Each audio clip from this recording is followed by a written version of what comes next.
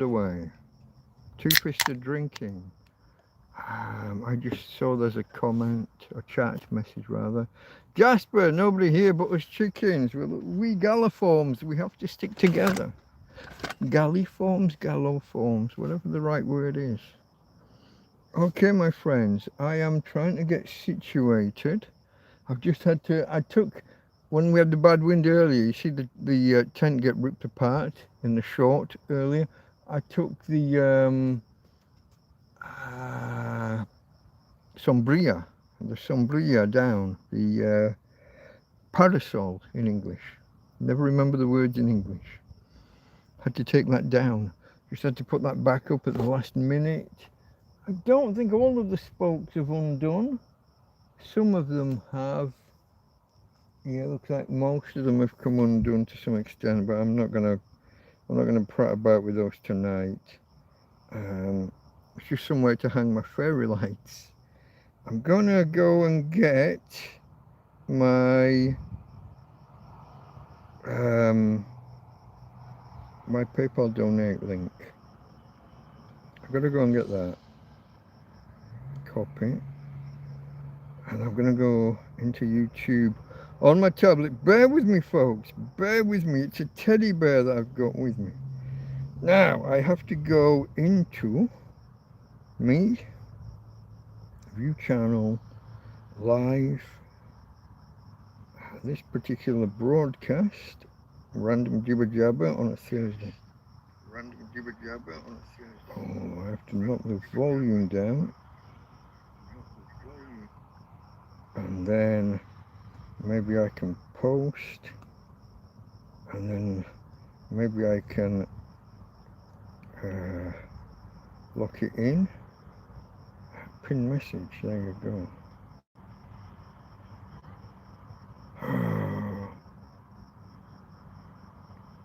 Farmer has arrived and he's saying hello to Jasper. This is a totally random stream, folks. After my tent took some damage earlier, I just felt like going live, even though I haven't had any kind of nap, any kind of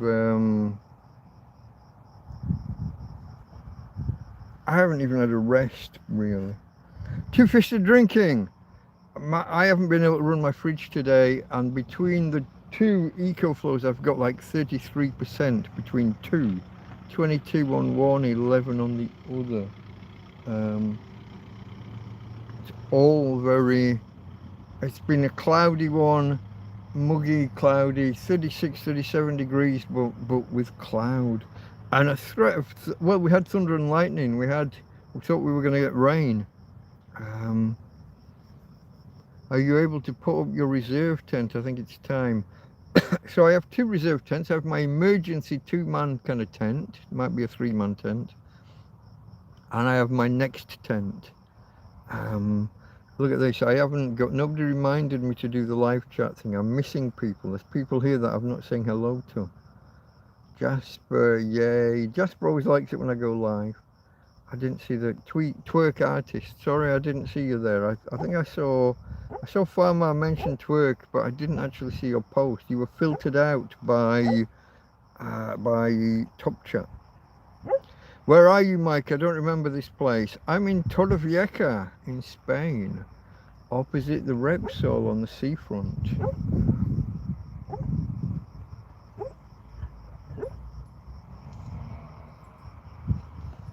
Tinago. Cámate. Tranquilo. Tranquilo. No pasa nada. It's just people walking past. Todo bien. It's all okay. Campus come today. 3 young lads, and I was hoping 3 women. Oh, there you go, Jasper. Oh, Farmer said his usual, and it's jumped. Pound, smash, poke, prod, press, push, punch, slap, chop, bump, tap, flick, kick, click, lick, rub, slam the like button and subscribe. Welcome, hello, Delta Force Mike. More aligned with the parachute regiment than Delta Force, but shush, we won't talk about that. Here, oh, did I? Oh yeah, it is paste. It is Pasted's not the word. What's the word? Pinned. It is pinned. Google AI having problems. It's in the news. Probably. Hello, Hannah. You guys, you get here quite quick. Considering I haven't like promoted this and put this out there. I only made the stream about half an hour, maybe an hour ago.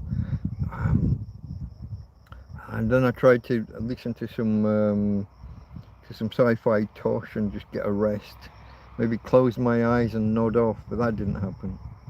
Marie's here, yeah, everyone's here. Hannah's here, Marie's here. Hi folks, hope you're all doing well. I think so. What's twerk mean? So, the word twerk comes from work it, work it, work it. And if you say it quickly enough, you get the end of the it together with the work and you get twerk. And it's a dance where the ladies shake their booty and grind. And it's silly. It's very American, it's very urban. Are you allowed to say urban still? Basically black. Urban is code for black. But you're just not allowed to say that that's what it is. But you know me, I say the things, all the things.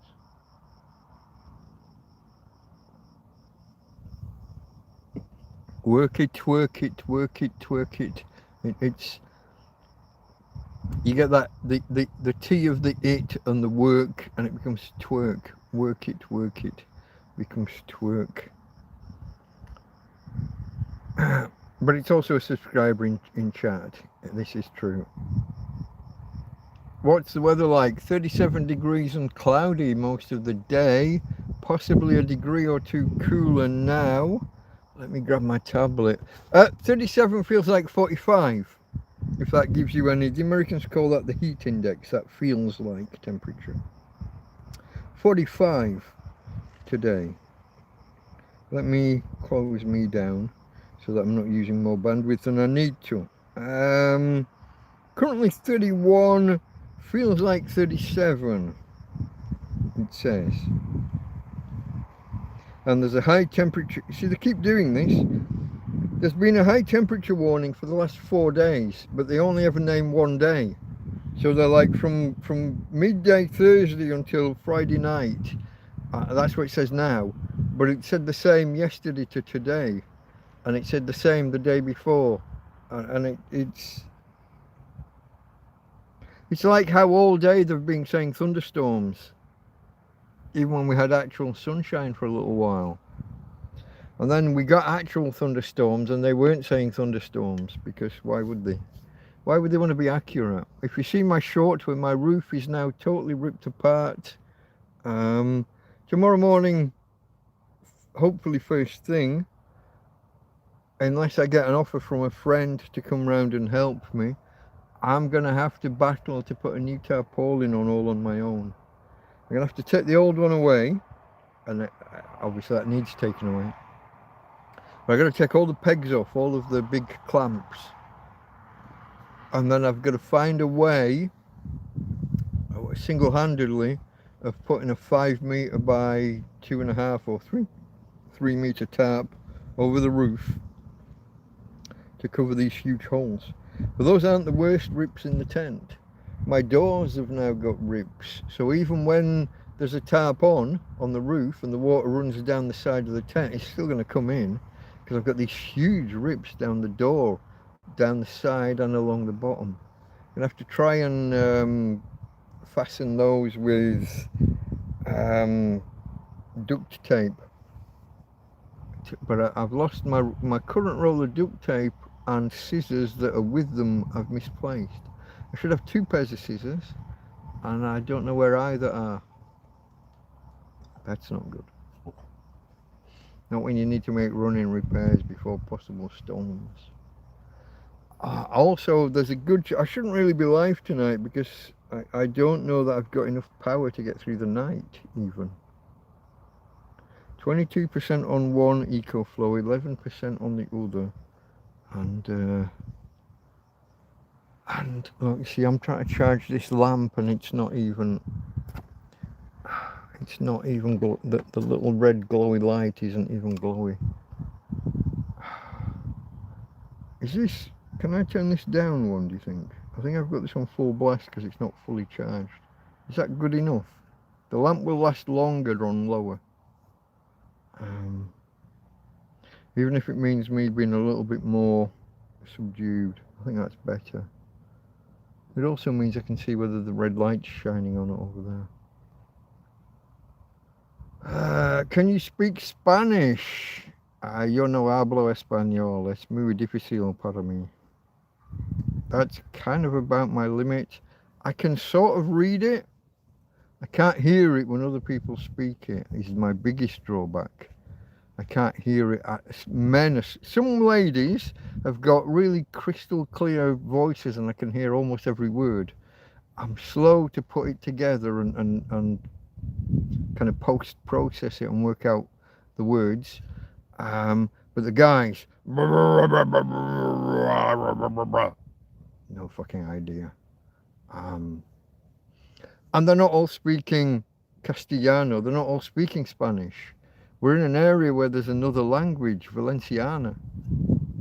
So some of the old blokes playing dominoes in the bars and stuff that you walk past, they're not even, you can't pick out any words because they're not even speaking the language that you know. So I've got a few words, just not many words. I've got a few pre-rehearsed sentences.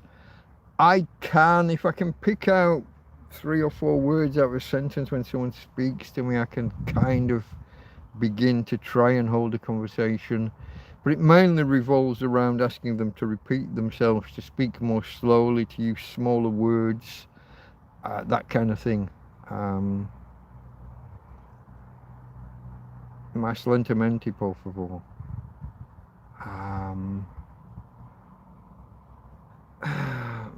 Puedes utilizar otras palabras. Can you use other words? Más pequeño. Can you can use other words, more smaller. That kind of. I ask them to rephrase, to go slowly, and I can kind of sort of pick up most of what they say some of the time, but not all. And sometimes I totally misunderstand a word. There's a guy the other day was trying to offer me a bed settee, and I thought he was trying to offer me a shirt.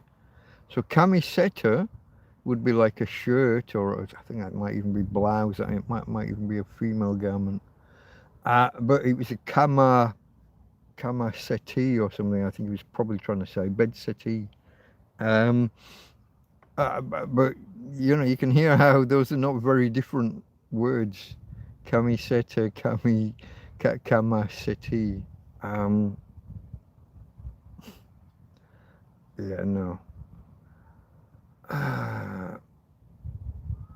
There's Marie saying hello to Farmer. Tina's in good voice. Well, while the people were walking past, yeah, she's still protective of the camp. And it's a good thing, because people who don't know, if they don't know that it's a disabled dog, it would put some ne'er-do-wells off, wouldn't it? Someone who was going to try it on would be put off just by the fact that there's a dog here barking. Jasper's asking, why is the Smithsonian Museum over the news? I think it's to do with woke, isn't it? MAGA politicians are accusing them of rewriting history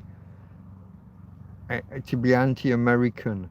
The colonialism, the pushing out of the Native Americans and similar. The rewriting of the blurb that goes under exhibits. We have the same thing going on in the UK. But they're coming under some political pressure over that, from what I read earlier. Fancy beer? No, it's just a normal Steinberg Suave. I think this is from my mate Ismo. Must have been yesterday. He was on his way back. He'd driven a lady and her 2 dogs to the airport, and he'd had 2 12 packs of beer in the back of his car for a few days. So he stopped off here. He went over the road and picked up a couple of cold ones, because these weren't cold at the time. So he went over the road and got us each 2 cold beers, and dropped off a 12. He dropped off a 12 pack with me, which is always appreciated. Thank you, Ismail. Cheers to my matey smoke.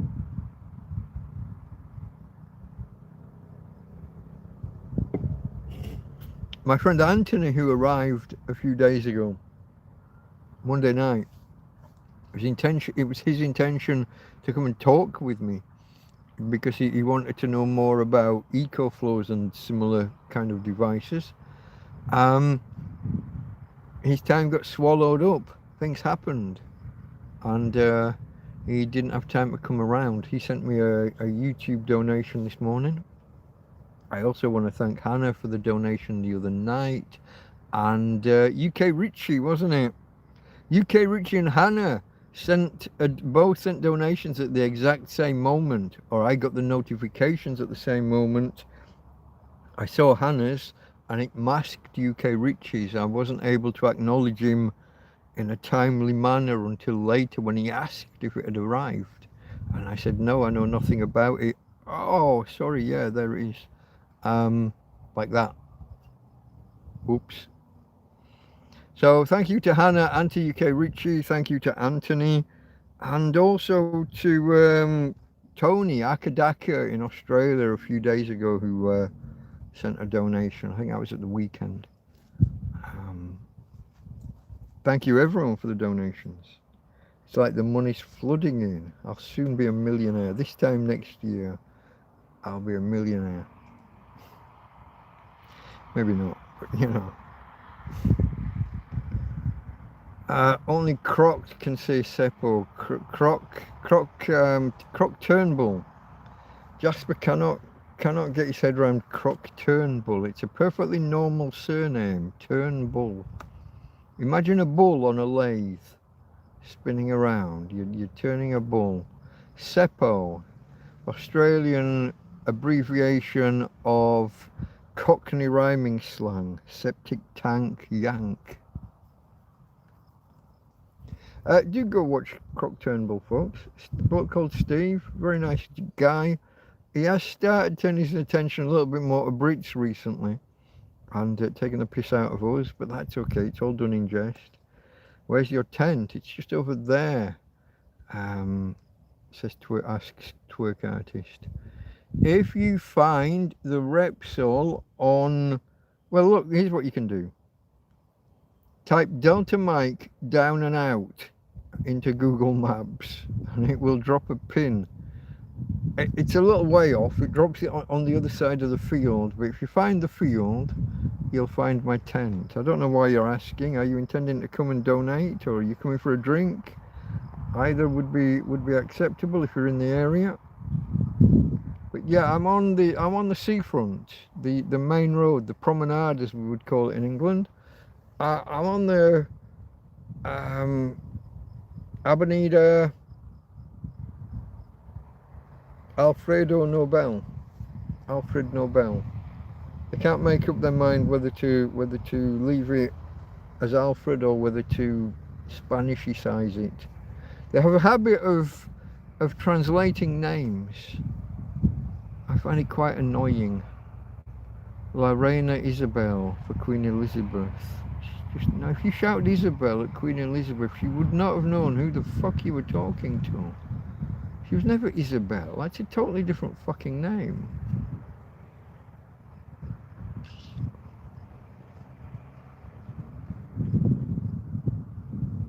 When they had King Juan Carlos, we didn't call him King John Charles, did we? We called him King Juan Carlos because that's what his fucking name was. Okay, we translated King from Ray. We translated Ray to King, but his actual name, Juan Carlos. We didn't say King Johnny Charles.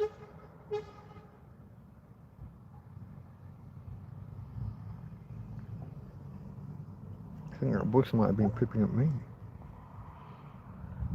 Karen's in the house and has been since 11 minutes past the hour, which is 10 minutes now.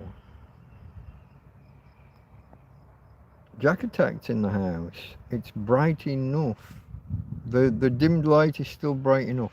And 12 minutes past, that's the last message. That means 9 minutes with no more messages.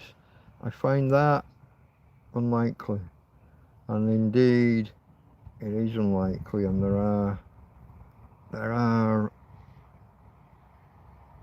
it's bright enough. Okay. Farmer post a link, I don't know what it is, working for a living. I work for a living. I earn my crust by entertaining you guys. Maybe.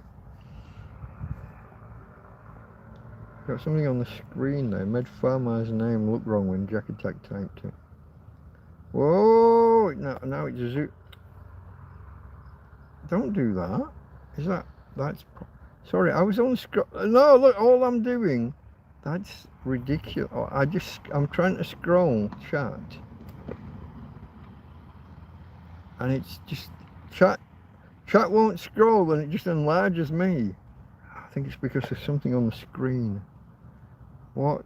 I think it's sensing two. When I tried to remove that mark off the screen before. You're better than dreadful English soaps. I should hope so. Oh, there we go. I've moved whatever it was. There must have been a second point of conduction on the screen. And so when I dragged my finger, it thought I was doing the inverse pinch to zoom. I don't know why they call it pinch to zoom, because that's pinch shrinks.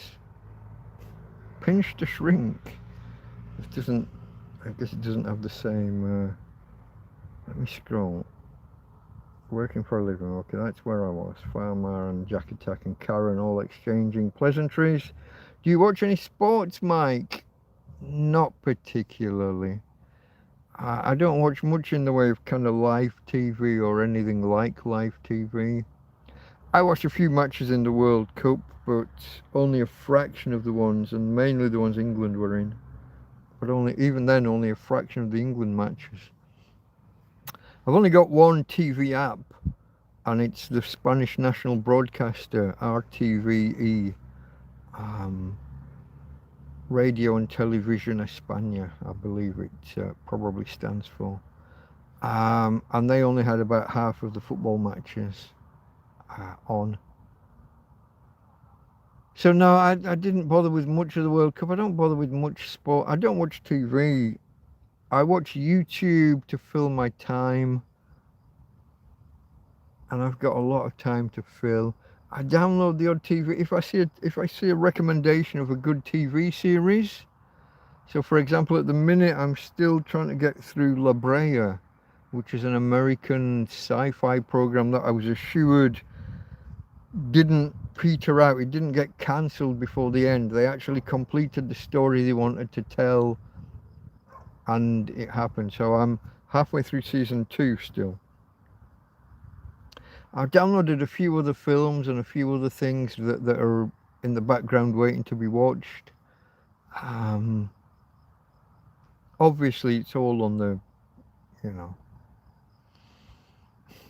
it's all unofficial.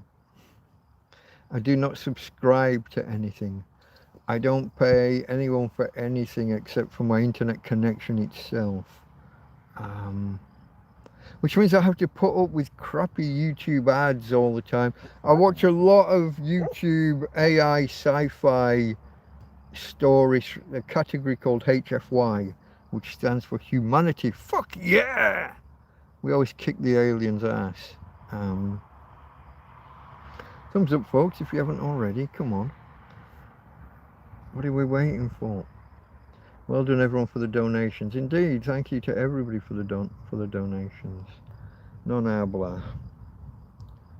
Yo no habla yo no hablo español. Habla is you, him, her, it. Me is hablo. And there's a H at the beginning of it. Funny name, a merchant. Hold on, it jumped. Funny name, a merchant banker. Okay, yeah, rhyming slang again.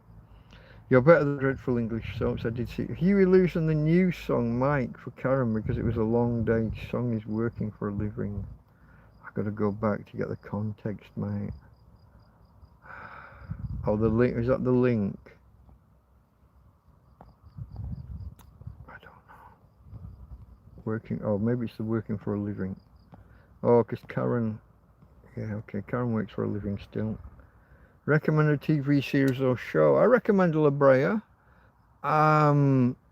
Babylon 5 is the all-time best TV program ever, in my humble opinion. Whether sci-fi or not. You just want to know the best TV series ever, Babylon 5. You want to know a really, really great film? Man from Earth. Close second, close runner-up would be The 13th Floor. They're both fantastic sci-fi without being over-the-top sci-fi. The first one is sci-fi in concept, but with not a single special effect. There are no explosions, there are no phasers, there are no shields, but it's kind of sci-fi. I guess it could border on fantasy. It's about a man from Earth, but from 14,000 years ago. And he's still here.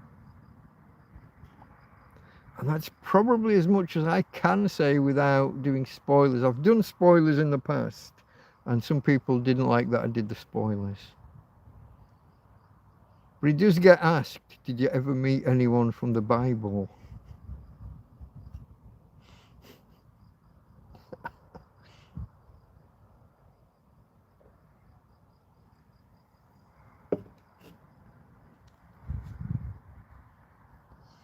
He met all 12 disciples.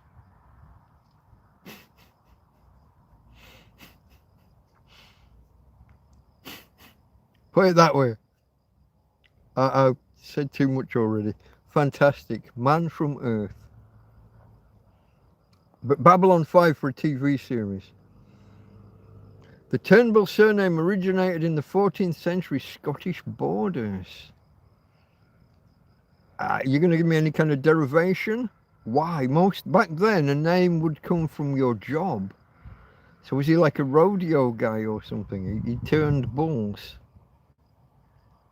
Or was he a butcher? Or maybe artificial insemination kind of... I don't know when that artificial insemination would have started. Maybe he's a guy that turned up with bulls to inseminate your cows. Turn bull. Don't know. Should I look it up? Rather than asking you, I've got like half a brain myself, haven't I? And an internet connection and a bit of chest. Sorry about the man flesh. I don't know how much of that you saw. That's not... Oh, it is lit up. I got guys coming down the road, I think. Sound a little bit yobby. I gotta be careful to keep moving and don't nip into my tent, because the door's open on that side.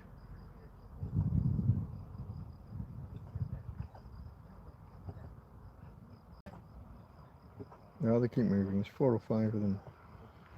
Talking backwards.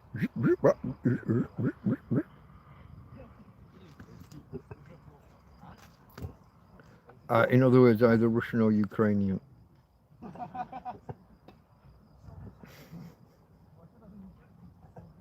Really does sound like talking backwards. Anyway, where was I going?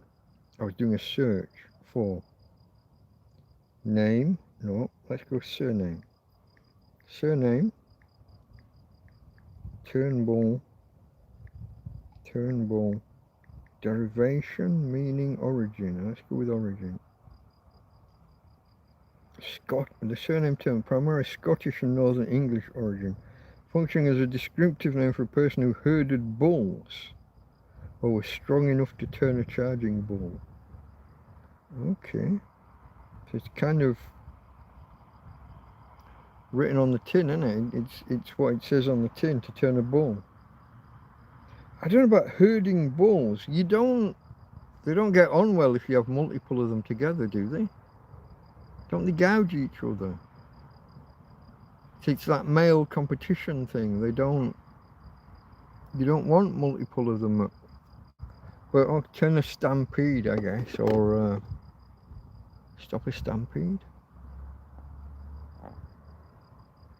In the borders, yes. Yeah, okay. TV series keep getting cancelled. Like, yeah, when you get into a TV series, and it gets cancelled before a satisfactory conclusion to the story.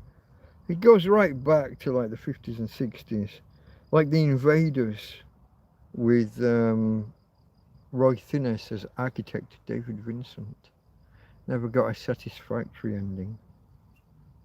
The final episode is a little bit cliffhangery. He's trying to get the information to the Air Force and it looks like he's achieved it, but you don't really know.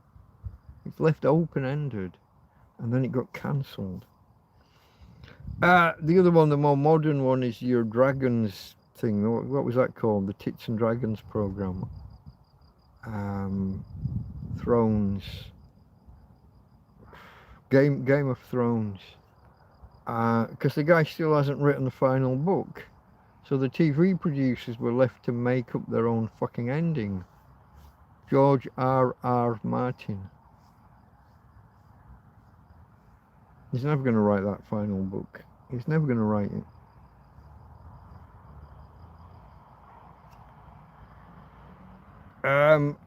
Another one would be the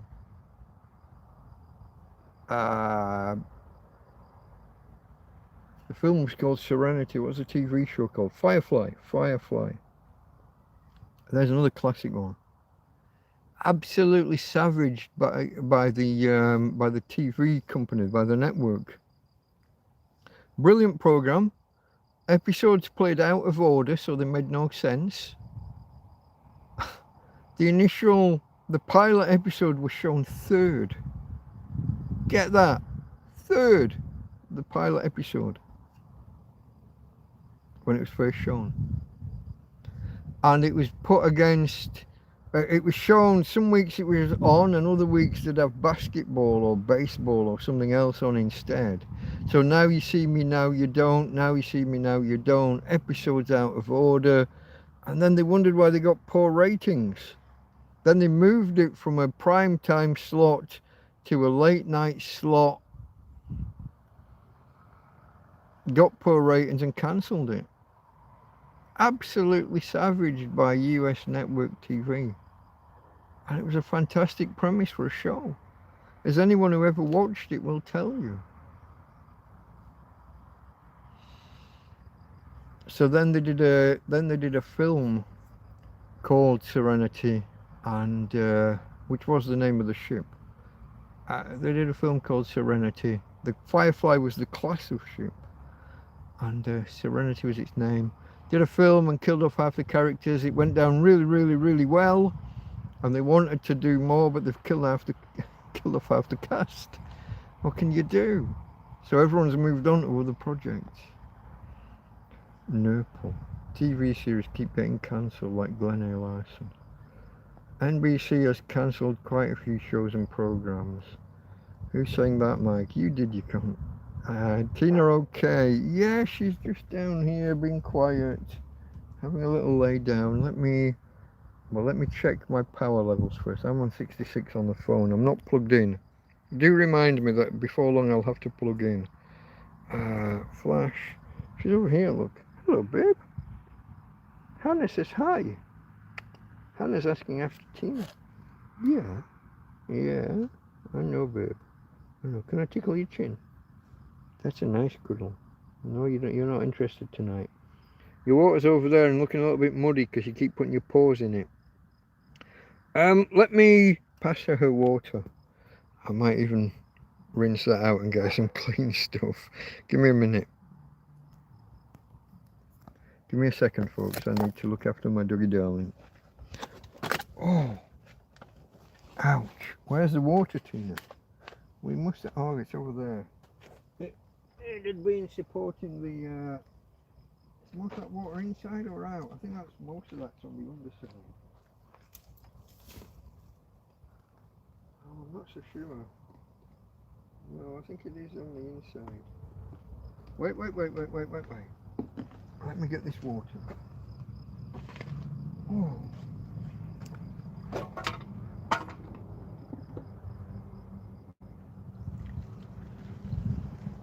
There we go, babe. Agua para Tina.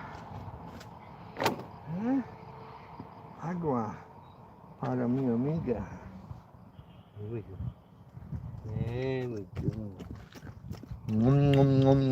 go. Sorry, folks. Quick flash of the man flesh again. Glasses back on. Tina lying there on last stream got us a little worried. Hannah wants to know, and me, and I'm sure everybody. No, she's fine, guys. She's fine. She face planted a couple of times this morning when I first took her out of the tent. It's hard to coordinate getting her off the bed onto her front paws, and then she face and trying to get the lead and hold her up. I don't really like holding her up by the neck. I'd rather she had enough strength of her own, but I have to assist a little bit, and sometimes the coordination's not all there. Sometimes I end up treading on her toes in a literal sense. Morons from Outer Space, says Jasper. I think I remember that film. That's usually a threat if you say, do you want to meet God? Who said that?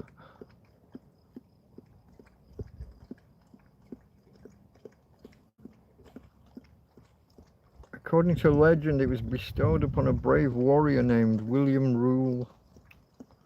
Oh, hold on. Here we go, I'm back. Who saved King Robert the Bruce from a charging wild bull by seizing it by the horns and turning it. Oh, so like cow tipping in America. And it's jumped again.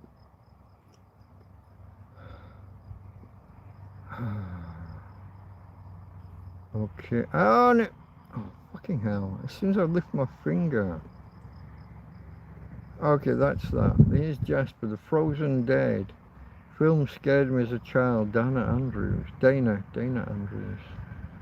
Occupational origin. Genealogists trace a secondary functional route to the Middle English term turnbull, referring to someone who herded or steered bulls. So a cowboy. I didn't like It movie too much as a kid, with that frigging clown in the sewer. Don't know the one. Fugitive TV series. Fugitive was great. What was he called? I admit, I confuse him with the guy that was in what was that called? It wasn't Wallencheck? No. Oh, the program that inspired the X-Files. There was a Quetzalcoatl one. The Night Stalker. And the character was called something like Wallencheck, was he? Or am I mixing him up with the George Peppard insurance investigator? Oh, those 50s, 60s, 70s kind of American TV series were really quite good and had some fantastic people in them. Steering a herd bull refers to the process of castrating a bull calf so it becomes a steer, transforming it into a more docile, manageable animal, primarily used for high quality beef. Okay, so they only give them a year or two, don't they? The males. Fatten them up and they're for the pot, because they're not doing the whole milk thing, and they're not creating. You only need 1 or 2 bulls for a herd of females. One piece out of order. Plug in. You want me to plug my phone in? Is that what you're telling me? Hold on, darling. I've got the cable here. It's not plugged in at either end, and this is the wrong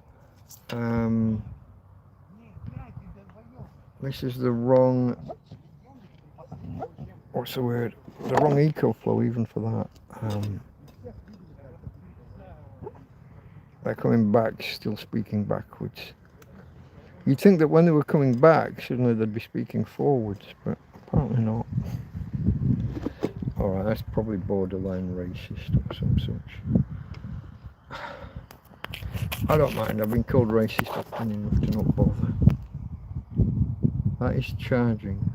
Okay, despite it being in the dodgy USB port and only having 22%.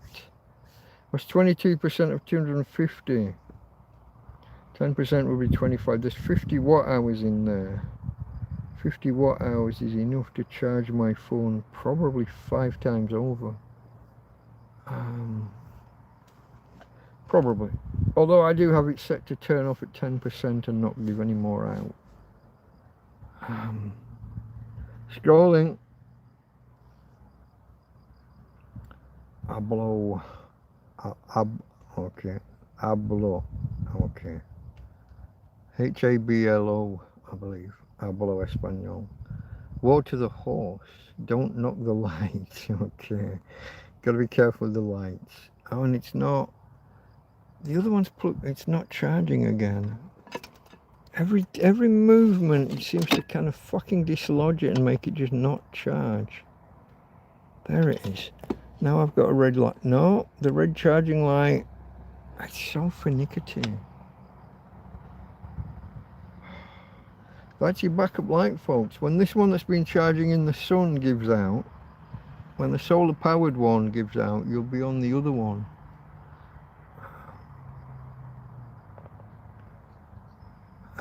Man flash, don't be flashing then. Might be mistaken for serpent. No, it's the moobs and the grey chest hair. I've thought about whether or not I should take the underarm hair off, because most of the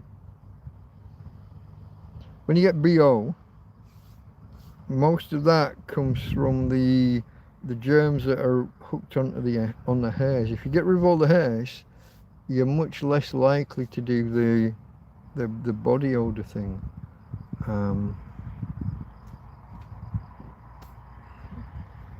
It's not that man flesh. It's not the lower. I'm not in the nether regions. The outer limits. We control the vertical. We control the horizontal. Yeah. Used to love it. I don't think it was ever quite as good as the Twilight Zone. I've got the whole of the original Twilight Zone somewhere, including the 2 with Captain Kirk. The Twilight Zone film that they did was that the 80s, where the helicopter crashed and decapitated 2 people in a field. One of them was a child, and they used the footage anyway because they had it. Really? Was it? Did it?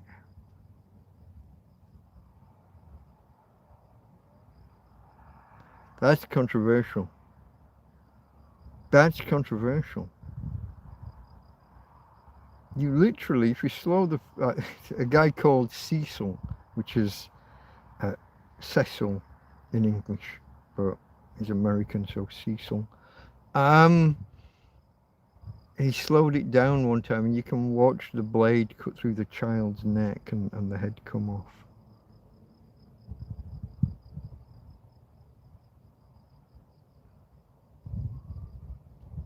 Really? Did you have to do that? A, did they have to use the footage anyway? And B, did he have to slow it down and play it on the Jack Show? The Jack Show. Controversial character is Cecil. Carter wanted to emulate the suspense and horror of shows like The Twilight Zone and Kolchak the Night Stalker. Kolchak, I couldn't get that name out properly earlier. Did I get anywhere near? How close was I? Kolchak the Night Stalker. Yeah, Carter when he did the X-Files. Yeah. Jasper says I can hear background voices. That was when the Ukrainians or Russians or whoever were walking past. Need new USB cables. You always need new USB cables. It's not the cables on this occasion. It's the port in the device is too wide open, too loose. Needs a way to tighten it up a little bit, and I don't know of any such way. I've had many rants about USB ports and USB cables. This is an almost unused lamp that Karen's given me. and the socket is just loose as, well, I shall leave it to the viewer's imagination to come up with a certain to come up with a metaphor for as loose as a.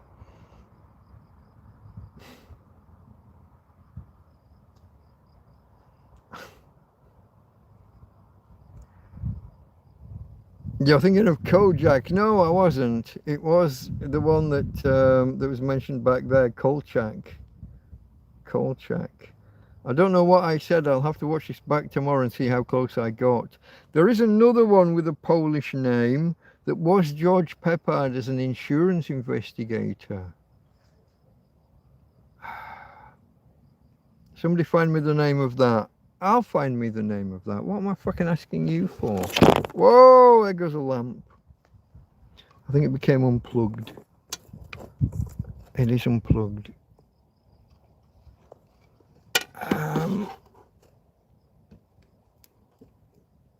Polish American.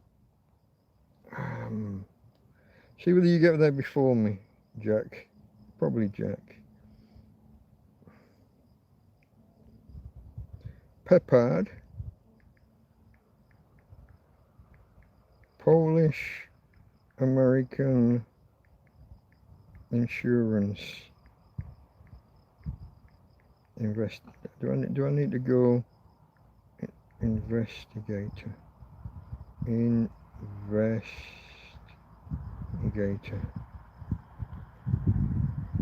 Banachek. There you go. This guy should have been, I mean, he's a great actor. He should have been an amazing star, but he was such a fucking prima donna to work with that he couldn't get work. He ruined his own career by being too difficult, too much of a fucking, what's the word? I'll go with prima donna, but that's probably not the right word. He should have been huge. After Breakfast at Tiffany's. He should have been huge, Hollywood star.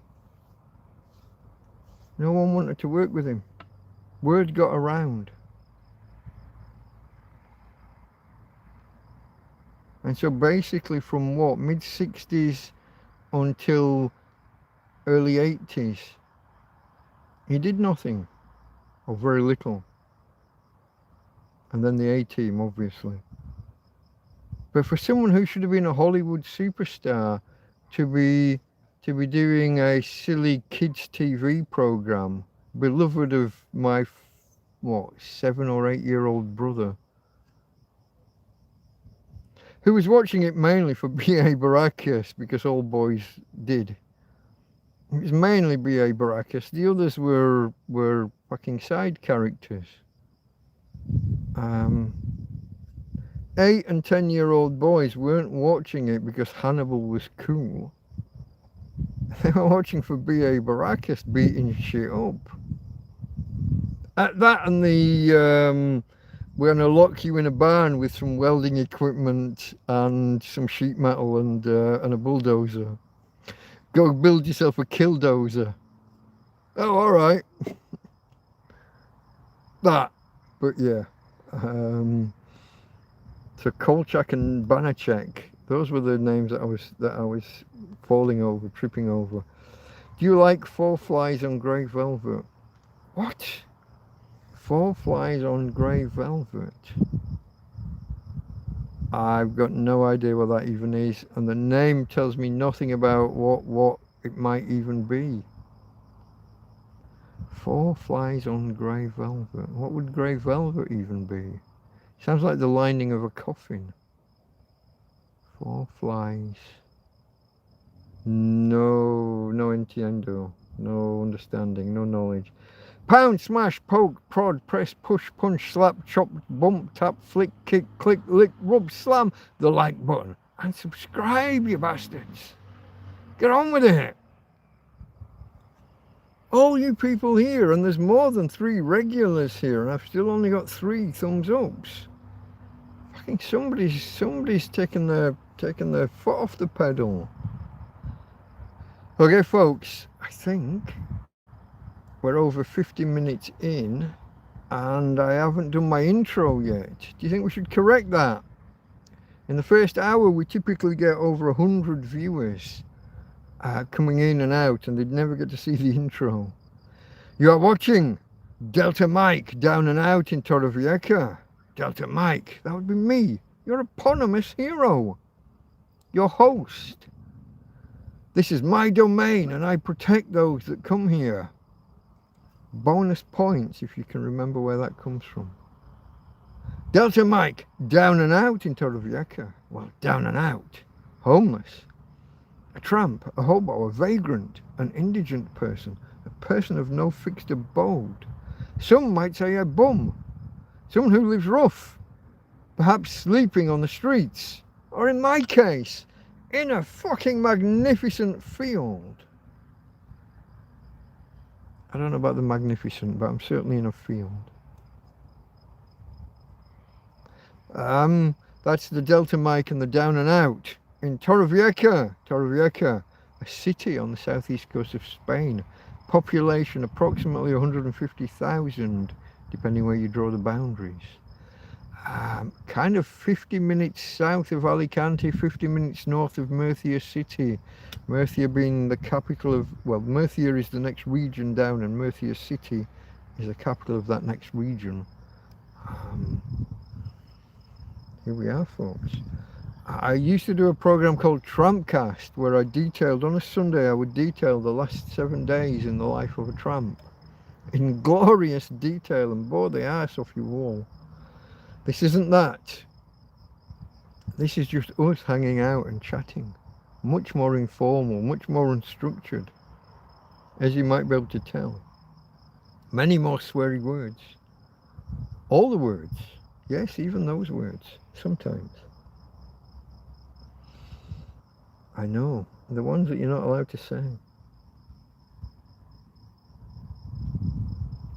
The Jack, back to AC/DC, says Jasper. You're thinking of Kojak. I wasn't. Jacked. Think you got it. I like George Peppard as Hannibal in the A-Team. Hannibal was a nickname, wasn't it? I think. Smith. Colonel John Smith, maybe. I think everyone's always a John Smith. Doctor Who was a John Smith. But yeah. Thomas Banachek. Okay. Oh, I don't know the Executioner. That sounds like an interesting 60s TV show. Does anyone remember the Champions? I loved the Champions when I was a kid. Usually shown before the big match on a Sunday, when they'd have highlights of a football match from the previous day. The Champions. Alexandra Bastido. Oh, Jesus. Oh. Probably as old as my grandma, but what a hottie. In Spain, they called her El Bastido. A little bit unfortunate, but John Hannibal Smith, yeah, okay. Thank you, Jack. I don't know when that came in. It's just a few minutes ago. Jeffrey Hunter, wife ruined his Star Trek career. Really? He was the guy in the pilot, The Cage, and wasn't he also? He was a raging alcoholic as well, though, wasn't he? There's something about him that caused him to lose the captaincy, lose the position, lose the gig. Carson George. I can't click the link, so I don't know what that refers to. George Peppard on quiz show acting all camp. Okay. Four Flies on Grey Velvet, very good thriller. Jasper says, pound smash that pink nipple button. Okay.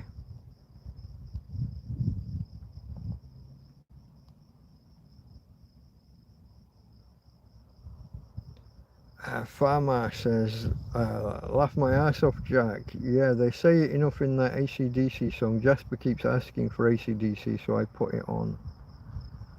Yeah, the champions. They were, so 3 people.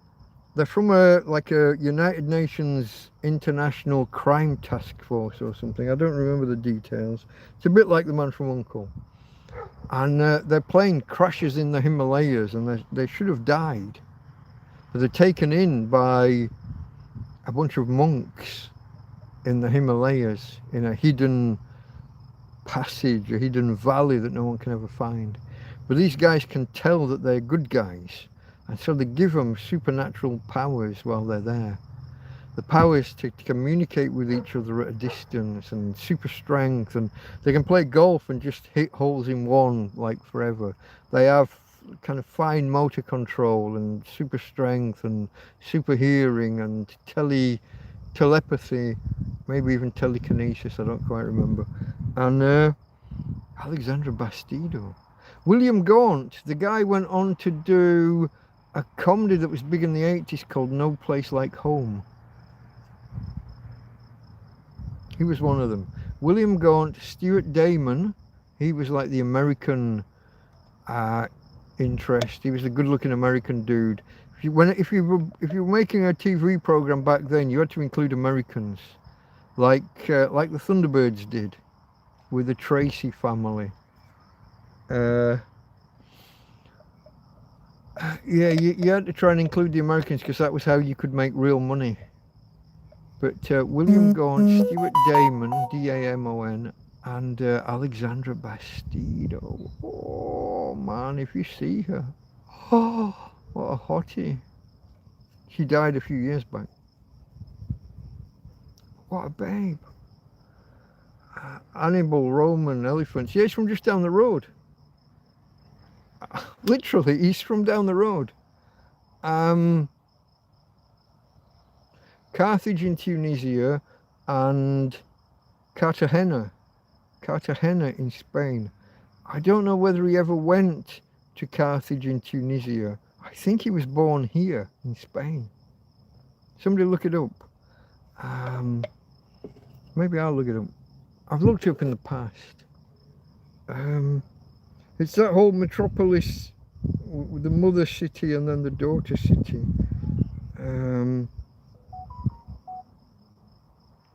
Give me a second. Hannibal. I'm going to type Carthage or Cartagena. Cartagena. To guess. I don't know how to spell it. Carthage or Cartagena, not Cartagena. Hannibal was born in Carthage in Tunisia, but used Cartagena, Spain as his primary military headquarters. He spent his early years conquering Hispania and notoriously launched his famous expedition, marching across the Alps with war elephants into Italy from Cartagena in 218 BC. So, just down by Murcia, just literally down the road here. Less than an hour away. So he was born in Carthage, apparently. You come for the education, folks.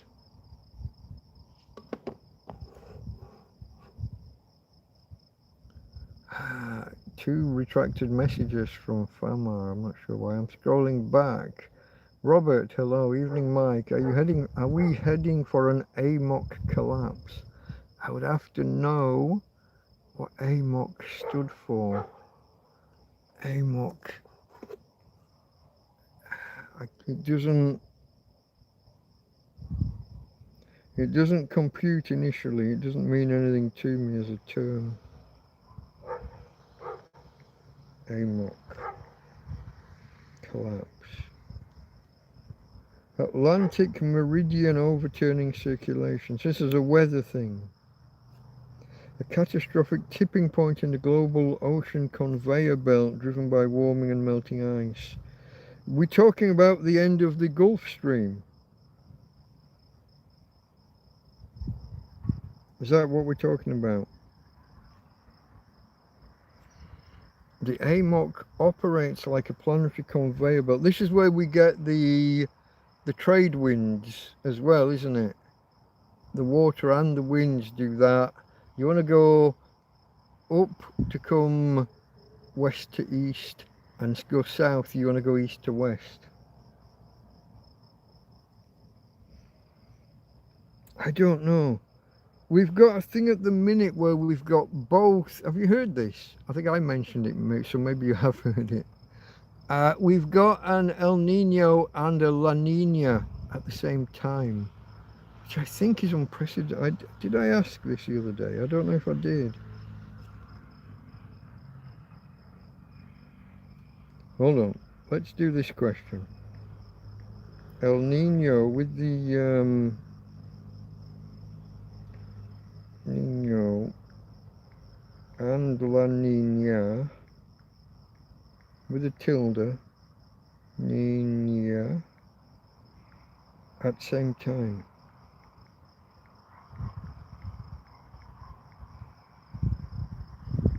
Question mark. How frequent? Because it's happening now. El Nino and La Nina cannot happen at the same time, except it is doing, because they are exact opposite phases of the same climate cycle. No, you're wrong. The other day I heard that La Nina was forming. The exact same patch of the ocean cannot be both abnormally warm and abnormally cold. Except it could be warm and then it has its effects and then it cools quickly. They're part of a continuous cycle that naturally shifts. I'm not sure, mate. I'm not sure.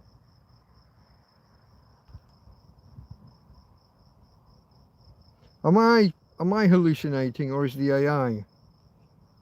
I read the other day that La Nina was forming. AI won't tell the truth. Croc Turnbull is allowed to take the mick. I think so. He's generally harmless. It's all just done in jest. Carthage in Flames novel, film, Terence Hill, Anne Haywood, Pierre Brasseur. This thing chat keeps translating.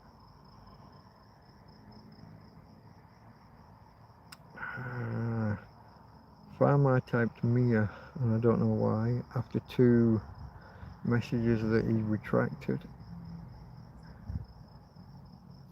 Not sure. AI won't tell the truth. Yeah, someone tell me.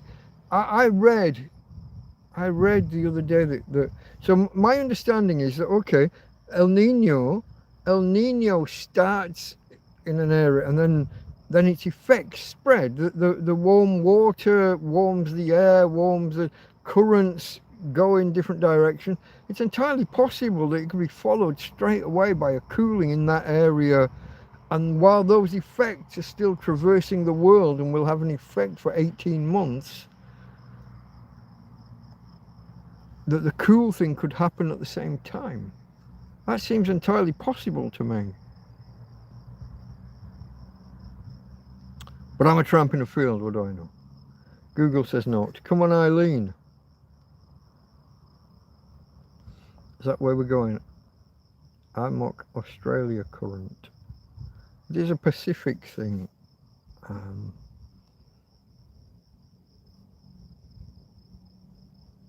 Come on, Eileen.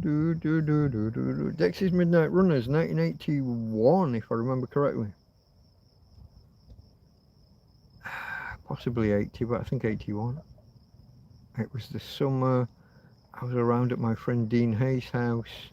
We were watching videos like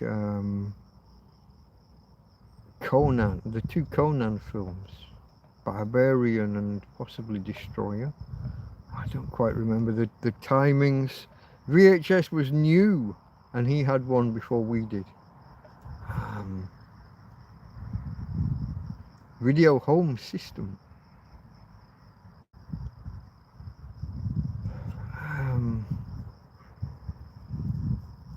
God, we watched all sorts of shite. Condor Man.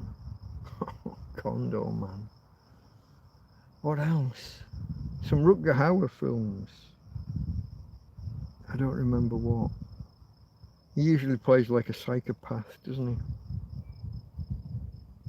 he? He was usually the baddie in most films he did.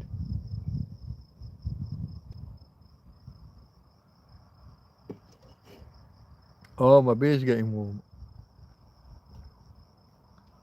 Not come on, Eileen, like that, Jasper. Come on.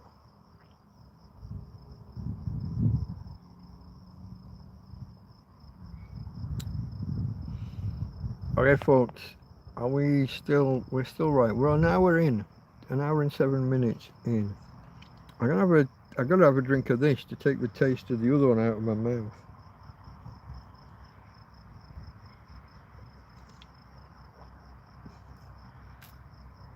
So I haven't been able to run my fridge this afternoon. So everything in there is going to be really on the edge.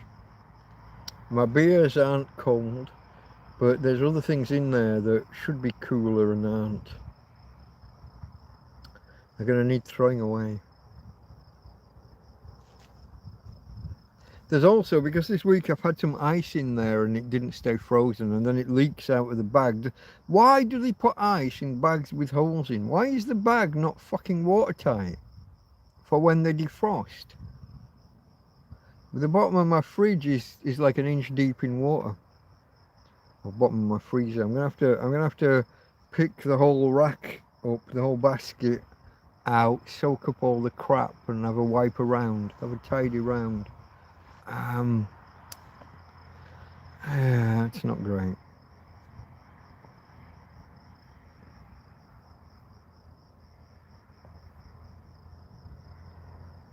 Okay, folks, you going to talk to a tramp or not? Questions, comments, name calling, whatever you need to do. Call me all the dicks under the sun, whatever.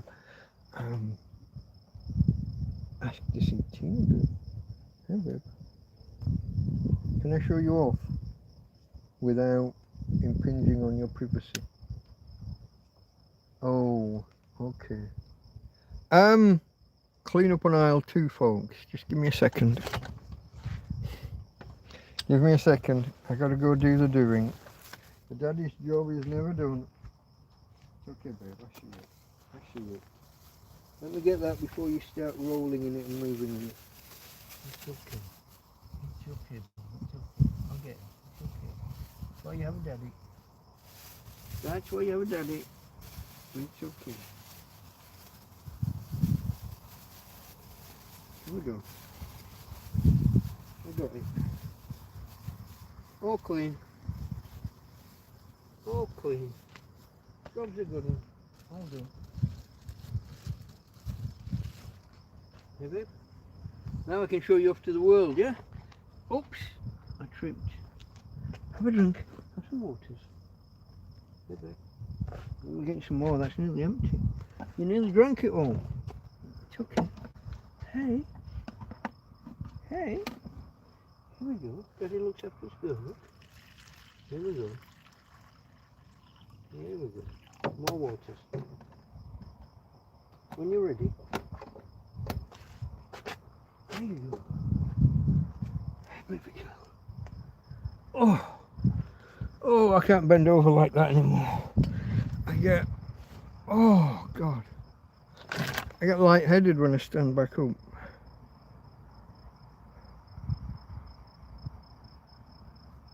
Yeah, my mate Anthony was going to bring me Tweeties this week, but he hasn't had the time. He's leaving first thing in the morning, I think.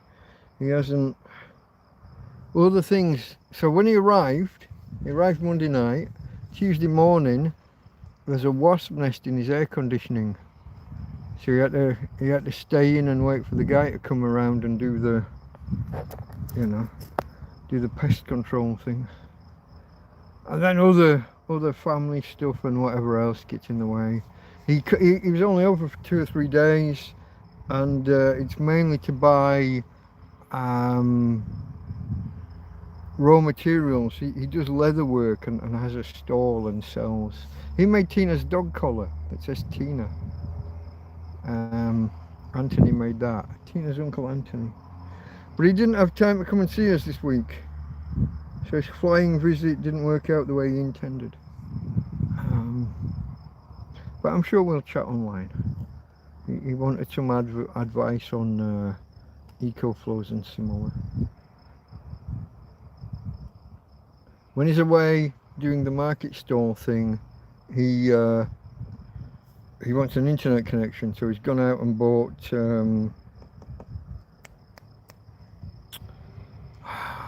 what's Elon Musk's thing called?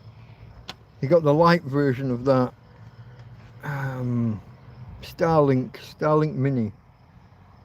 Here we go.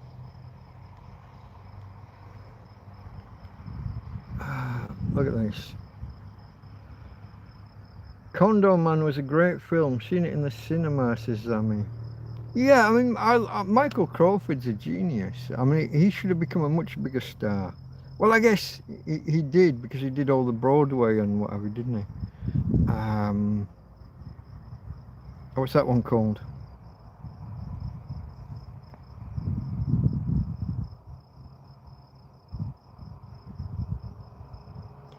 The monster in the opera house.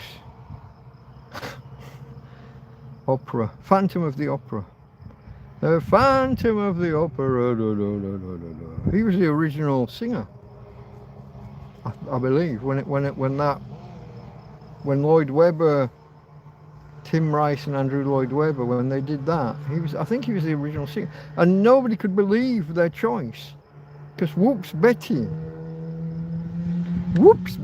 I did a thingy. No one could believe, and he did all his own stunts on that program as well, that TV program. Some mothers do have them. Classic, absolute classic. And he was a Buster Keaton of his generation. He did all his own stunts. But he goes from being this whoopsie, whoops Betty, I've done a whoopsie. He goes from that to lead singer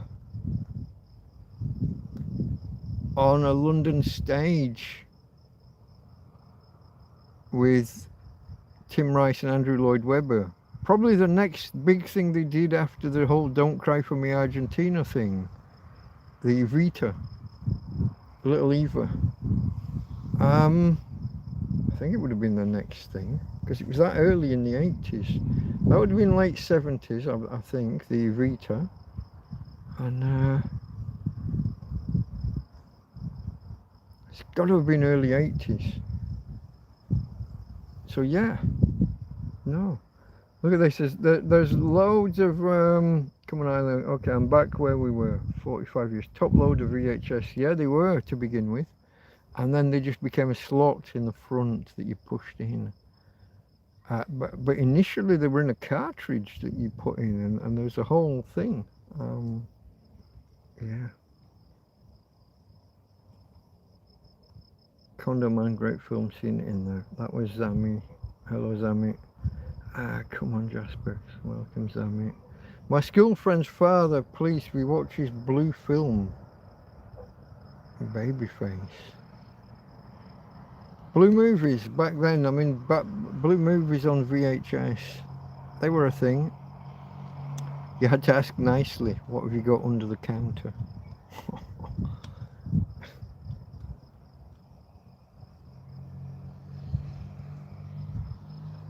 And can I rent it quick without my mum knowing?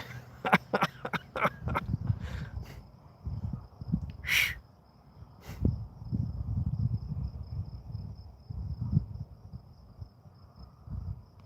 Because water will make ice melt faster, Mike. Why jokes, holes in bag? Not really, because the water can still be at 0 degrees or close to. So once the ice is melted, you're as well keeping the cold water close to the other ice. That'll probably keep it cooler than just having air in the fridge next to the ice. In my humble opinion, this is why you often just fill, like my mate Ismo brought the cool box round the other day with 5 bags of ice emptied into it, and when the ice was all melted, the water was still very cold.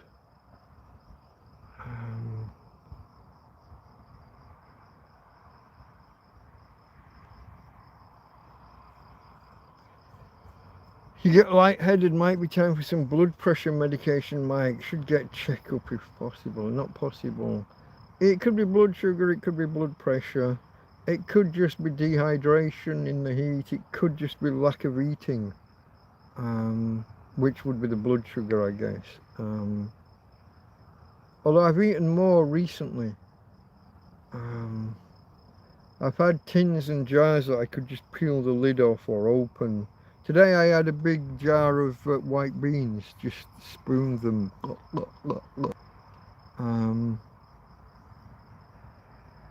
I need someone to bring me some more, really. Tins of soup, curry, stews, stuff like that. The stuff that you can just eat. Otherwise I'm going to have to start making my own, which... I might have to go shopping in a few days. There's something that I need to go and get.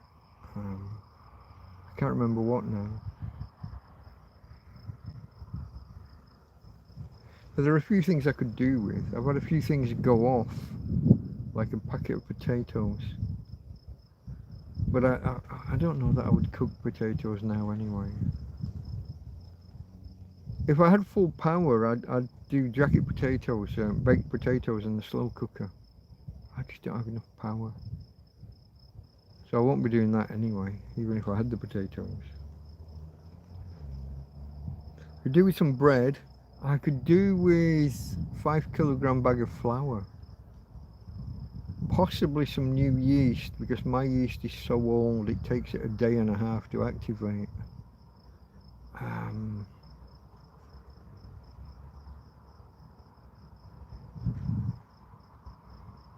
What else? I could make a list, but I'm not going to. Some kind person would end up taking it upon themselves and coming and delivering a load of stuff, and then I'd feel guilty or bad or feel like I was begging for stuff.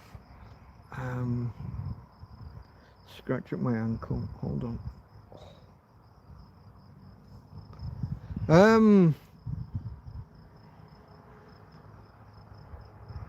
It's nice now. It's a little bit cooler. It's just a few degrees cooler than it was in the peak of the day, but without the sun and with a little bit of a breeze. Even though the breeze is kind of sort of warm, it's better than nothing. And I think any threat of rain has passed now. We'll probably end up with dew. It'll rain inside the tent, but not rain. It'll be dew. I wonder when I need a drink. Yeah, okay. Holes in the bag, geez. Phone pissing me off. Paul Williams. Where's that come from? Robin Asquith confession movies I like. They were kind of bawdy, but not. Yeah, they're not. At the time, they got a terrible reputation, but. You know, for being borderline porn, but they were kind of not. I mean, they're soft as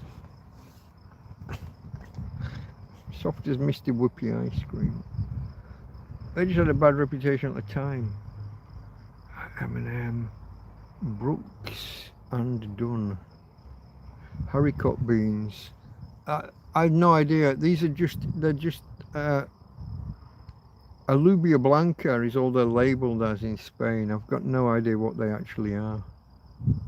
Isn't haricot, is that not your baked beans?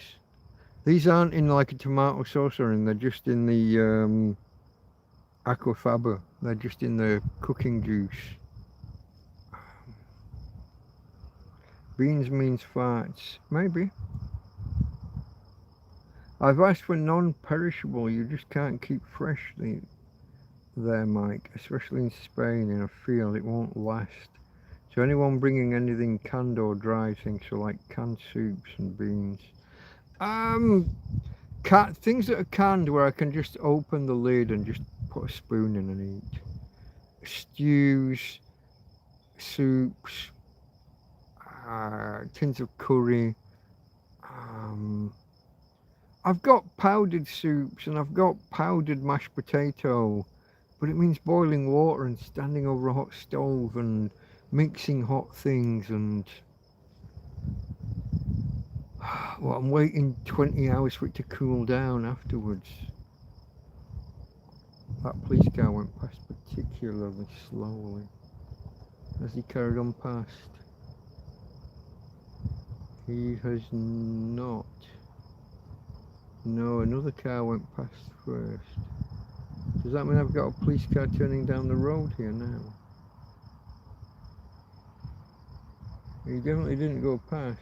3, 4 other cars have gone past. No, okay, now he's gone. He maybe stopped at the garage, which is closed.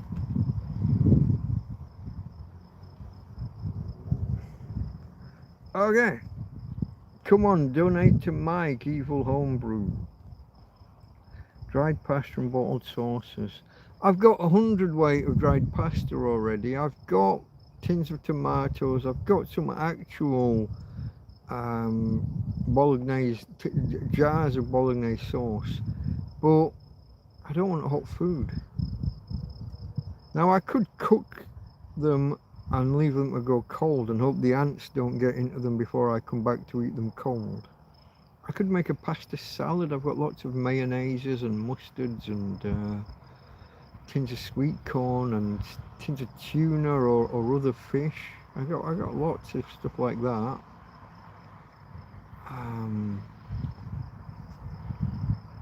Maize dulce.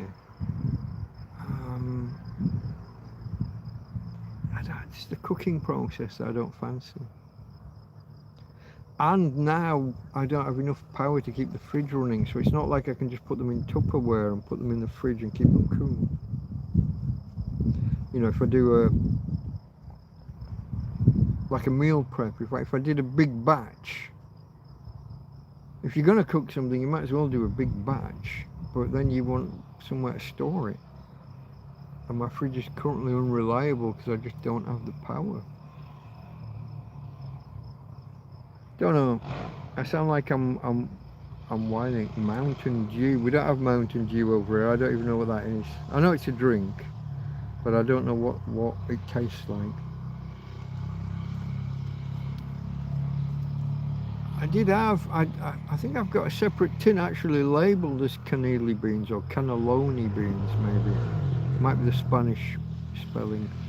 I do have a jar labelled, a tin labelled as that. This was a jar that was different. I don't know. I don't actually know. Navy beans, white. The police flew over Jasper in a helicopter. They're coming for you, mate. They're coming for you. Roxanne. Okay, the police. Sting and all that. Stuart Copeland. Down at the doctor's, milk and alcohol, Dr. Feelgood. These are random words. I got no. Down at the doctor's, milk and alcohol, Dr. Feelgood. Sounds like song lyrics or a song title. I don't know where we're going. I recommend. I never rinse beans. Aquafaba. These people that rinse beans, the cooking juice that beans are cooked in is a prized possession in Spain. You can use it separate. You can use it if you're putting the beans in a stew. It'll thicken the stew, the aquafaba, or you can use it as like an egg substitute. If you can separate the beans from the bean juice, the bean water, the aquafaba. You can use it to make meringues with a bit of sugar and whatever. You can use it as an egg white substitute, or just a general thickener. I keep watching YouTube chefs rinse their beans, and it just drives me fucking balmy. It's such a prized possession that it makes no sense to rinse it away. Add olive oil, balsamic vinegar, and sliced garlic and parsley. When you have it in delicious, add pepper and salt. Jasper still says farty beans. Sending out, I don't know what that means. Doctor, question mark. You don't remember Dr. Feelgood in the charts. I remember the name, I couldn't tell you any songs. Dr. Feelgood. No, I don't know when. I'm guessing 80s, but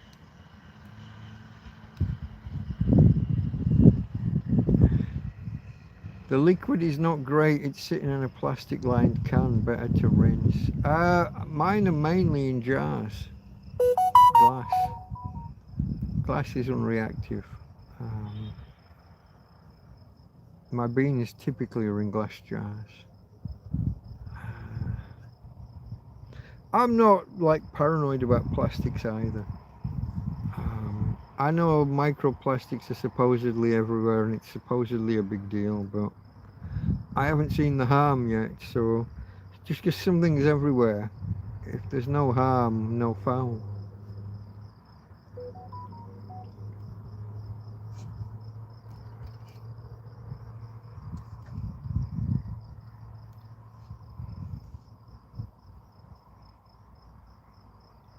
I'm just checking I haven't got any of these ants or flies in my drink.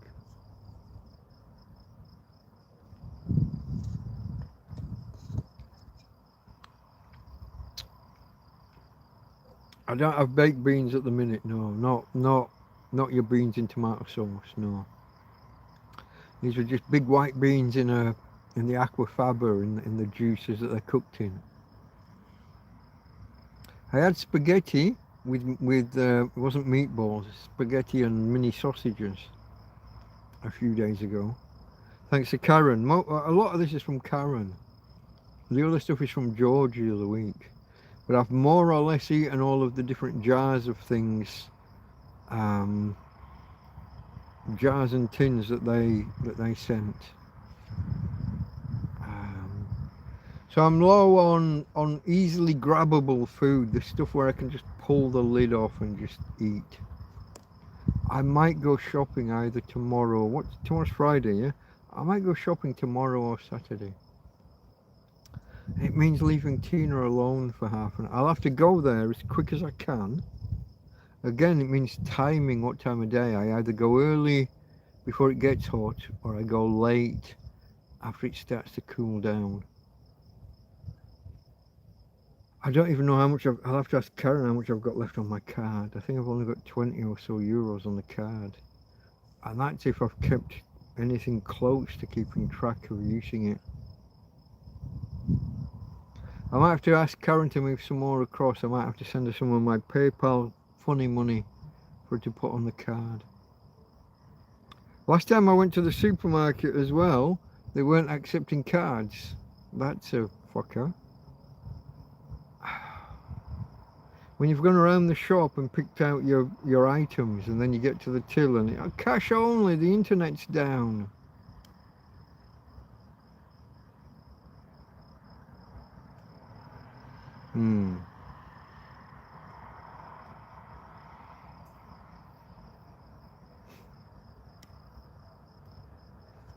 So I go there, what would I buy? If I went shopping now, would I buy cabbage and cauliflower? I don't know. I've had to throw half a cabbage away and a fraction of a cauliflower because it didn't get used in time. I've got a bag of onions. I've got a bag of potatoes, which I think is 3/4 ruined. But I'm just not cooking.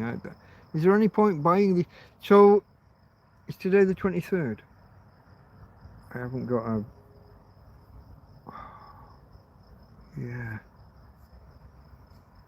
Yeah. So Saturday's the 25th. I'm supposed to do an un-Christmas again. Happy un-Christmas. I'm supposed to cook a meal and have a Christmas celebration on the 25th of each month because I didn't get a proper Christmas.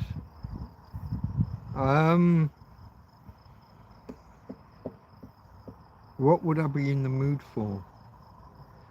I could knock together some kind of bean curry with I said this the other day. If I soak some chickpeas and some lentils for half a day or a day, fry up some onions, throw in the chickpeas and the lentils. I don't have any carrots or peppers or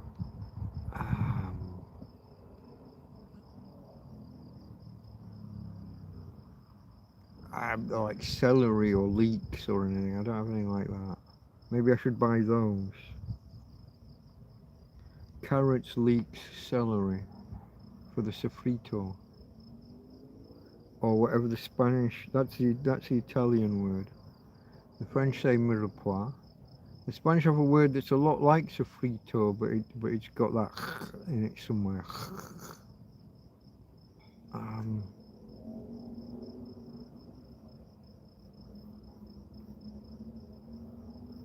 I'll make a curry. What would I need? You could either go with like a cream or a coconut. I don't have a coconut milk kind of base. I've got cream. I've got the curry powders. I've got paprika. You could use a tomato base. I've got tomatoes, tins of tomatoes, or jars of tomatoes, or jars of passata, whatever you want to go with. I don't know. I struggle with chickpeas, even soaking them. I like dried beans soaked, then cooked, or in a pressure cooker would be nice, but I don't have one. Cooked for 58 minutes. That's a bit precise. 58 minutes direct from dry in a pressure. I don't have a pressure cooker. I'd love to have an actual or a Dutch oven that you could use directly on a gas flame or in a real fire or in an actual oven. You know, something that you buy once and lasts a lifetime. I'd love something like that. Don't get me wrong, I've got some good pans, but your cast iron or enamel Dutch oven,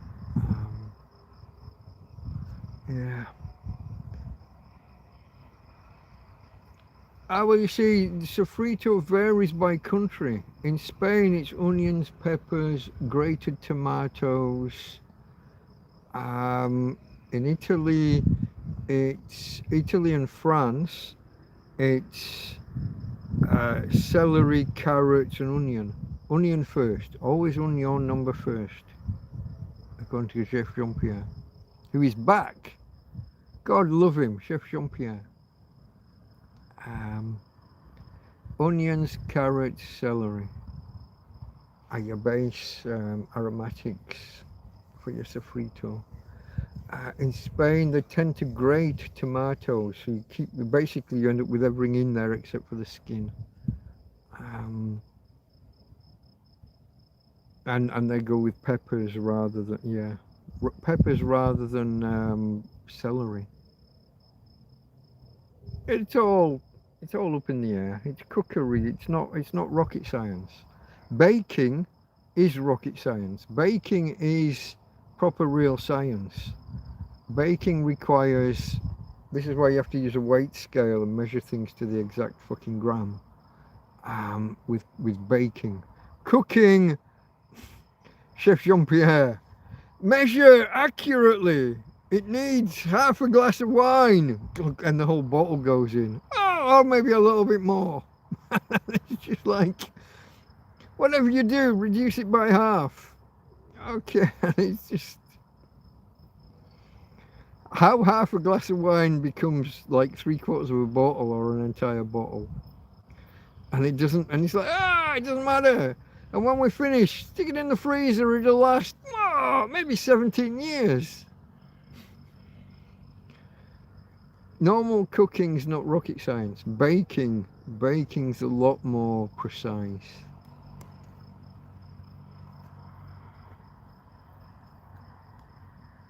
Jasper says Romoska cooker, I don't know that one. Chickpeas take longer, you have to cook in a lot of water, take a lot of water to cook, and it's jumped. Oh, it's not jumped far, it only jumped down 1 or 2. Take a lot longer. Take a lot of water to cook, but chickpeas need a good 15 hours of soaking or more. Yeah, I'm gonna put them in. Like I'm thinking of putting them in tonight to cook on Saturday. I haven't had great success with chickpeas, even after soaking them for like 18 hours or whatever. I've still had them be not just al dente. I've had them be like chewy hard, still too hard, even after cooking for 2 or 3 hours. So 18 hours of soaking and then cooking for 2 or 3 hours. I don't know if it's a Spain thing. I don't know if it's the particular brand I'm buying, because I'm buying the cheapest. But yeah. You can put lentils in and just cook them for half an hour, and they're fine. But the chickpeas, doesn't matter what I do, they're never quite done. They're still the wrong side of al dente. In the past, so at my friend's house, a friend who's died now, and so probably all my stuff's probably gone, I've got a stick blender. It's there, it's not here. Well, it was there, it's probably not there now. And it's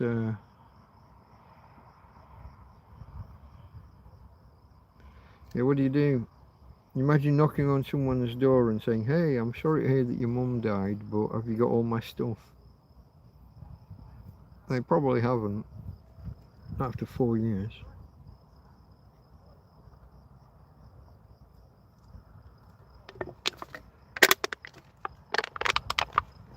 Okay, folks, as you can tell, that was fucking awful.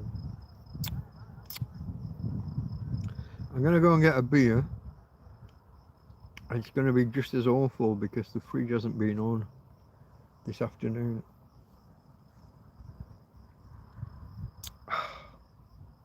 Last I checked, it was 14 or 15 degrees in there, and I don't have the power. 22% here and 12% there. That's not enough to power up the fridge and make any kind of difference. I got a little bit just to take the taste out of my mouth. I'm going to have a bit of the Tinto Verano.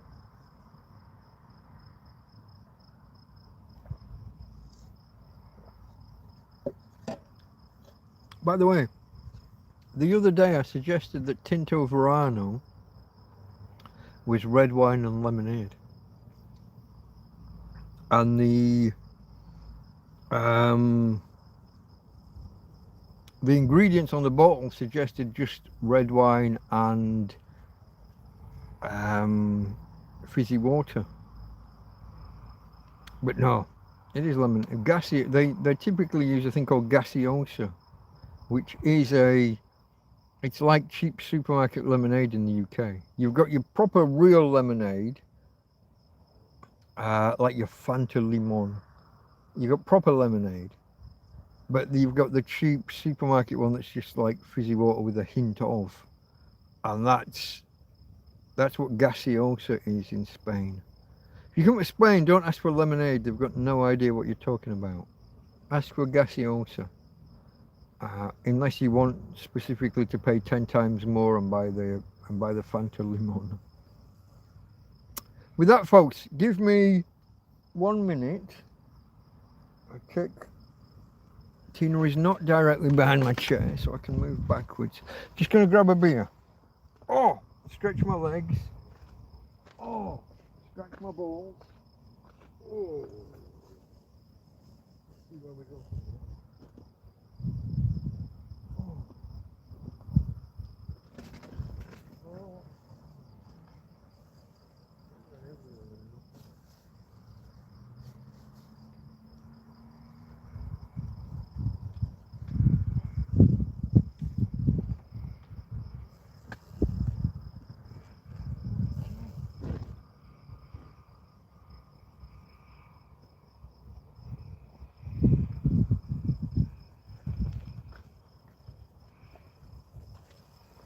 I'm back. apologies for the man flesh if you did see the chesticles. It is actually surprisingly cool still.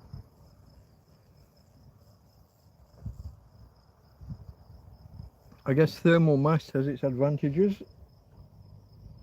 Hey babe, can I get a cuddle? Hello you. You're right back there. Can I not bring you up here and be closer to me? Oh, come on. Come closer to Daddy. This way a little bit. Go on. I know. I know you don't really want to be. But I like it when you're closer. I can cuddle. Here we go. And you've got your water here, look. You need water. Have a drink. Okay folks, I think this light is fading a bit here. There's the brightest, I'm putting on the brightest setting just as the cops went past. This time he goes straight past and we're missing. Hey babe, can I just budge forward a little bit? Okay. A little bit more. Oh! Here we go folks. Where are we? Chickpeas take longer, I think I read that one. 15. Yeah. Mirepoix is onion, carrot, celery. That is a classic French, but worldwide. Mirepoix, it's called mirepoix in French. It's also still called whatever the other word was that I said in Italy. Mirepoix, sofrito. And Spanish have a word very similar to sofrito, but their ingredients are slightly different. Like I said before, the Spanish don't include celery typically. It's sofrijo or something, I don't know. They have another word. But they will grate tomatoes. Cut a tomato in half and rub it against the grater, and then you're just left with the skin, which you discard or do something else with. Lentils just need to be bought. Yeah, we've had this discussion before about 25 minutes. It's never that easy for me here. I think because I'm on the wrong lentils. So you've got the nice red ones, which I would love to find, but none of the supermarkets here have the nice red ones. I get the horrible brown, shitty looking ones. They just seem to take longer. Best part of an hour, really. And that's even if they've been soaked. Somebody said, it might be new, they said they don't cook as easily if you put them in tomato. If you put them in an acid, keep it as a basic water base while you're cooking them initially. And if you're going to put tomato in, put it in after. No, there was no pea, Jasper. It was...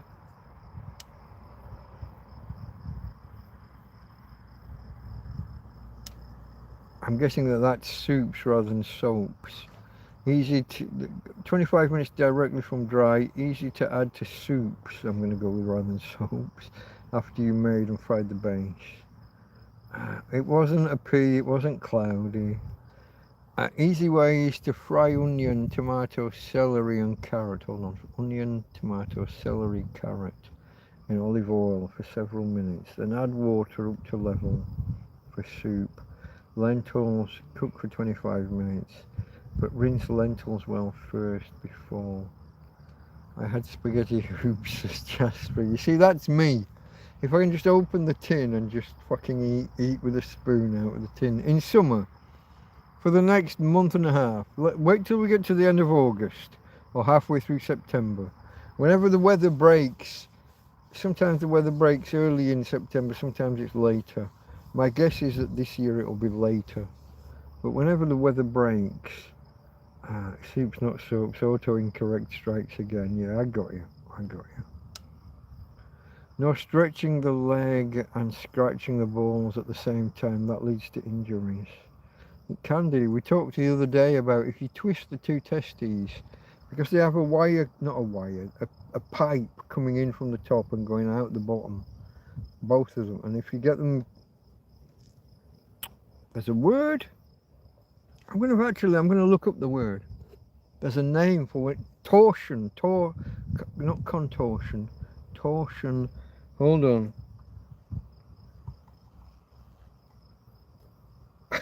I have to know because, well, you know me. If I've got half an idea of a phrase and I can't get there, then I've got to look it up.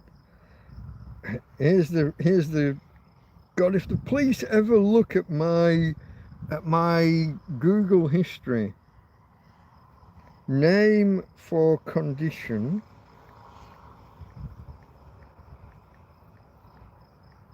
Twisted testes.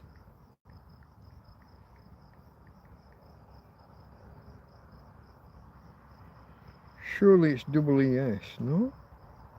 Not testes. Testes, plural.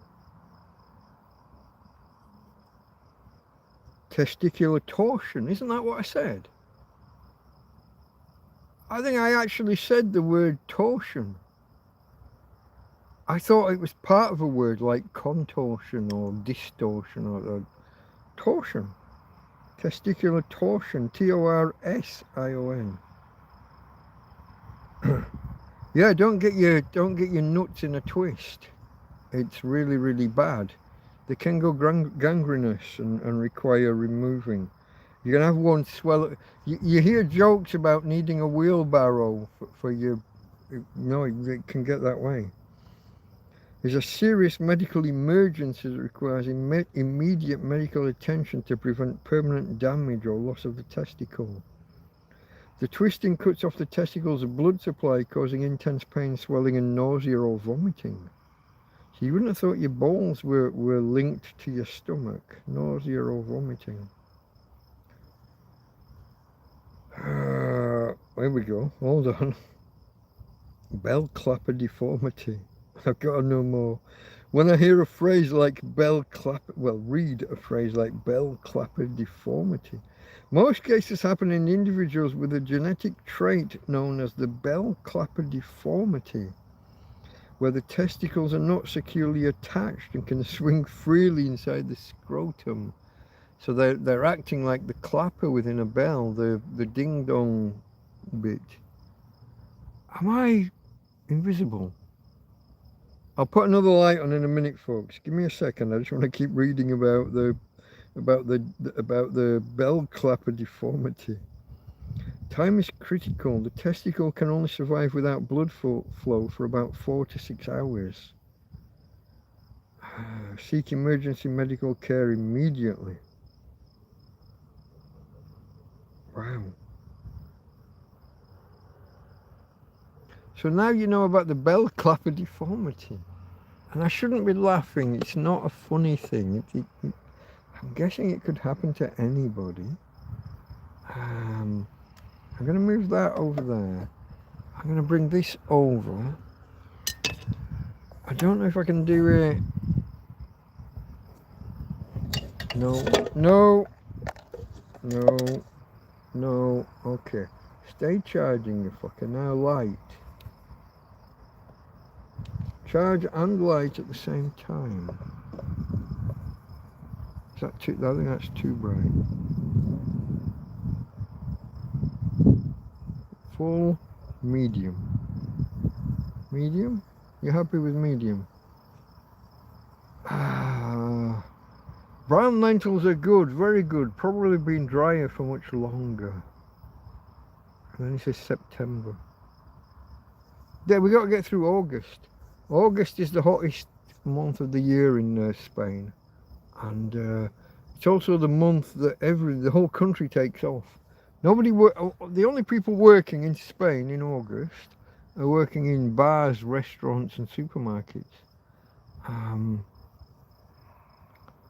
The rest of the country, the whole of Madrid.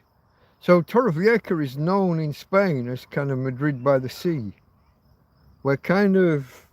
We're not exactly directly across, but we've got the major roads come from Madrid to here. And it's where all the Madrileños, the Madrid residents, this is where they come on holiday.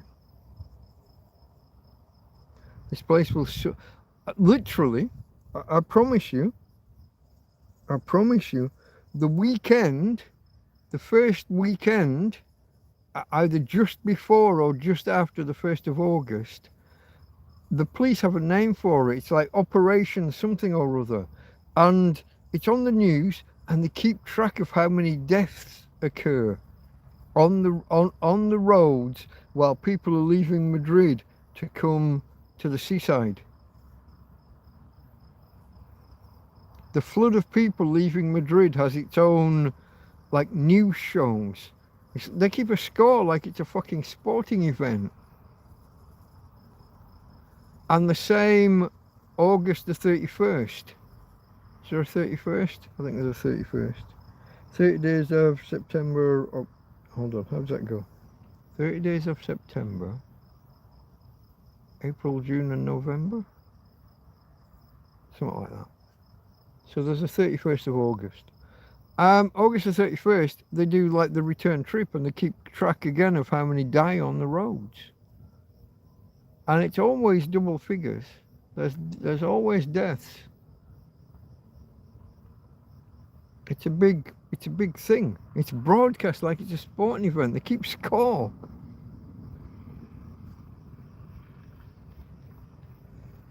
We interrupt this program to bring you the latest fucking news update.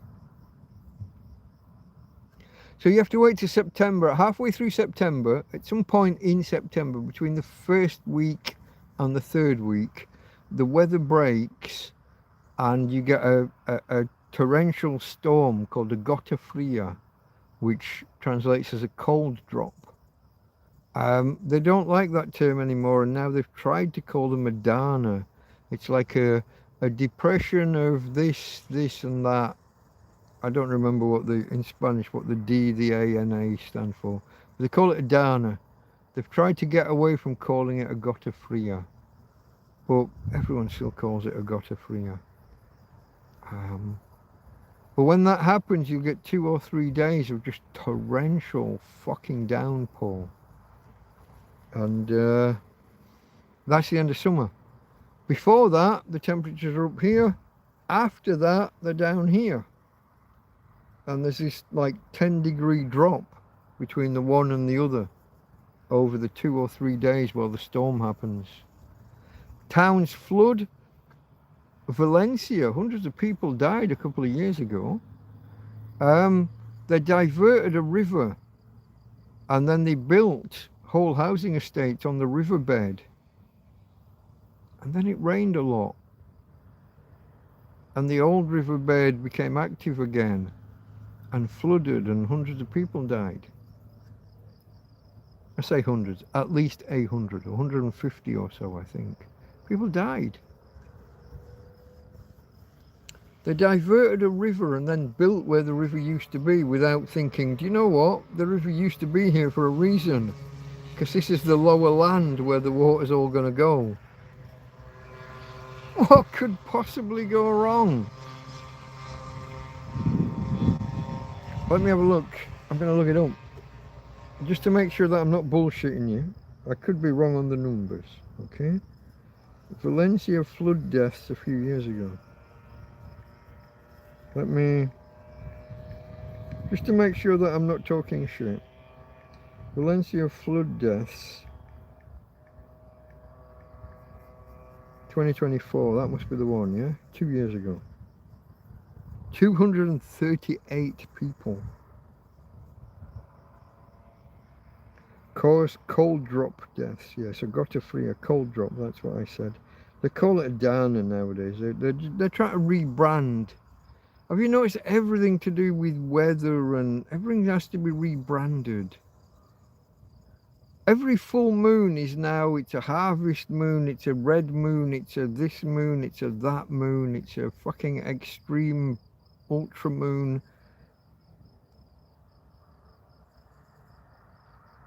238 people died because they built on a riverbed after diverting the river, thinking they diverted the river. But it rained so much it overcame whatever the diversion was and took back its original track.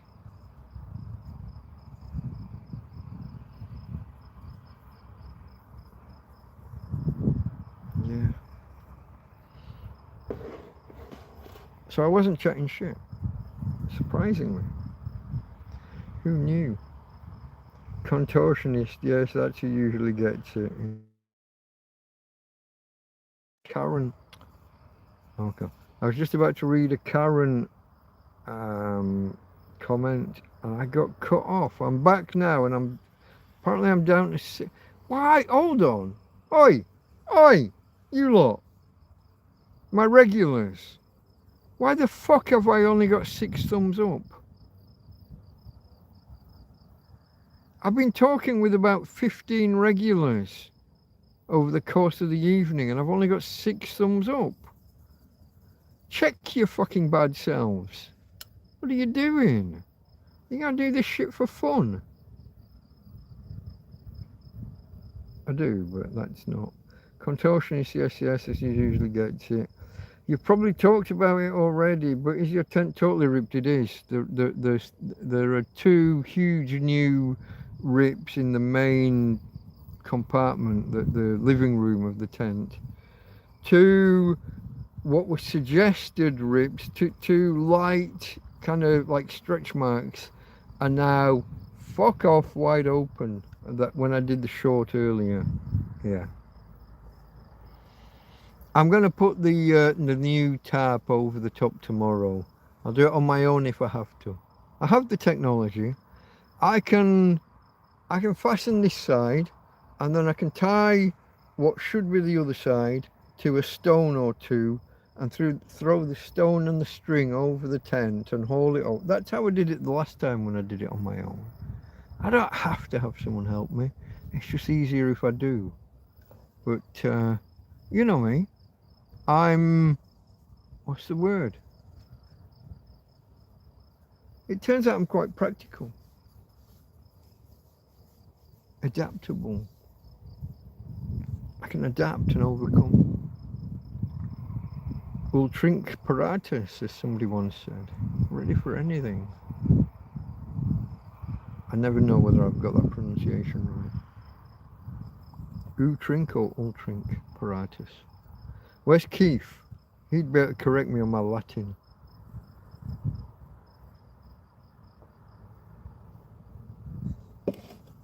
Look it up, folks. I'll look it up. Hold on. Let me tell you whether I got it right. I'm going with an L. All right.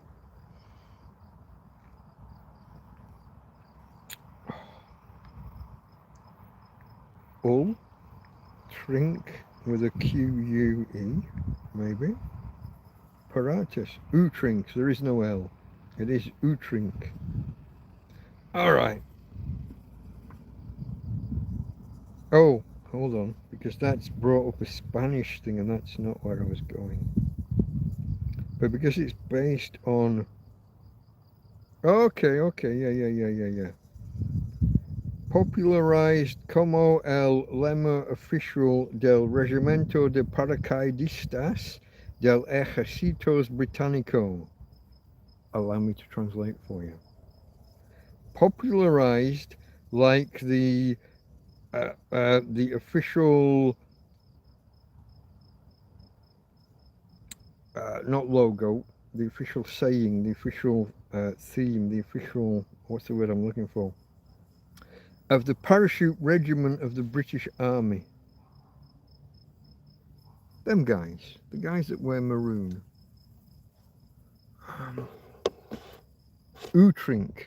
I don't know why I always put an L in there, but I do. Profanisaurus, Rogers Profanisaurus from Viz. Now America has a comic book called Viz, but that's different. British Viz is a different animal altogether. Delta Mike short. There was indeed, today there was a short.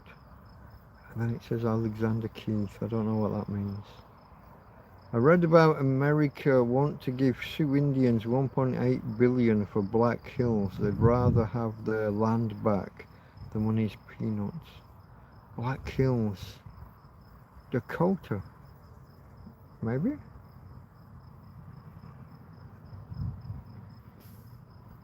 Is it? Why do I say Dakota? And why does saying that bring to mind the president's on a hill, on a cliff face. I could be mixing up all sorts of different half ideas here, folks. I am ignorant of my American geography. Black Hills, South Dakota. I don't know where this comes from. It could all be bollocks. Let me find out, because I don't like to talk shit. Well, I do, but I like to double check whether it's shit or not. Mount Rushmore is what I'm thinking of, yeah? Is that not the Black Hills of South Dakota? Mount Rushmore. Where? Location. The Black Hills of southwestern South Dakota. It's in there, folks. It's fucking in there. I don't know how and why. I know not of what I speak. And yet it's right. Time and time and time again. How the fuck does he do it? I couldn't find North and South Dakota on a fucking map.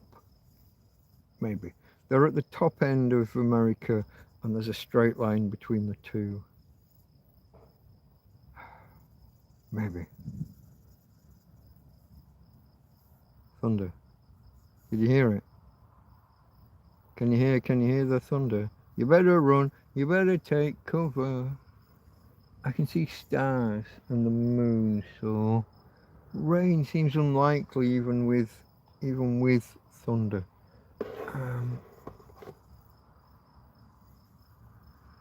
I just had a rant about how clever I am.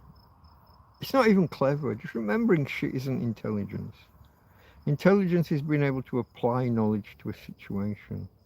This is where the school system gets it all wrong. A person with a good memory can hear something once and know it forever, regurgitate it in an exam, especially multiple choice questions and shit. I mean, those are the biggest scam ever. That doesn't test intelligence. That doesn't tell you anything about the person. They heard it, they remembered it. They can spit it back out. Intelligence is the application of knowledge. So if you've learned something about knots or something and then you're homeless in a field and have to build a shelter, the appliance of science. Zanussi. If anybody remembers that far back, the appliance of science. But it's that, the appliance of knowledge, that's intelligence. Just remembering shit and parroting it back. Did you not hear the thunder? Did the microphone not pick it up? There was a rumble in the distance to the north. Maybe northeast, somewhere over that way. The microphone might be more facing this way. We can dance if we want to. Da da da da da da da da da da da da da. We can dance if we want. I was thinking John Farnham, but that's not that, is it? What was You're the Voice? That was John Farnham. You're the Voice, try and understand it. Da da da da da da da. Whoa, whoa. You can see why I'm not a singer. We can dance if we wanna. Who was that? Bombity-dee-dee-dee-dee-dee. Bomb-bombity. What was the other song? Are we human or are we dancers? The group was called something like Death or Murder or something.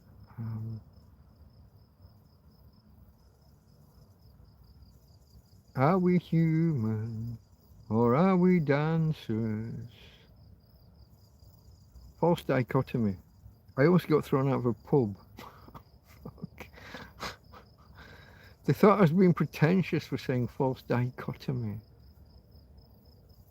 That bifurcation, human and dancers, like you can't be a human and a dancer, like it's two separate things. That bifurcation, that's a false dichotomy, creating those two, and they're not a real dichotomy. It's not a real divergence. There's an overlap. If you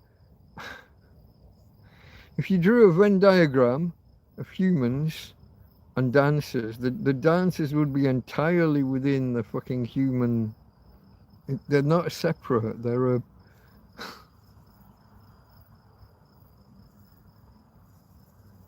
Sunday afternoon in a bar. I went out with friends that morning and we had beer and breakfast in Hesham, down O'Vangle Road. Not O'Vangle Road. That's not the one. Down, where were we? The pub that floods. Well, the road floods. What's it? This is the problem of being away for so many years. I can't remember the names of places. The long something or the short something. Can't remember.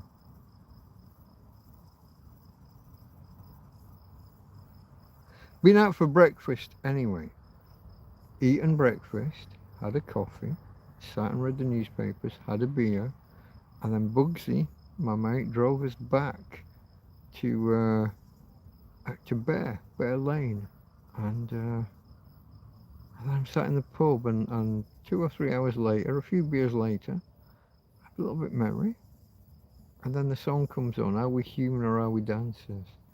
And I just said, it's a false dichotomy, and they all looked at me like I was speaking fucking Latin, or Greek, whichever.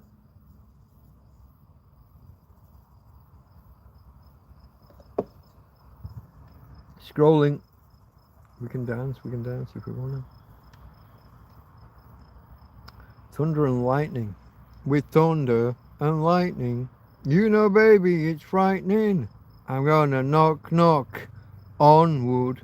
Cops again. This is about the 5th time tonight. Baby. Oh, oh, oh, oh. Might be a different song. Men Without Hats. Was it? Safety Dance. The Killers, is that what they were called? Yeah, that sounds right. The false dichotomy one. The Killers. I knew it had something to do with death or murder or, yeah, the Killers. Should have been a lot bigger band than they ever became. I don't know why they didn't make it bigger. I'm guessing you get 1 or 2 hits and your fan base call you a sellout, and so then you stick to more extreme. So you have a following, and then you get a couple of hits, and then you get called a sellout, don't you? I would say, if you can make music that appeals to more people, that's the better, by definition, that's the better music. Fuck the people that call you a sellout. Make the shit that appeals to more people. If it appeals to more people, it's kind of by definition better. Why would you not do that? Sell out all you can and make all the fucking dosh you can. Nobody called the Beatles sellouts because they went mainstream. The Rolling Stones aren't sellouts because they went mainstream. David Bowie wasn't a sellout because all his songs became hits. He's a little bit different, actually. He'd have a hit in one genre and then he'd say, I'm not doing any more of that genre, and he'd do something totally fucking different. I mean, he was quite avant-garde, he was different. Like Bjork or Kate Bush, I guess, more performance artist. Like John Lennon's Bird, the Japanese one. What's she called? Yoko Ono. I guess she thought of herself as like the Bjork of her day. Maybe. It's more about the performance style, the art, than it is about the song.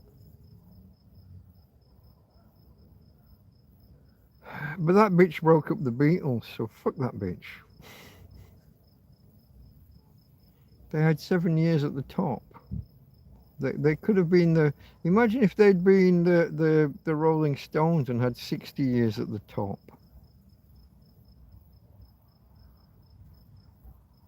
Imagine that shit. We lost out on 53 years of Beatles because of that bitch. I don't mean to call her a bitch. I'm being... What am I being? I haven't got the vocabulary. Look, suddenly I don't have the words. After going lowbrow and calling people a bitch, I suddenly don't have vocabulary. I'm being bombastic. I'm being hyper. What's the word? There's a word that begins with hyper. Hyper.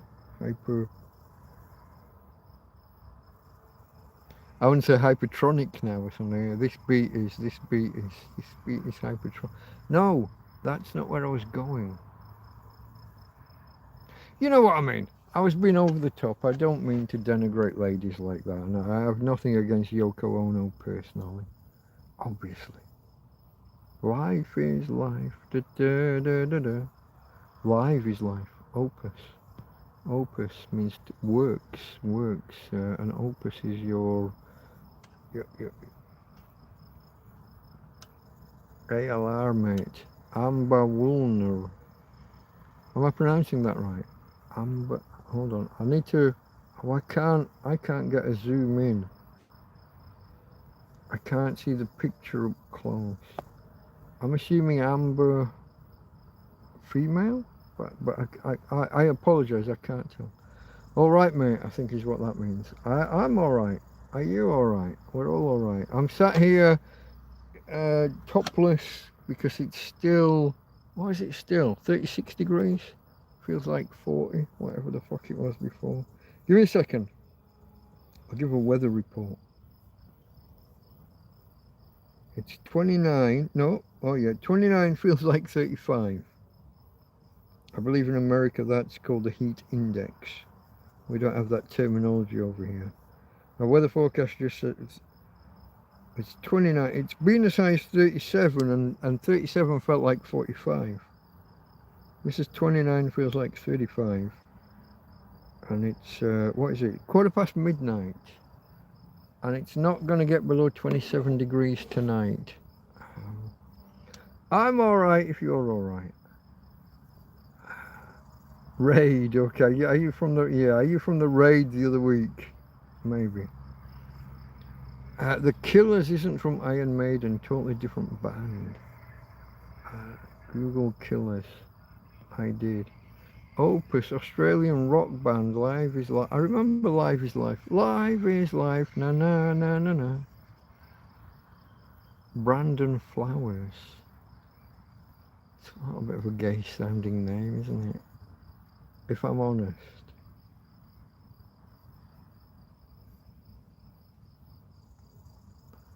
I got this little fly annoying me over here. Did I put this lamp on the middle setting? I think I did. Where's the... Is that too low? That might be too low. Although actually I prefer it because I can read the screen easier. But that might just be me. Tell me that's top, that's full, medium, or bottom. No. Or bottom. Preference, folks. Let me know. And thumbs up for fuck's sake. There's still loads of you here and I don't understand why I've only got 7 fucking thumbs ups. I know it's a bit of a random stream and I went live kind of unprepared and it's all a bit shit. I don't know which lighting level you prefer. And I'm trying to make sure that the light stays charged. I'm going to go middle myself, I think. Top, middle. We're only 2 hours and 2.25 hours in. You know I like to always hit the 4 hour mark if I can, so that the Google or YouTube post-processing happens and the YouTube synchronization and everything. I am really surprised that I've only got 7 thumbs ups. And everyone's leaving. What beer are you drinking at the moment? Says Hannah. I'm on Suave. Steinberg Suave. I don't know. Is that? It's not going to be. It's not going to be readable, and it's reversed, obviously, because YouTube are a crock of shit and don't know how to reverse a camera back to normal. Steinberg Suave, Steinberg Smooth. They do 2. There's Steinberg Classica, which is a green can with white writing, and they do Suave, which is a white can with green writing.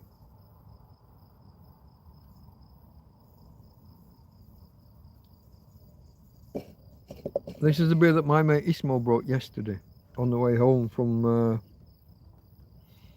dropping someone off at the airport. I dropped a friend off at the airport.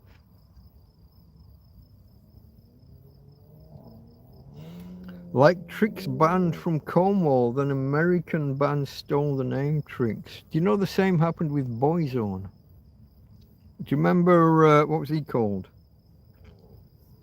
The Irish guy. You say it best when you say nothing at all. I should remember his name because I've got a friend who's got a son with the same name.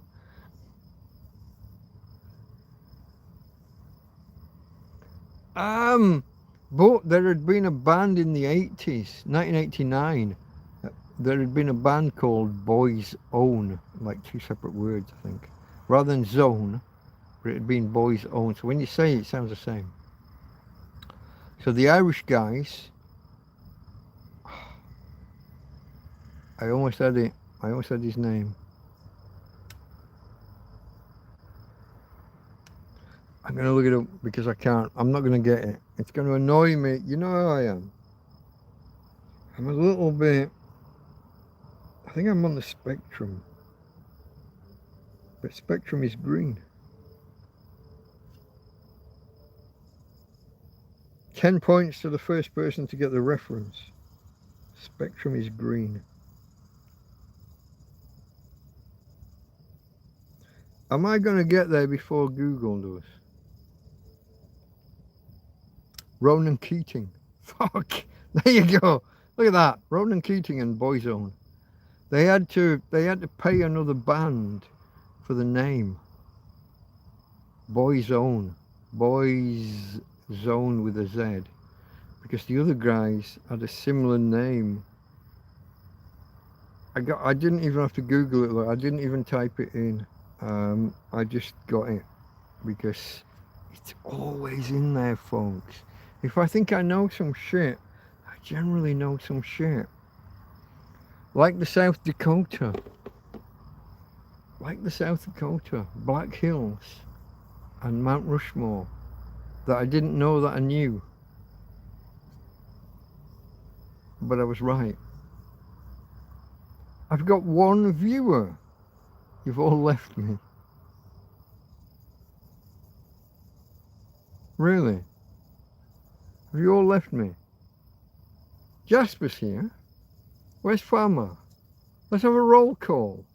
Who the fuck Farmer's here? It tells me here I've only got 1 viewer.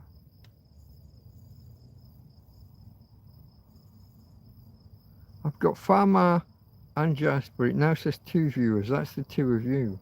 No, I'm down to 1 again. Help! Farmer, who's Farmer? For 20 odd years I've been living next door to Farmer. Farmer! Who the fuck is Farmer? Alice, I believe, was the 24 years I've been living next door to Alice. Alice! Who the fuck is Alice? Did you lose connection? Not that it told me about, no. It just says that I've only got 2 viewers.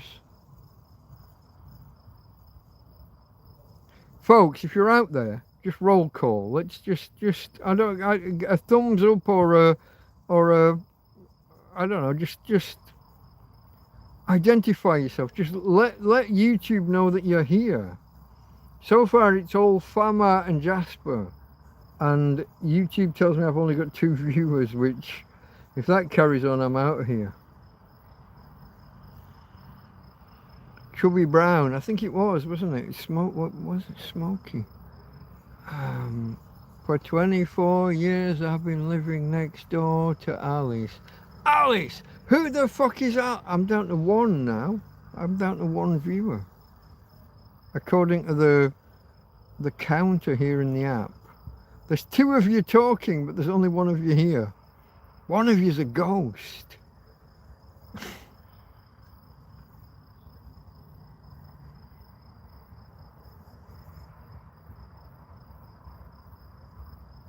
I don't know what happened. Maybe everyone's listening to the song links. It could be. You've given everyone a jumping off point and they've all fucked off. It's all your fault. I don't think I lost connection. It tells me here I'm on 221 and it is 12:22. So if I started maybe 1 minute late, which seems likely given how much running around I was doing at the time. Hey babe. No cuddles for daddy. She's fast asleep. She's fast asleep. I'd show her, but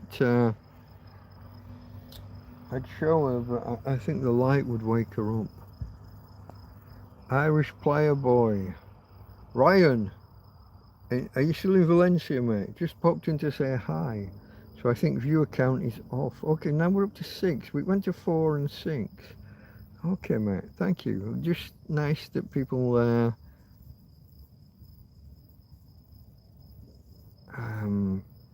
what's the word? Acknowledge or you know, step up when the counter says no. I'm going to try and show Tina, just for anyone who hasn't seen her. If you have only just popped in, I don't want to disturb her. Oh, I got to reverse it first, haven't I? And then I can put the flash on, and then I can try and. Here's the water. Look, and she's spilled it a little bit. And she's here. Look. I think she loves to be, if you look, she's directly underneath the brolly, the parasol. I don't know, is it the light? I don't know what it is. She loves to be directly under it. But look how close to my chair she is. I can't move my chair backwards. Those bits of plastic there, those are the bits of the tarpaulin that are falling off the tent. Not the tent itself, which has been splitting today, but the tarpaulin from around the tent. And here she is laying down. Hey babe. It's my girl. I woke up this morning. You'll like this. So last night I was just sat in the chair watching, it was Scruff Dog, wasn't it? Yeah, Scruff Dog and stuff. And then I watched a few other videos after. I fell asleep in the chair. So this time I fell asleep while viewing rather than while broadcasting. If you want to see that, folks, Sunday, the 8-hour World Cup stream, the last hour and a half or 2 hours was just me asleep. If you want a laugh, there, you know, go poke fun at the silly old cunt for falling asleep at 2 or 3 in the morning, whatever time that would have been. But last night I fell asleep just watching videos. I woke up at 5 o'clock, took Tina for a quick walk, put her on the bed, and got on next to her after I'd closed the doors and done all the doing. And I woke up this morning cuddling her. She was next to me, had my arm out. When I woke up at like, I don't know, 7:30, whatever time it was, I'm literally cuddling my doggy darling.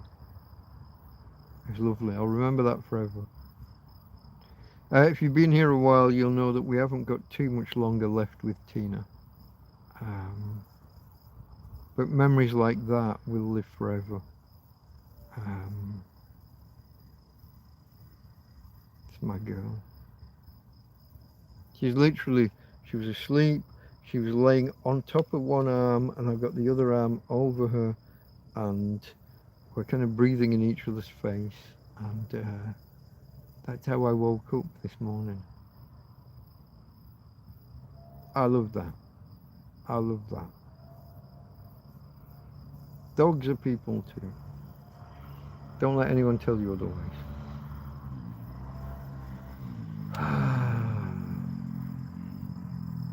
She's been pretty still lately. She's just tired, probably late there. It's about midnight now. No, she doesn't have that much movement, but she does manage to wriggle away. I mean, if you look back at the video where the water was, so her mouth would have been over the water bowl when I put the water there, and now she's kind of a meter that way.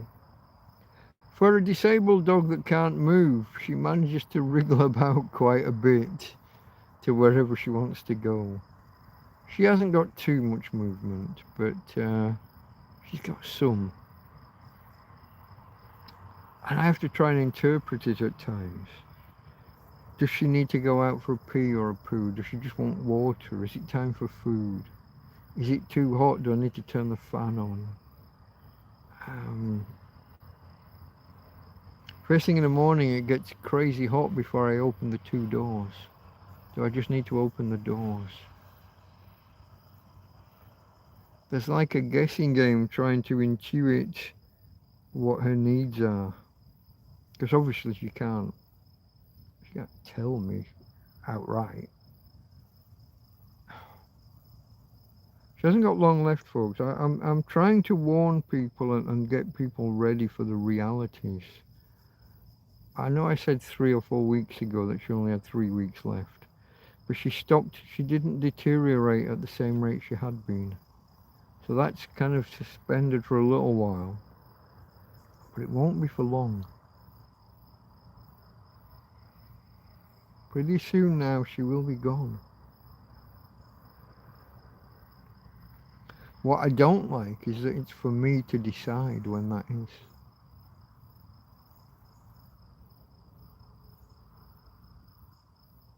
But I guess them's the responsibilities that come with being a doggy daddy. It's on me, isn't it? I have to be careful not to make the decision just because things are getting difficult for me, like the carrying.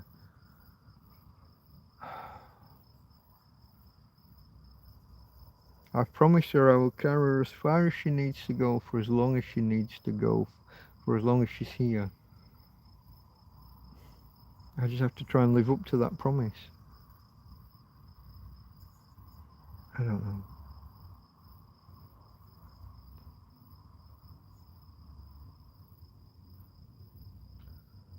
YouTube woke to stop the profanity. Maybe. Let's hear toilet humor. Woke, go broke. Get woke, go broke.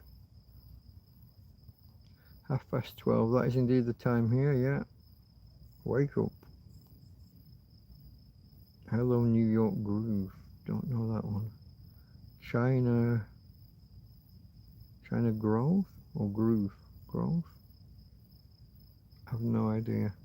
And I can't click them to find out. I'm only halfway through watching Tuesday night's stream. And I didn't get past halfway of Sunday nights. I'm 3 or 4 hours in to what should have been a 6-hour stream, but ended up as 8 hours because 2 hours of it is just me drooling and snoring.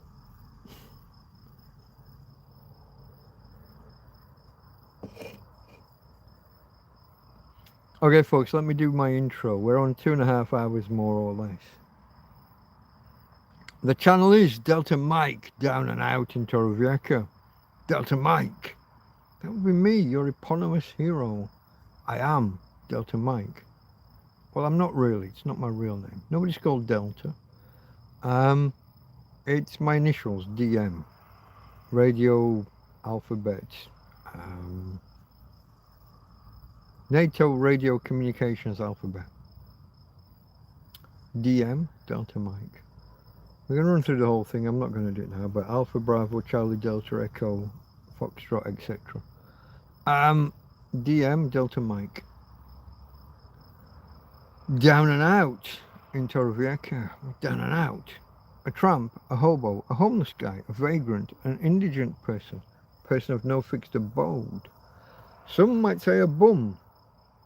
Someone who lives rough, perhaps sleeping on the streets. In my case, sleeping in a field.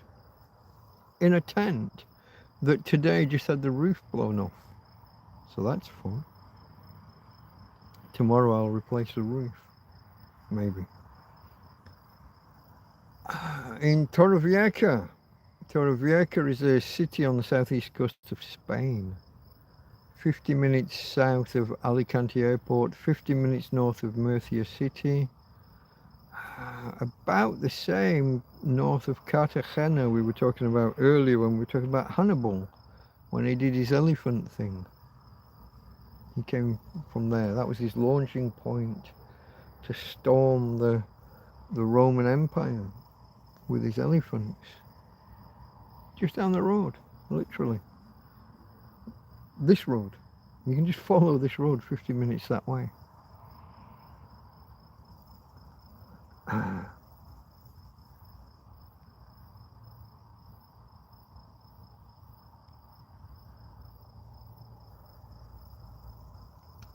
Did you like my link selections when you were watching? I didn't follow. I like to watch it all the way through and then go back and do the links after, if that's okay. But it means, whoops, it jumped.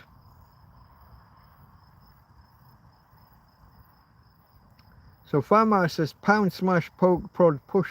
No. Fluffed my lines. Let me start again. Pound, smash, poke, prod, press, push, punch, slap, chop, bump, tap, flick, kick, click, lick, rub, slam the like button and subscribe. See, I can read.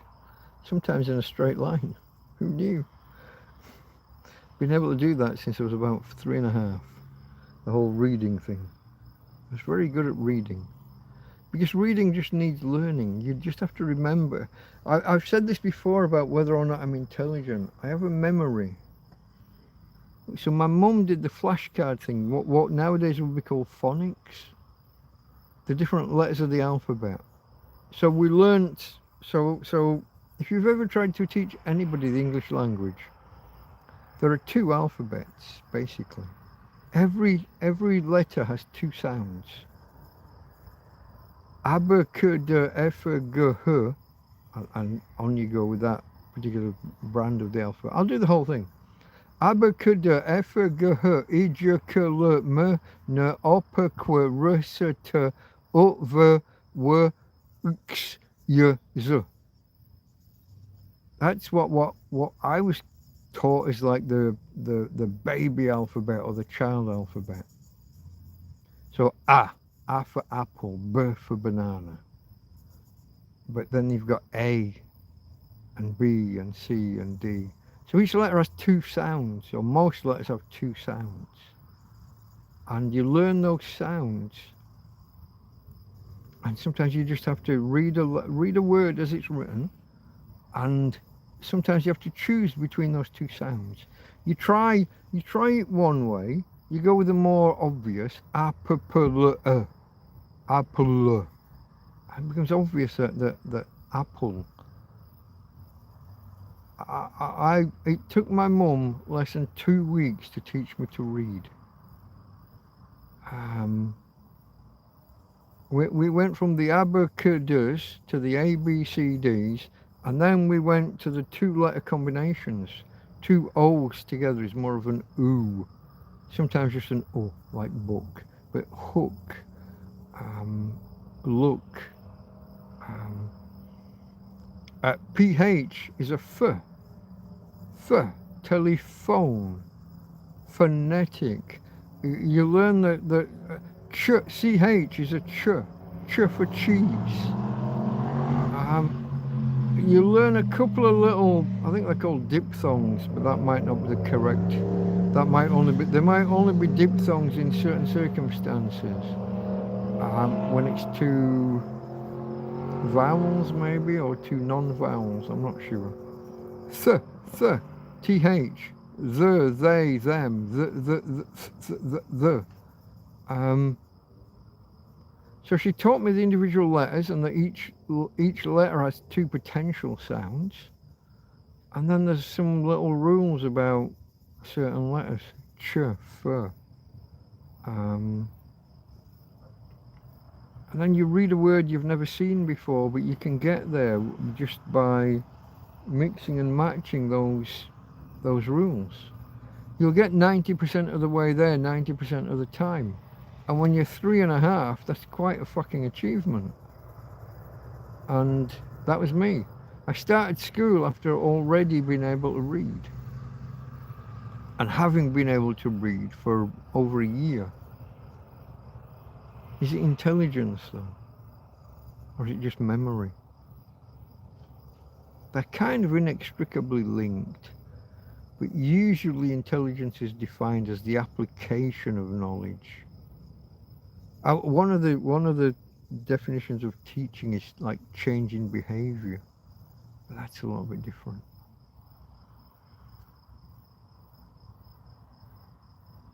You're 3.5, man, you're big for your age. I'm not 3.5 now. Nearly 20 times that. What am I? I'm 57, so I'm not quite 20 times that.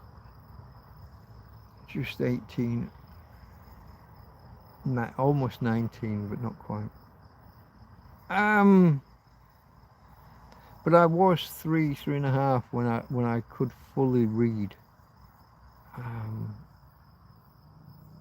And do maths, basic arithmetic, adding, subtracting, multiplication, basic division. 3.5, 4 years old, something like that.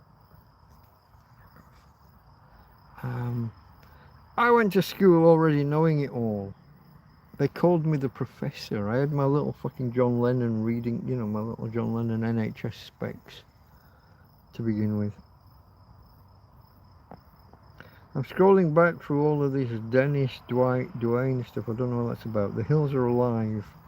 That was someone gets lost in the backwoods and gets hunted down by some backwoodsmen, some rednecks, if I remember correctly. Dave, Derek, Donald down. I don't know where we're going.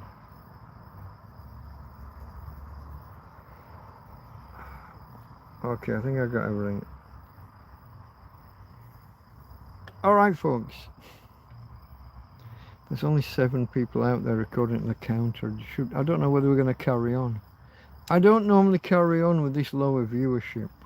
Oh, something's biting into my calf muscle. 10 is usually where I start to draw the line. When we drop below 10, I jib out. Now I didn't advertise this one, it was rather random.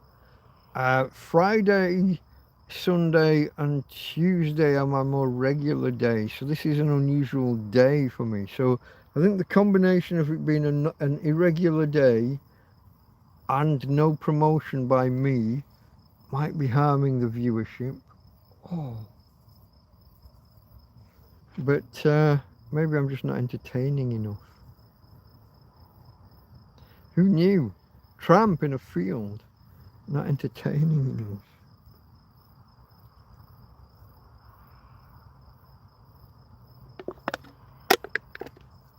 Shall we call it quits? You know I like to hang in until the 4-hour mark. That landed in the bin and then bounced down. I'll claim ricochets. Jasper says, go on. Father Ted, what was she called? Mrs. I want to say Brady, but it's not. It's going to be a more Irish name. Brady's fairly Irish, I would have thought. What's she called?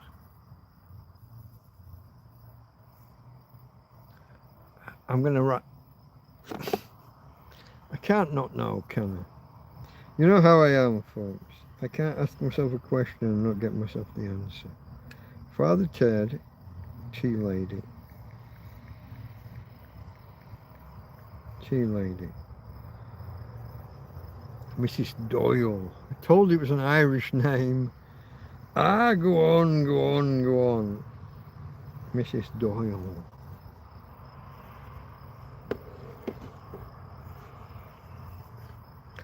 I don't know if you noticed, folks, I did just finish a can of beer. I do have to go and get another can of beer at some point soon. Do I also need a leak? I'm not sure. I don't think so. Let me check where I am power-wise. I'm on 19% for power. We're going to have to plug that back in, aren't I? Hold on. Maybe do coffee. My coffee cups are... Oh, yeah. Well, one of them has a lantern sat on top of it. They're dirty and not cleaned out. They're... No. They need more work. They need more work before I can do coffee. That one's dry but still full of crud. This one's wet and full of crud. Needs more work. What's that? That's a bottle. What is that? Oh, that's the coffee. Oh, look at that. The coffee has been out in the sun so much, it's baked and hardened. You take your coffee powder and you leave it in the sun in glass and it roasts some more, and now it's burnt and caked together. So that's no good. So even if I wanted coffee, there's another jar of it somewhere down here. That wasn't the only one. But no, I'm not going to be having coffee tonight, I'm afraid.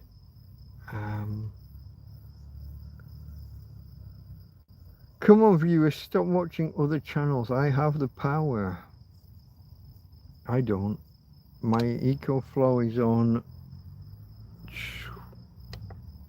20%. Oh, look at that. I've plugged my phone in, but the cables come out. I'm using the EcoFlow with the dodgy USB-C socket. Now, what I did do yesterday, you remember I've got that 12 volt, it goes in the cigarette lighter adapter with a USB-C and a USB-A socket.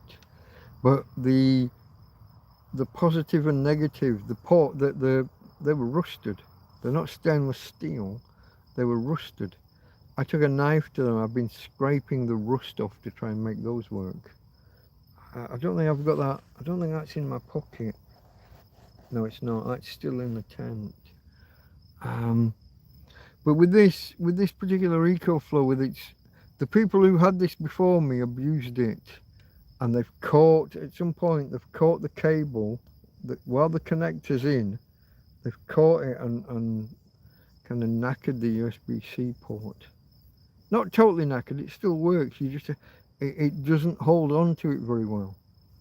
So you gotta watch. So I plugged it in there, and for the first minute or so, I didn't realise it wasn't actually charging. Didn't have a solid connection. Come on, Dennis the Menace. Clean your glasses with dish soap and water, Mike. You'll notice a difference. I'm not sure I've got that much dish soap left, like fairy liquid. I have just tended to be doing it with the microfiber cloth and breathing on it. Maybe. I got people coming past.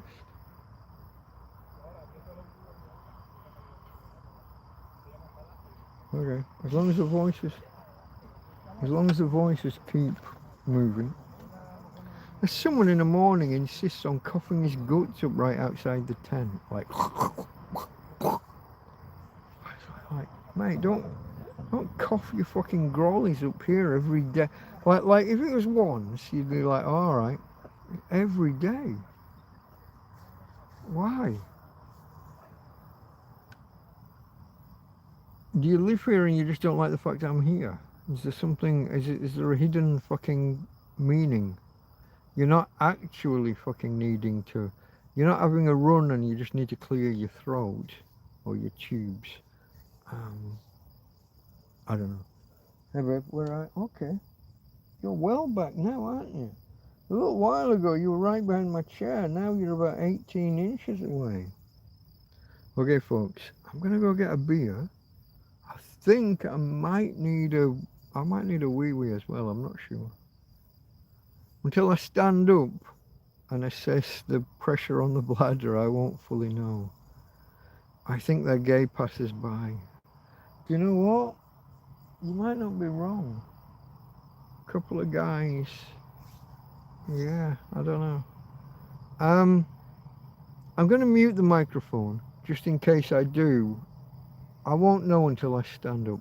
I'm going to go do that, and then I'm going to grab a beer, and then we'll see where we are, folks. Join me back here in about 90 seconds.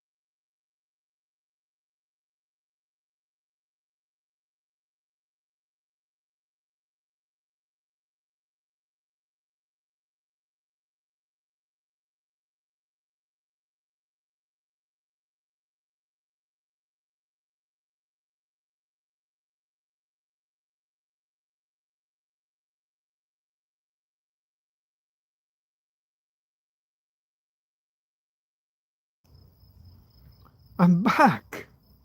My glasses are wonky. Cheers!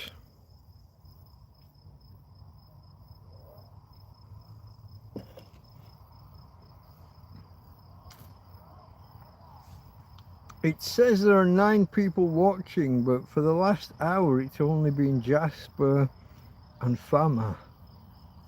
Come on guys, roll call. Roll call. Say hello. Oh, look at all that stuff. We've got cheers food beers. We've got, is that meat? I don't know, is that meat? Fire, watermelon. Oh, is that bacon maybe? Cherries. Oh, I don't know what that is. Is that coffee or a spirit? More beer, ice cream, wine, wines, or possibly 2 small beers. Doing the cheers thing. Fire, the England flag, and a Christmas tree.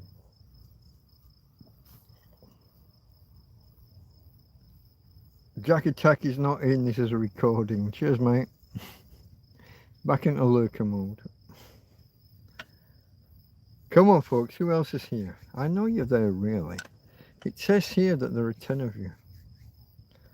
Hello, hello, goodbye. I laugh my ass off, Jack, Mr. Roboto. I have got a t-shirt behind me, but I'm not putting it on. Not if I can avoid it. I put the, it got, so, okay, if you've seen the shorts, you've seen the damage to the tent. It got really, really windy earlier, but only for about half an hour or an hour. And I folded the sombrilla, English, use your English words. Parasol. I folded the parasol down. When you bring it back up, all of the spikes have lost their end caps that keep the fabric taut. Not all, but most. And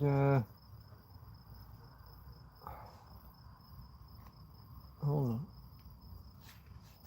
Yeah, look, that won't even go back. It doesn't even know it wants to be tighter than that. You're good, I think. Yeah. You're good. Oh, you're nowhere near. You're not even close. Hold on. Wait a minute now.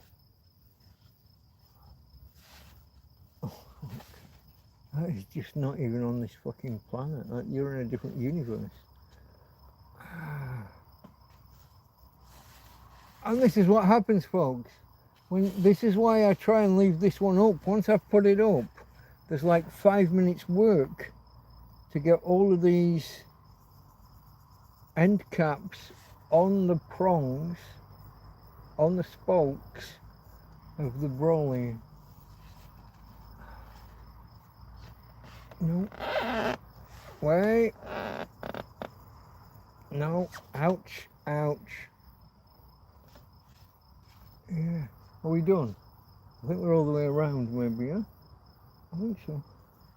Somewhere there. I think. It's more work than it's worth folding it down and then putting it back up. But the wind got so strong that I did actually fold it down and I put it away in its case, in its bag.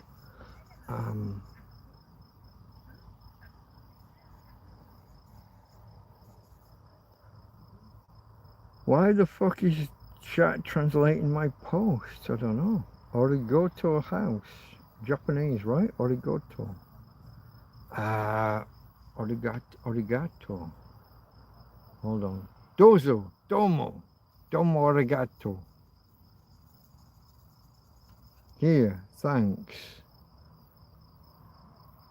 Thanks very much, maybe. I don't remember my Japanese. I only know about 3 words. Dozo. Domo.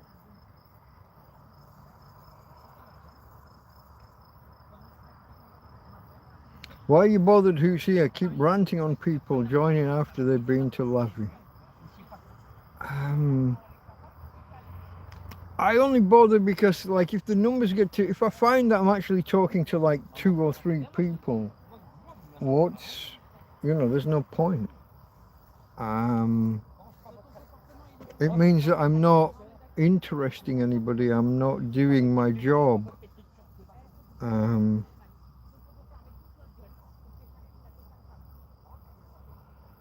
Again, people walking past. I just have to check they keep walking because the door is still wide open, that side of the tent. If they were there, those 2 are arguing, that man and woman.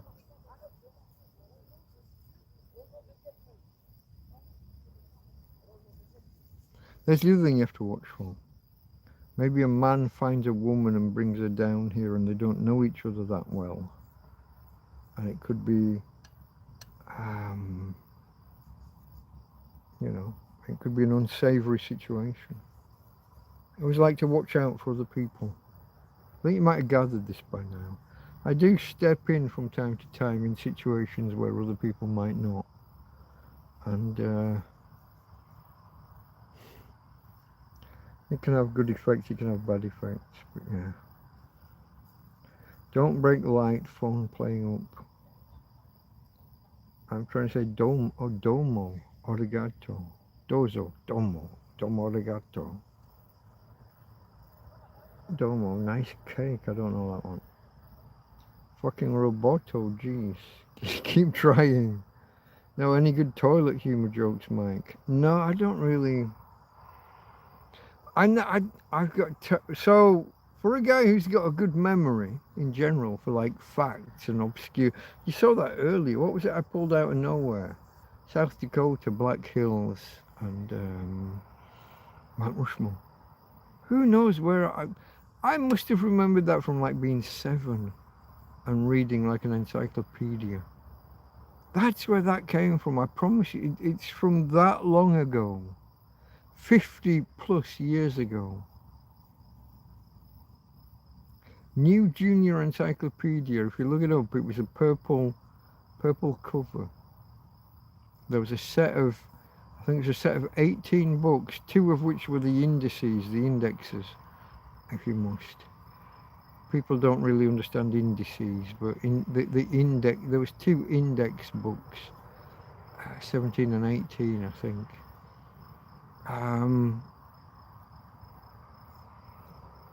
That's where that must have come from, if you can believe it. And I didn't know I knew it, and I wasn't sure I knew it. I had to check myself to find out that I knew it. But I was dead impressed with myself when I did know it.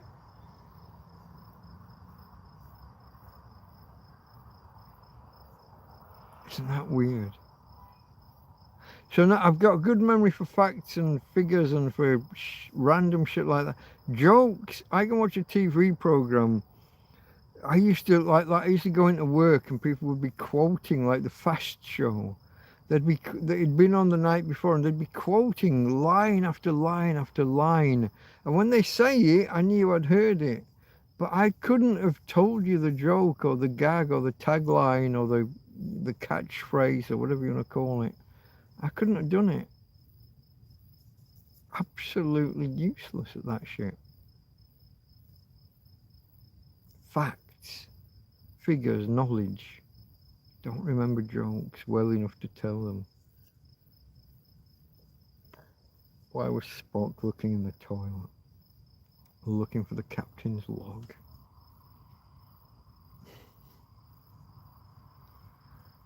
Very drunk.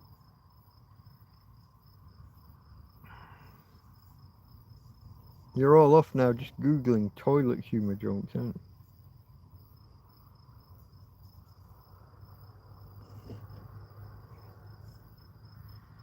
Hey Siri, tell me a toilet humour joke.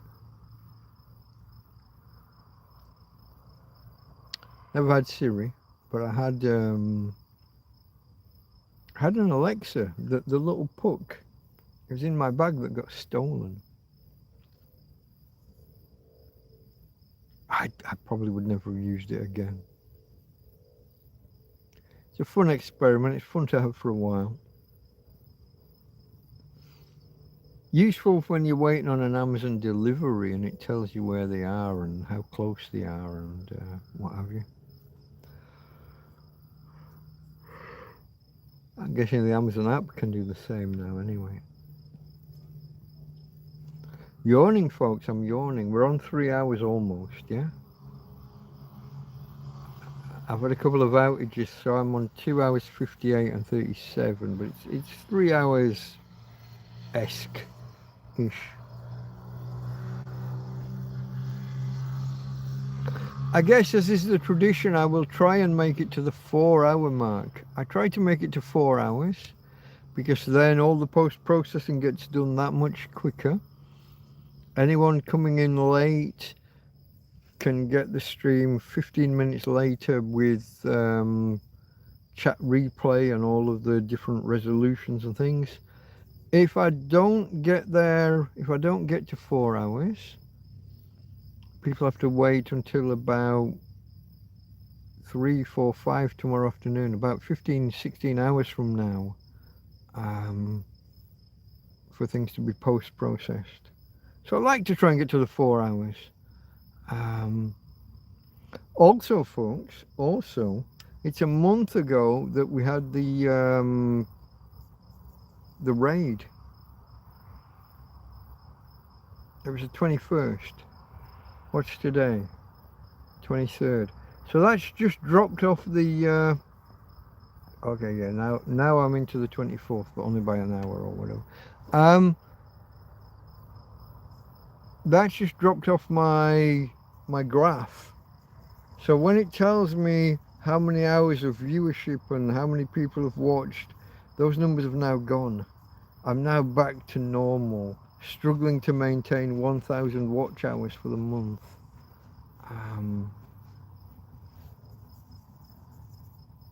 Back to normal, folks.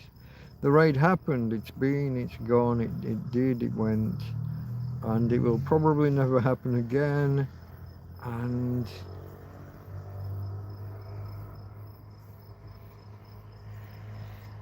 do you remember that I didn't have my PayPal link posted? So I probably missed out on 2 or 3 donations. That's kind of a shame. But let me just have a look here at...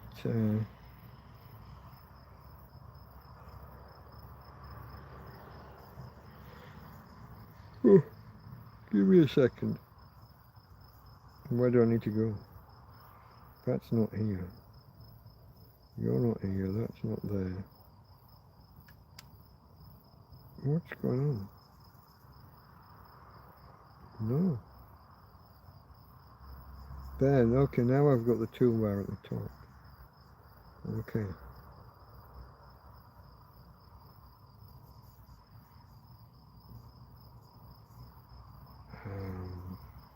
I'm just having a look at something, folks. Don't panic.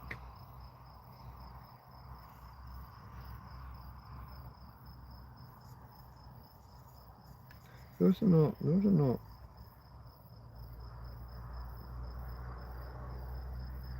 Those weren't as up to date as they were claiming to be.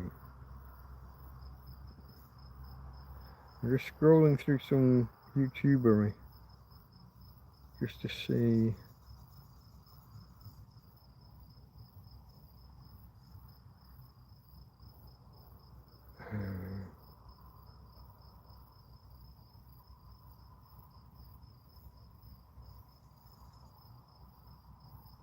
No, I was just scrolling for anything in particular, but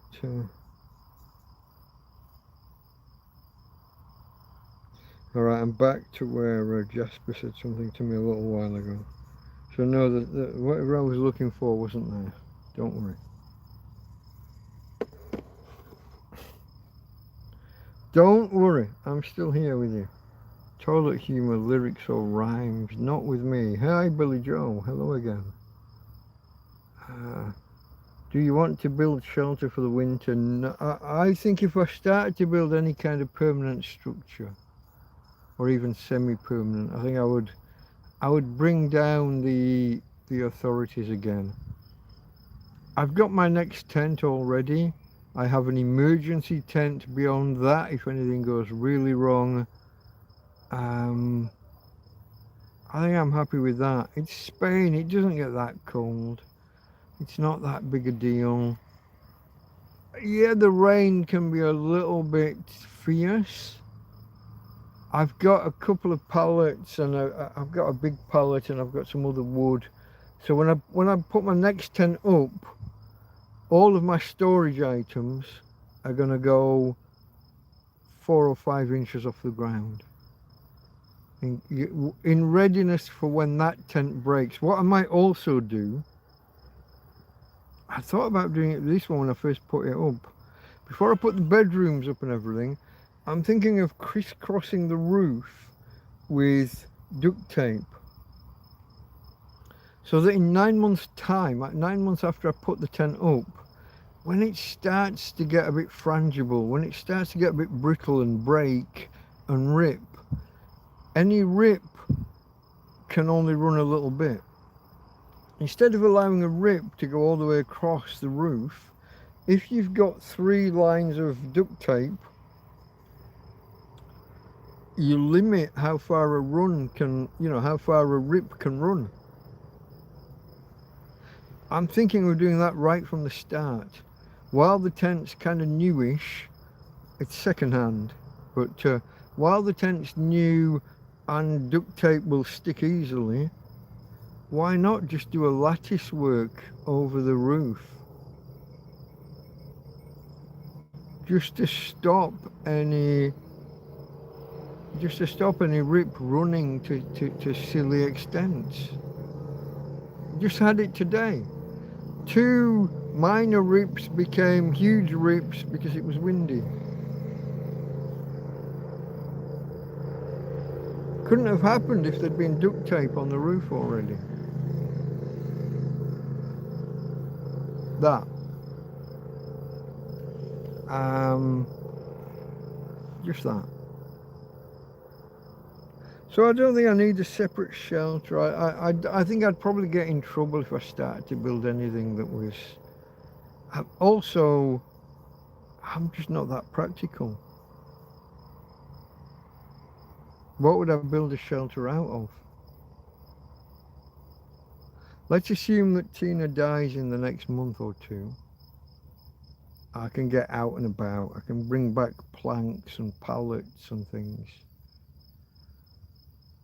I was never the most practical of men, and I don't have the tools, and I don't have the money to get the tools. I don't know what I would do in terms of building something out of wood.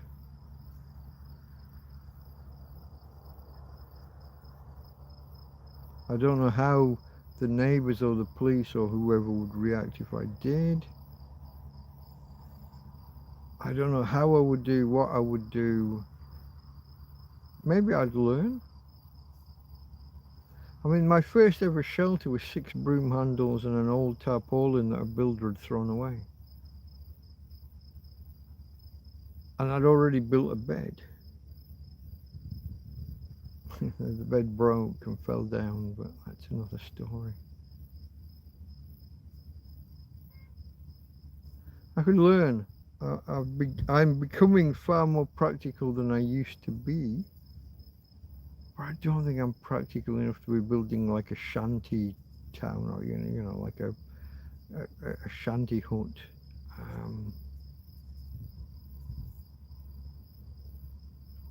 I don't think so, mate.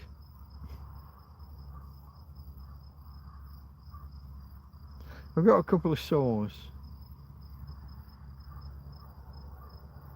That's about it in terms of tools. Saws. I've got a screwdriver for taking screws out of some of the wood beams that have got screws in them. That's about it. I wouldn't know where to begin building something more substantial.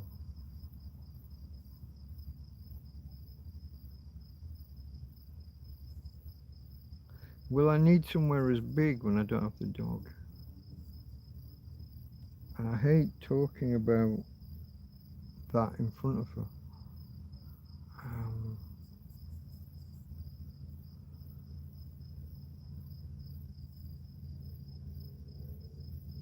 I don't know.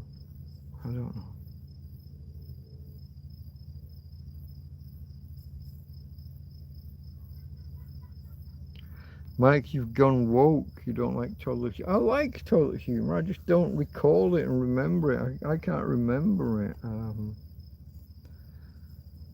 Billy Joe, everyone says a good old heavy army tent would be good. The big canvas ones, they tend to be of the kind of the teepee variety. It's one big old room. The fabric comes down and ends on the ground. I've got rats and mice in the field. They can just come under those walls. I need a plastic sealed envelope. I need something where the walls come down and are joined to the floor, actually, because rats and mice.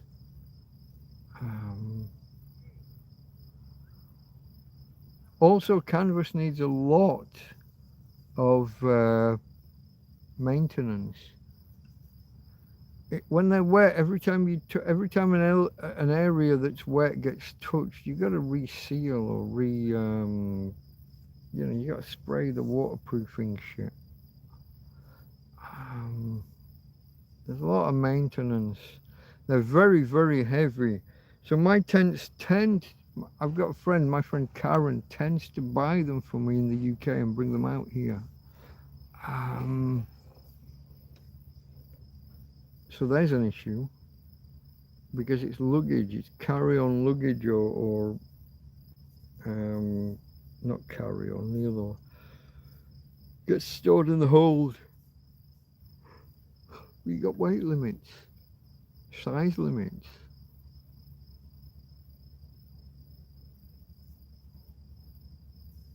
No, I'm not sure. Get a greenhouse, says Jasper again. If the police see something more substantial than a tent being built, I don't know what their reaction would be. Josie said she'd help do shelter at night incognito. I don't remember her saying that, but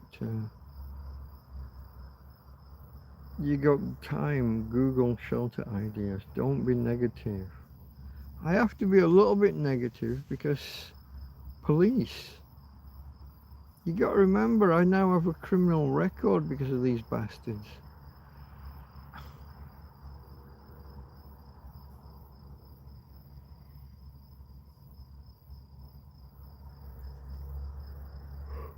Yeah, they've left me alone for 18 months. Well, apart from the 3 visits in 2 weeks last year. But that was other stuff. You could do an underground shelter. Billy Joe, hold on, man. I don't know. Where I'm from, Billy Joe would tend to be a girl's name, but that might be a different spelling of Billy. I don't know, mate. I live on a cliff top. It's solid rock with the merest covering of soil. So soil gets created by plants. I don't know if you know this. Soil is not just like a natural thing that just happens like by magic. Soil is made by plants and worms and other animals. It's a cliff top. 60% of the time I can't push a tent peg into the ground more than 3 inches.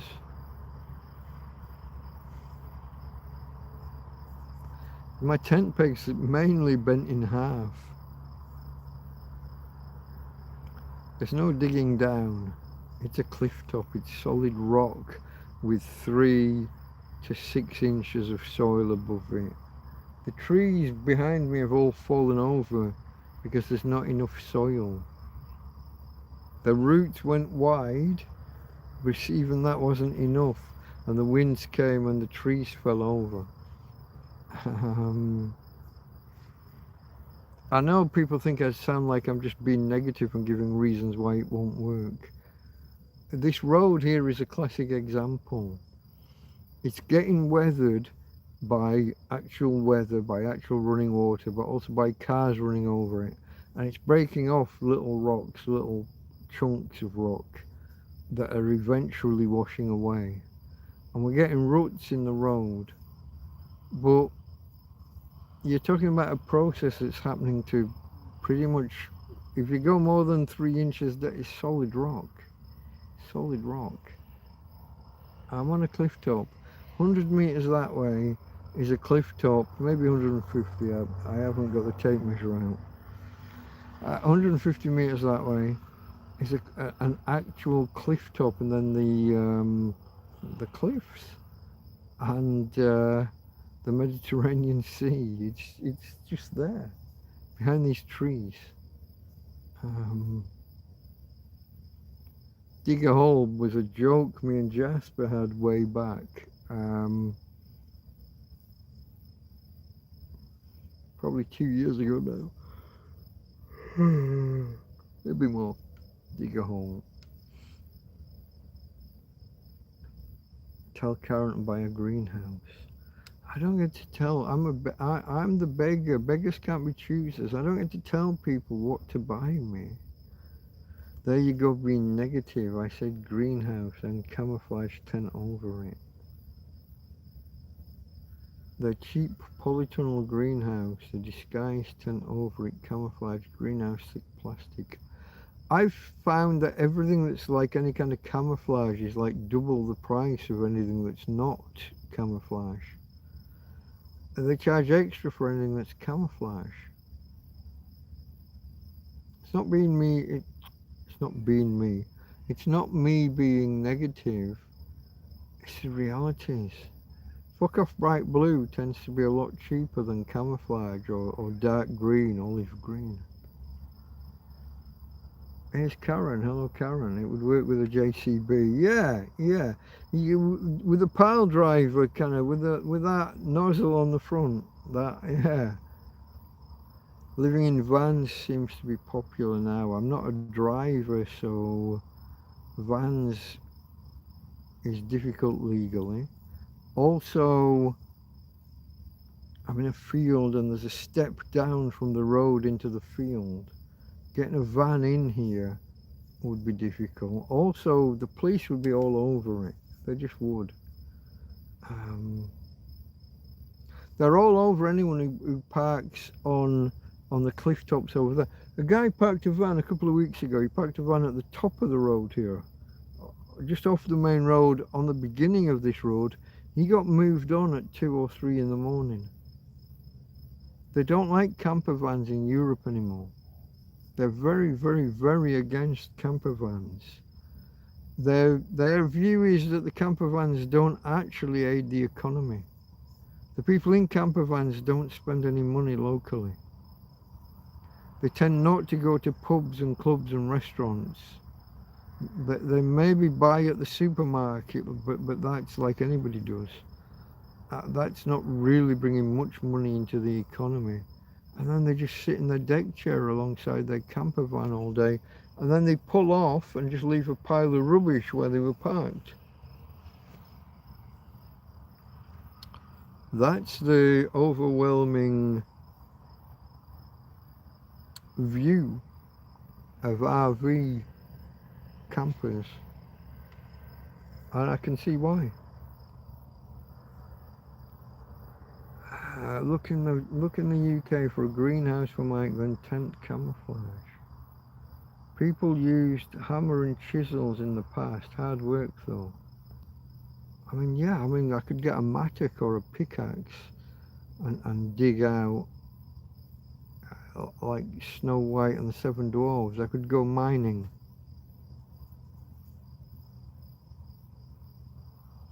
It's not impossible. Remember the field floods. A low point will gather the water. A greenhouse with a tent over would be too hot in summer, yeah? Negative again, not camouflage, Michelle. I said your old tent over the greenhouse. But Karen, it'd be sturdy. It's called modify. A caravan with a tent over would work. See, so I sort of like, Scruff Dog went camping a few months ago, and he had like 4 corners. He had these like 6 foot tall posts, like 6 or 7 foot tall poles, and he had a tarp pulled really taut above the tent, so it wasn't resting on the tent, it was above to block the sun. Again, trying to push poles into the ground. Not being negative for the sake of it, folks, being negative because of the reality of it.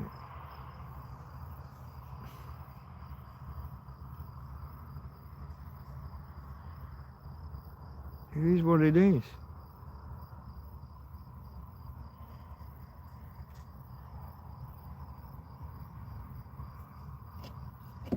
Cheers, anyway.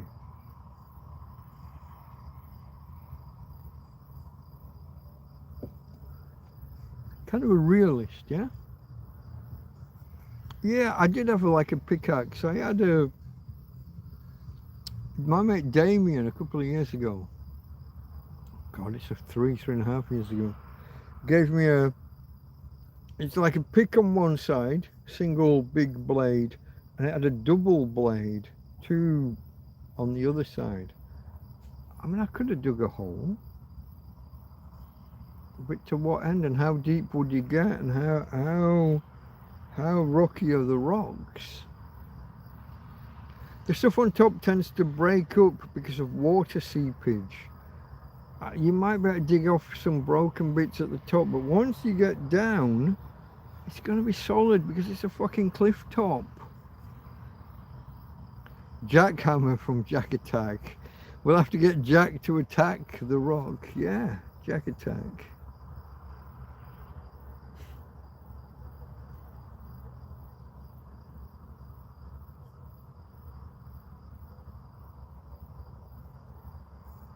It's the wrong view of campers. The majority use sites, especially in the summer, so they have aircon.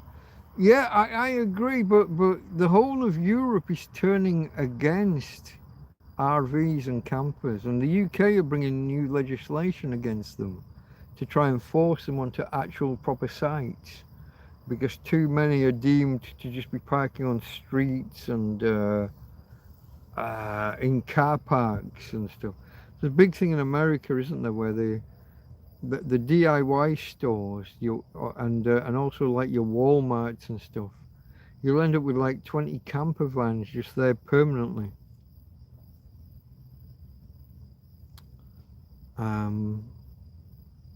You've also got some legal grey areas with them. So let's say you finish driving for the day and you park up your camper van and you have a couple of beers. But technically, aren't you still in charge of a motor vehicle?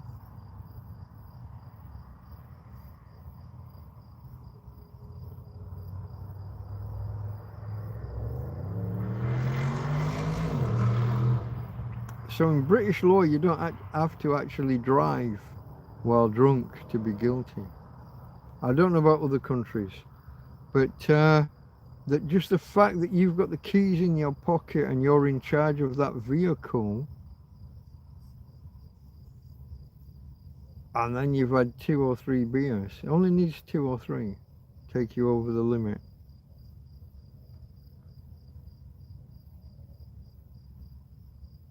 So there's another gotcha for anyone with an RV. Fuck off.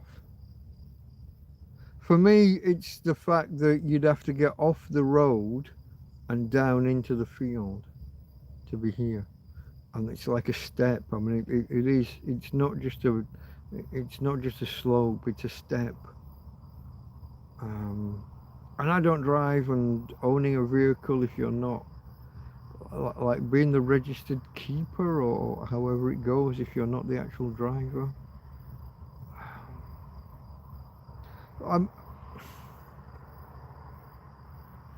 you're going to say that I'm being negative again. Reality checks. When Ryan comes down, Irish boy, what was he was here earlier? Irish boy player, Irish player boy, whatever he calls himself now. He does just park at the end of at the bottom of the road here overnight, sometimes, just for the one night. But it's a risk because, like I said, the guy who parked at the top of the road the other week got moved on at 3 in the morning. Can't stay here, pal. RV's not allowed. It's just the cops again. It is. Is that the 5th or 6th time tonight? I feel like they're buzzing me. Normally you don't see them. Karen said cheers. Was that? Did I do the drink thing? Karen went in home store, looked at ideas. Jack Hammer from Jack Attack. That was funny, yeah. Stealth campers think they're under the radar. All them bushes you could hide tent in, second tent hidden. There is already a tent up from Swedish John. I haven't checked on it since he left.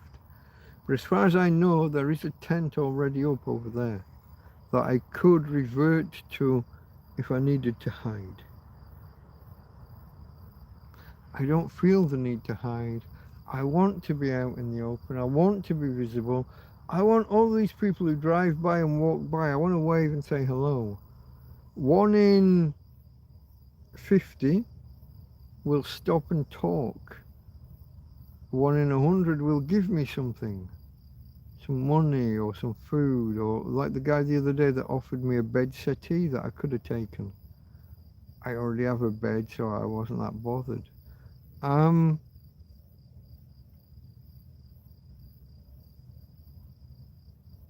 want to be out in the open and be visible. I want to be honest and open. I want to say I am here. And some of these people, when they go home for 6 months, they bring me a bag of food. Whatever's left, they're not going shopping for me. They're bringing me what's left in their cupboards or their fridge or their freezer when they go home.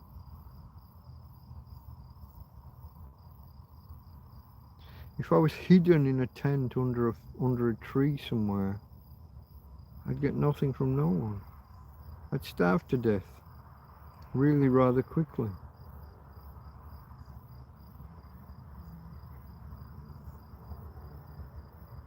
Really quickly. 30 days to starve to death.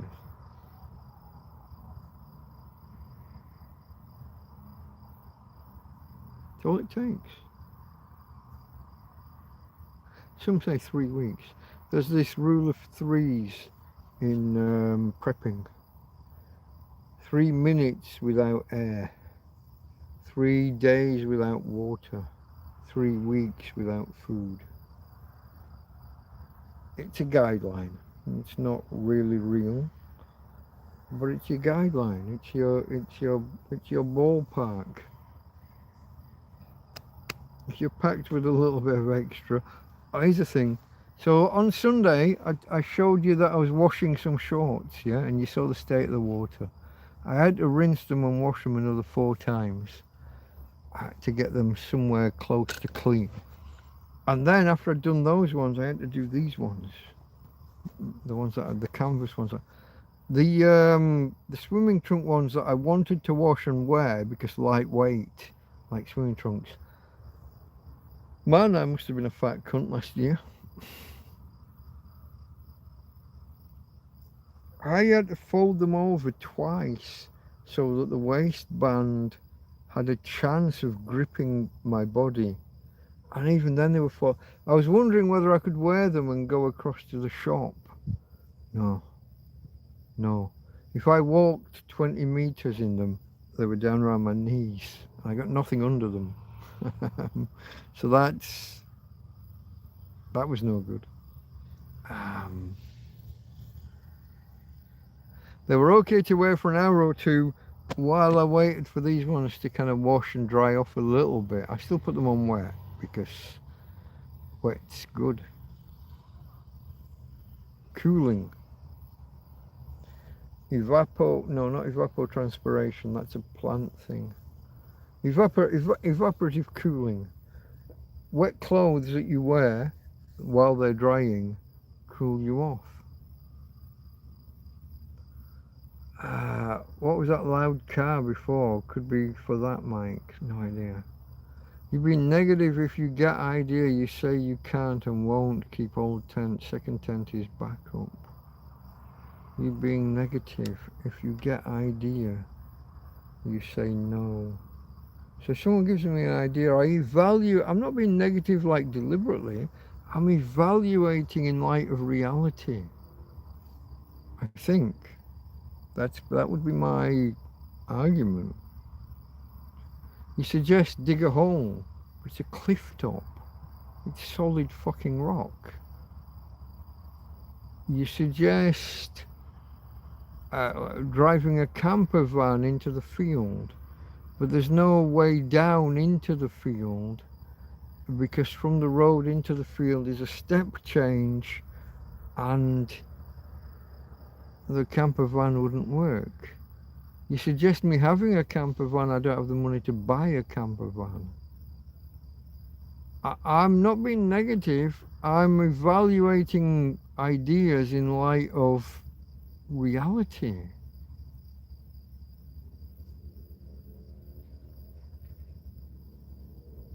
So don't hide, be secure, be out in the open while tent gets damaged. Well, that's what I'm doing. People can see the tent being damaged. I have my next tent already. It will go up at some point, but I think I can get through summer with this one, which means the new one will last longer. If I put the new one up now and it was in full sun through half of July and then August, it's going to be knackered by the end because ultraviolet is like that. I'd rather let the knackered one take the hit from the UV and put the new one up end of August, early September, like I've said all along. It's optimal. Now I take a risk that we don't get a thunderstorm in summer, or if we get a thunderstorm it's so short everything can just dry out that day and no real harm done. It's a gamble. I know I'm taking a gamble.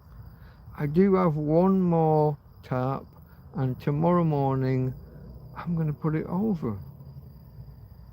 It'll cover most of the roof, not all of the roof. It won't cover all of the tent. There'll still be leaks and rips and drips in the actual tent. But again, if I can keep 90% of any rainstorm that does happen in summer, if I can keep 90% out, we only have to cope with 10%. It's not negativity, it's reality. Point out where I'm wrong on anything I've said, on anything I've said. Tell me I'm wrong. Dig a fucking hole in a cliff top. Yeah, go on. Go to Flamborough Head in the UK and dig a hole.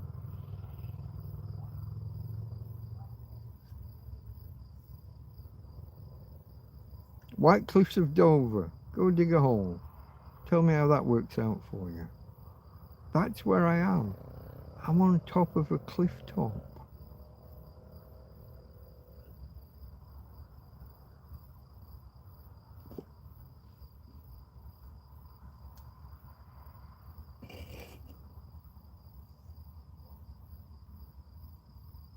Being circled by police continuously.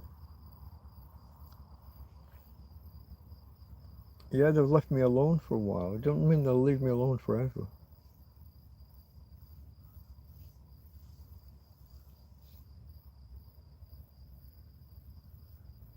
Scrolling, folks. There's nowhere to scroll. Ask Karen, go to festivals, get free tents. Well, my mate Mark used to play at, what's the biggie? You all know the one. If I ask you what's the biggest festival in the UK,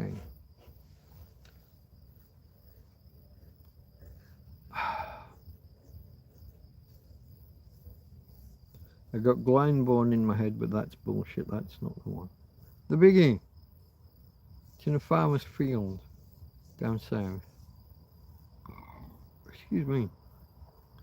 My mate Mark used to say he could get loads of tents, but there would be 2-man and 3-man pop-up tents. I don't know if you've noticed, but my living space is a little bit bigger. My requirements are a little bit bigger. If I set up multiple small tents here, I'd have the cops on me so fast you would not fucking believe. This is why when people come and talk to me and ask if they can camp in the field, I say yes, but get it under a tree away in the hidden somewhere. If this became a tent village, I'd be in trouble. What's the I'm going to scroll at the bottom. Wimbledon tennis mic, tents, people were waiting for tickets.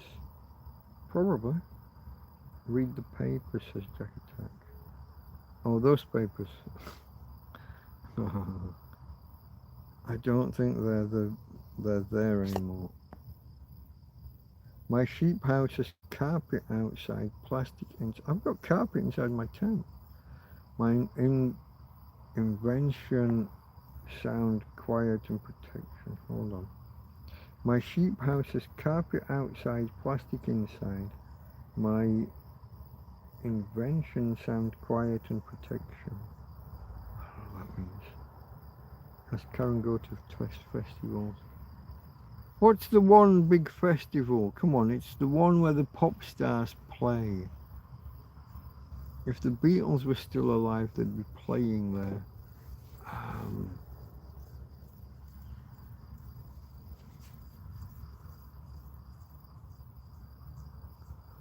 I'm gonna ask YouTube biggest festival. You guys aren't getting there quick enough. It's like I'm talking to my fucking self.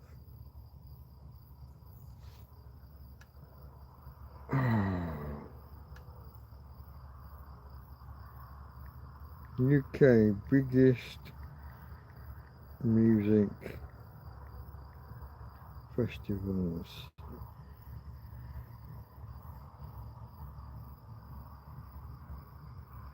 Glastonbury. That one. My mate Mark actually doesn't just go to Glastonbury, he plays Glastonbury.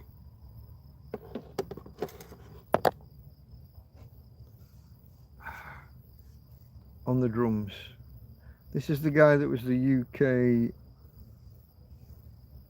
surf champion at some point in the early 80s. Mark, he's a womble. He's now like an artist. He does drawings in the sand. Here, when he's over here.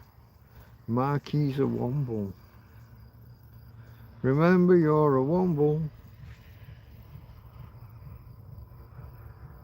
He said, I could get you all the tents you need if you wanted little tents, disposable tents.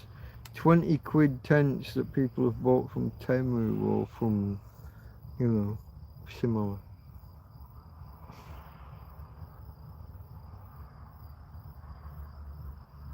This tent has been remarkable.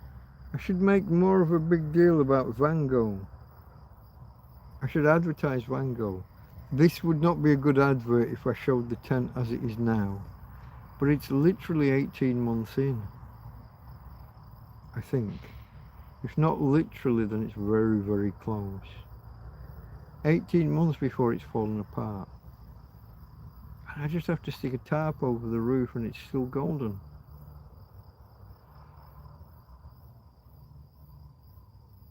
Still golden, folks.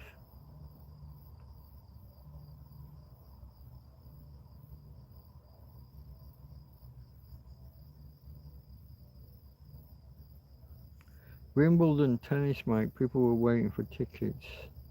Woodstock. It's not 1969 again. 1969 all over again. Glastonbury in the UK every year. Fuck off, you little shit. There's little green. They're not really beetles. How can you have lost the papers and not read them? No, I haven't lost them. I've still got them. They're in the top drawer. I just haven't looked at them. Could make a few interesting shorts. Could put, hold on, put carpet outside over shell of tent, support inside. Carpet's heavy. It's been negative again. The frame of my tent is bowing. It's lowering and bulging outwards because I don't think they're carbon fibre. I think they're just fiberglass poles. But the weight of the tent and the tarpaulins over time, they push down. Just the weight of the tent over time pulls down and bulges out. And then nothing inside fits. The bedrooms don't zip up in the way they should because they're wider and the zip won't go wide. Everything breaks over time. Carpet is incredibly heavy. You couldn't cover a tent with carpet. Maybe when it's brand new, maybe you could for a week or two.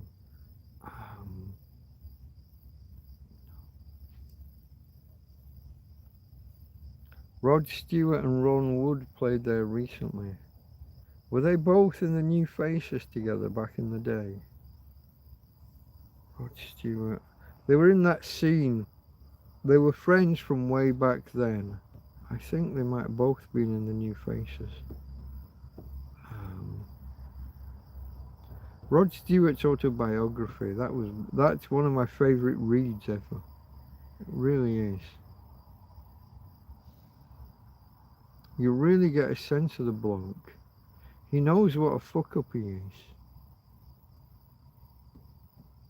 He's married to one Miss World and he's off stopping another one or chasing another one. And he knows what a dick he is. He can't stop himself. And he says it. He says what an idiot he was. It's like George Best, isn't it, in bed with a Miss World. I don't know if it was with a Miss World or a Miss World contestant. And the butler kind of guy comes in and says, "Oh, Mr. Best, where did it all go wrong?" He's lying on the bed. He's in they've been to the casino, I think, and they've just thrown the money up and shagged on the bed and on the money. And but the guy comes in the morning with the complimentary champagne or whatever. "Oh, Mr. Best, where did it all go wrong?"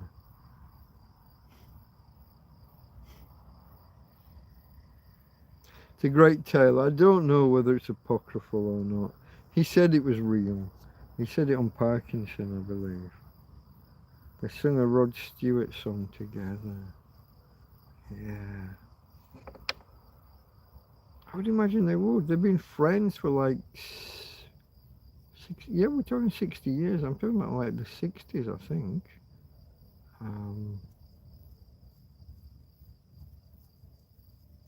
Yeah. Truck side canvases or curtain sides, durable weather-resistant PVC vinyl covers. Make a cover from that on the floor. That's an idea. Truck side canvases. Hold on. Now it's jumping around all over the place. Actually, it's not jumping well. It's just jumping backwards and forwards. How many times do I tell you, but you find negative answer? I say it again, again. Carpet outer shell, inside must be reinforced. Take heaviness. Look, Mike ideas. Try and make tent stronger. I got no idea how to make a tent stronger. What do I know about how to make a tent stronger? The fuck do you think I am? I'm a tramp in a field. You want me to put carpet over the top and then what? Buy some props like the wooden props you would use under a clothesline.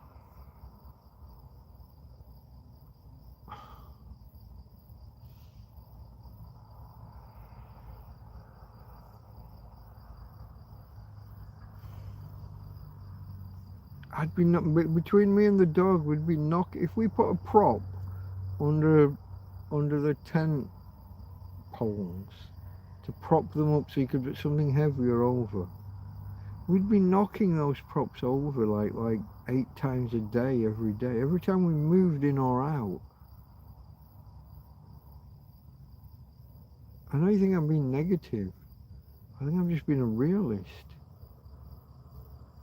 Moving around inside the tent's pretty fucking bad as it is. If there was 2 poles propping up each arch of the... What have we got? 5 ribs. We got 5. To give us 4 zones. If each rib, even if it only had one in the middle would be right in the fucking way. I'd need 10 props. And every time I moved, I'd be knocking them over. Tina definitely would be. I don't know, mate.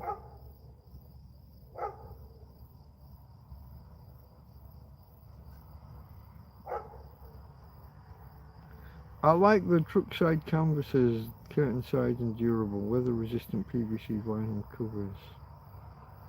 I could entertain that idea. They're going to be heavy. Over a new tent.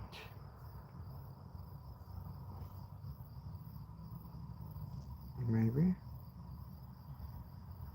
Maybe we wouldn't have to have the props to hold the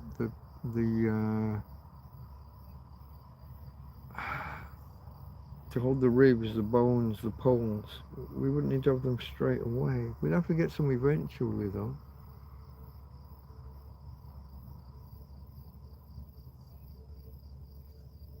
Not against it, not against that one.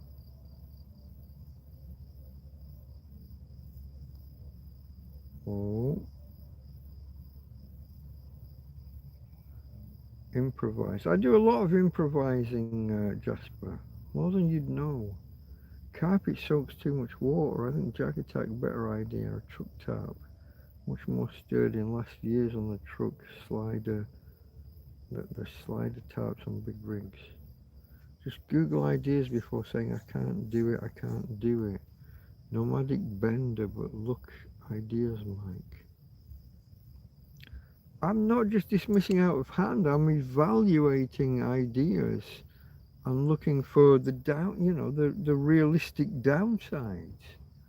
I know you think I'm just being negative, but I'm not. I've done an awful lot of improvising.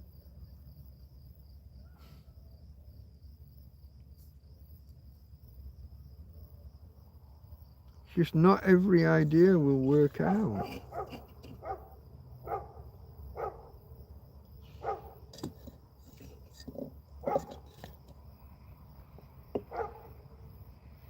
And also, even if an idea will work out, will it bring the police down on me? If it makes me more noticeable and more likely to get grief, more likely to get a criminal record, or more of a criminal record.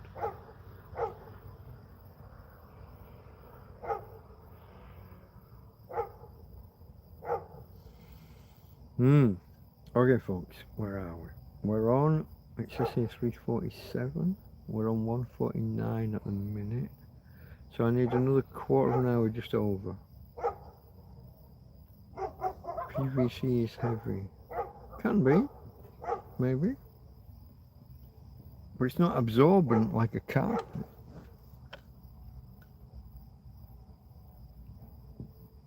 But yeah, like I said, it might go well over a new tent, but over time I'd need to get the props and prop up to stop that sagging. That well, you got the arch from the hoops from the.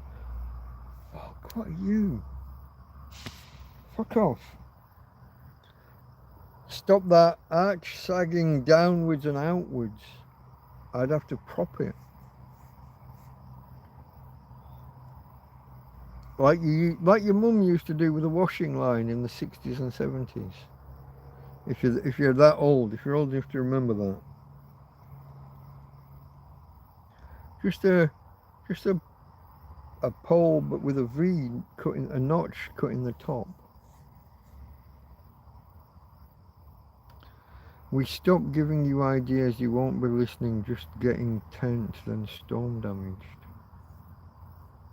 He's just pissing you off, Jasper, it's easy to do. I'm not doing it deliberately.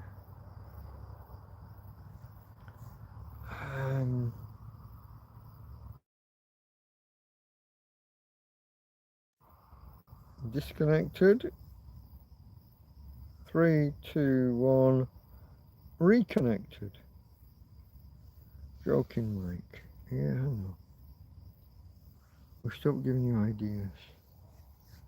Because the ideas don't work. Most of the ideas you've said just don't dig a hole. I mean, what the fuck's that meant to do on a cliff top?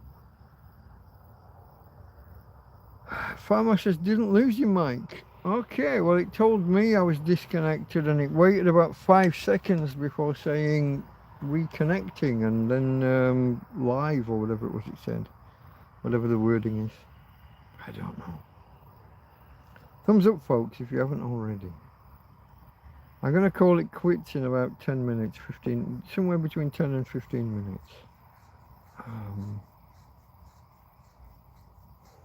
Oh, that's a good scratch. There's a good bit of itching going on there somewhere. A couple of bites, probably. She's been very quiet. She's managed to turn around the other way.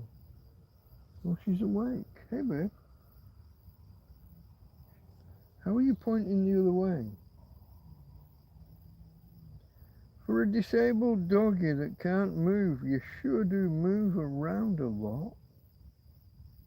Eh?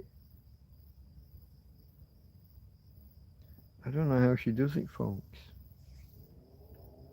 In bed, or on the bed, not in, but on the bed, she'll indicate that she needs to move, and I have to kind of push her in a direction so that she can get a bit of traction.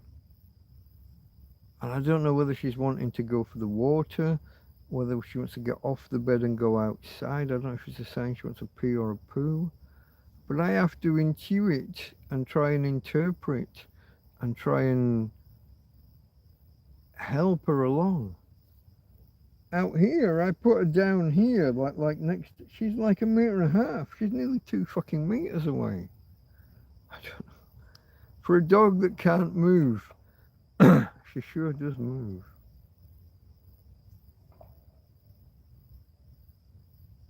Farmer, just have to be off mic.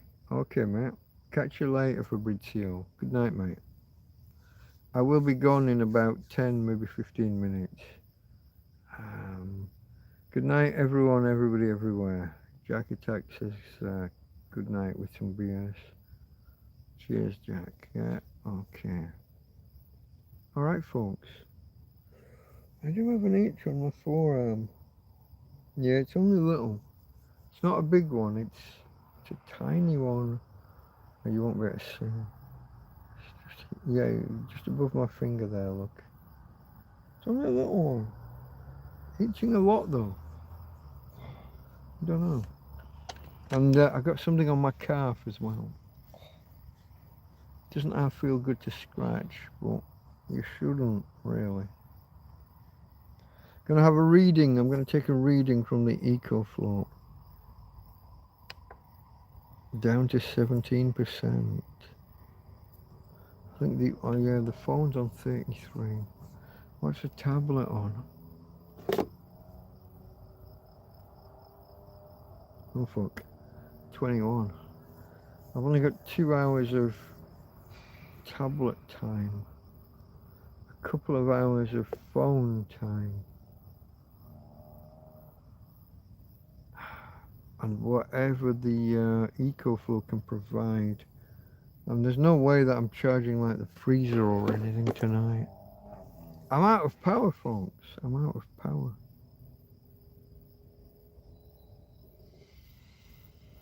What can you do?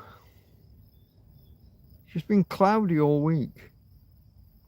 Warm, kind of sort of sunny, but cloudy.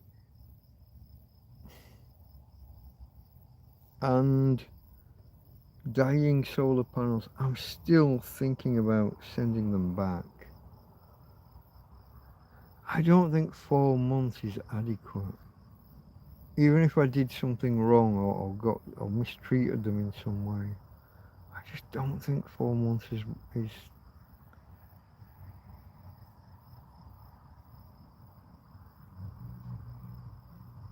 I'm trying to give them the benefit of the doubt. What did I do wrong? Well, I walked around with these panels, but they're portable. Yeah, but they bent. Yeah, but they're meant to be flexible. What did I do wrong? Should I be suffering? I'm getting 30 watts from them. And my freezer's running at 70 and 80 watts in the peak heat of the day. There's the other thing. Never seen it anywhere near that before. 50 and 60 might have been kind of normal when you first turned it on if it had warmed up too much. But it quickly dropped down to 30 or 40 watts. Not now. It'll run all day at 80 watts. And when you've only got 30 watts coming in, your EcoFlow is going backwards.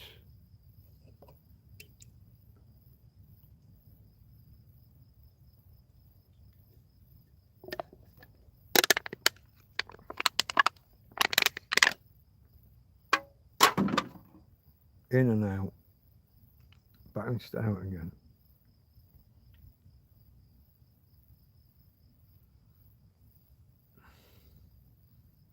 Just an example on eBay. I'll have a look at that tomorrow when I play this back.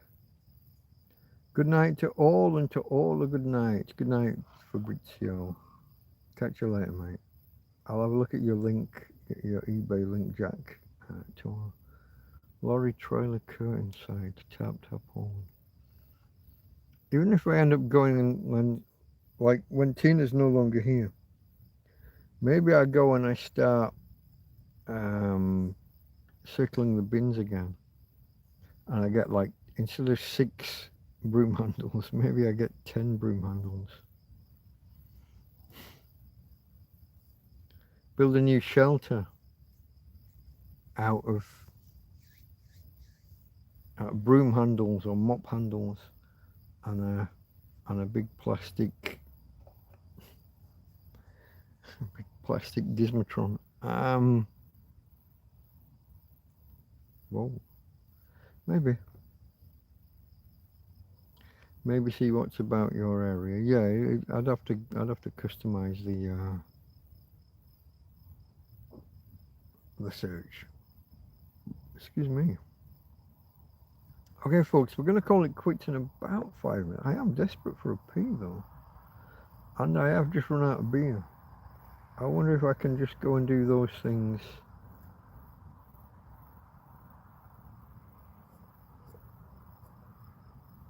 What do you think? Can you hang on in there for 2 minutes? I know I'm going to be calling it quits very soon. Just after the hour. I might do another 10 or 15 minutes if you want. But, Tina's there. I do need to pee. And I haven't got a beer to say goodnight to you with. Fork handles, yeah, fork. Yeah. Broom handles. Mop handles. Fork handles. I'm going to mute you because I think I'm going to get a pee as well. It's a pee and then a beer. Bear with me, the few of you that are left. There's only a minute or two, but I will be back. We may be doing another quarter of an hour, maybe even a half hour. We'll see how it goes.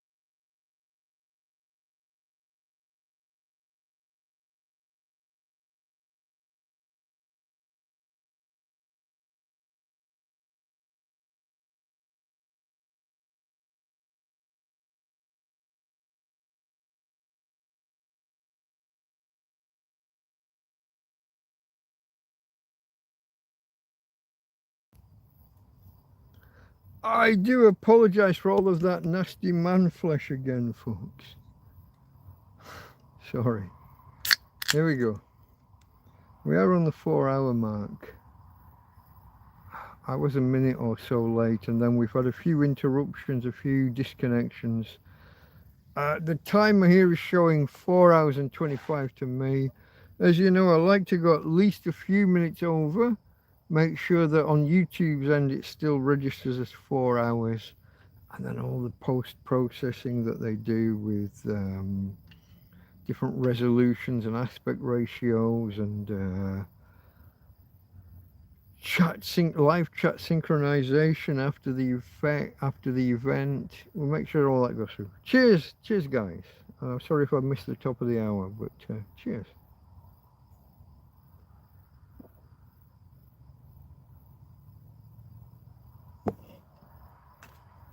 Gonna hutch forward. I'll go a few minutes. We'll go past by a few minutes. 4 candles, indeed. 2 Ronnies, one of the greatest comedy sketches ever. I think they've done a couple of takes of it, but it is one of the greats. It's right up there with the Dead Parrot.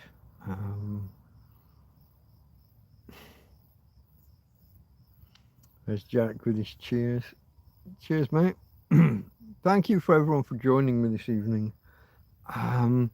It was a random one. I don't normally do a Thursday. I will be back probably, if I feel like it, tomorrow night. Friday is one of the usual. Friday and Sunday are the 2 more usual days.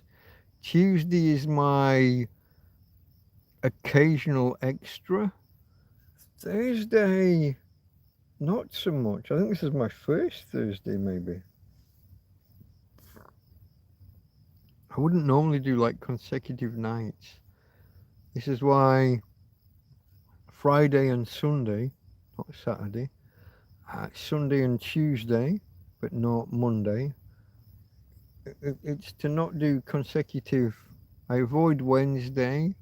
I avoid Wednesday and Saturday basically, because the 2 guys that the 2 guys that kind of inspired me, I guess, Big Clive and Scruff Dog, and many of you came via those channels. So I'm not even. I know Big Clive's got like a fucking million followers. He's not going to be bothered if I did go up against him. It's not going to be no skin off his nose. Scruff is a somewhat smaller channel than Clive, bigger than me, but I don't go up against the people that have helped me and inspired me, and Scruff has. I've had a couple of decent donations from Scruff. He doesn't talk about this, but he has donated to me a couple of times, and they were significant donations at times when I needed significant donations. So I will, as best as I can, I won't go up against. I won't deliberately go up against Scruff or Clive, knowingly. I'd just be wrong, wouldn't it? That'd just be wrong. It's only a few weeks ago Clive asked, what do you need? Do you need a new tent? Do you need this? Do you need that? I got my next tent, I've got this, I've got that. There's nothing urgent. There's no big ticket item. There's nothing that if I said water or something, what's he going to do about me needing some water? No. Appreciated the offer, and he's a good bloke. I like Clive. I like Scruff. I like all you guys. I'm not going to go against Clive or Scruff deliberately. I may one day just start a stream because something happens that day, or and it might go against a Scruff Dog gaming stream or something, but I'm not going to go against like his Wednesday or his Saturday streams. I'm not going to. A, I would lose half of you. You're going to watch him, not me. Let's face it. Tramp in a field versus a guy who knows what he's doing with engines and fucking whatever, I don't know.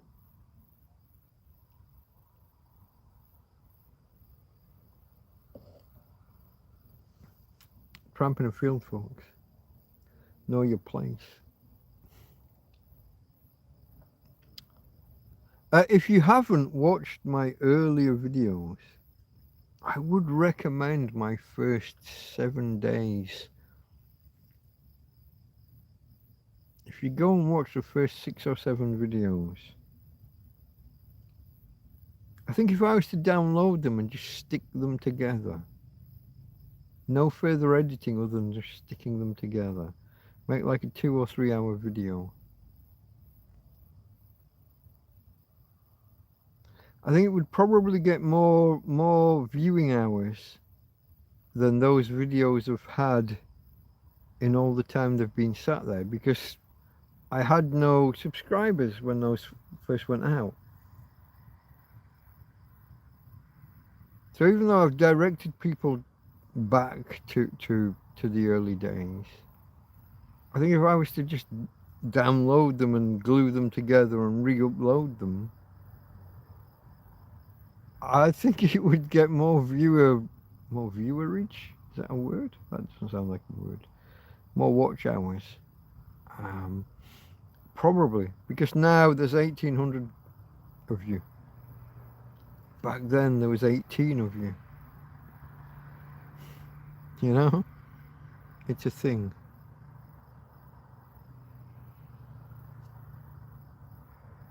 Do you think I should do that? Should I do it as one big, here's my first week on YouTube?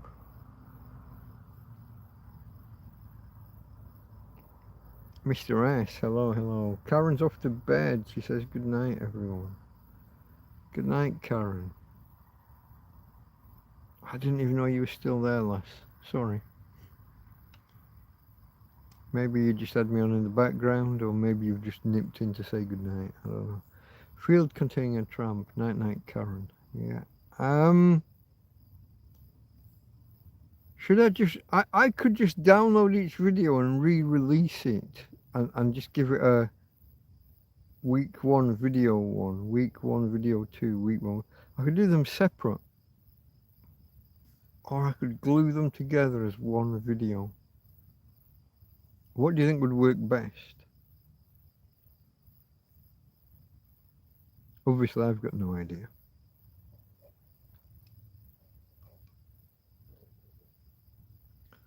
I don't know what would work best for that. I've spent years trying to direct people to go and watch my first week's worth of videos. And nobody does. It doesn't matter what I say. I think a lot of people don't know how to use YouTube. If it hasn't just popped up in their feed, they don't know how to click on the guy's account and go and click videos and then click oldest first rather than latest. I think a lot of people just don't know how to use YouTube. So when you ask people to go and have a look at something, but it's not right there, right in front of them, they don't know what to do.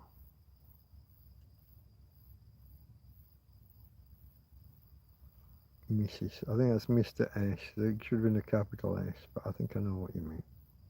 I was in and out, said Karen. Okay.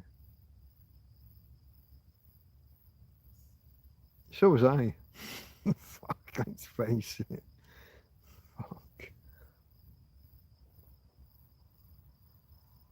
Yeah, babe, did you just wake up? Auntie Karen was you saying good night? Tina? Auntie Karen. She said good night. Yeah.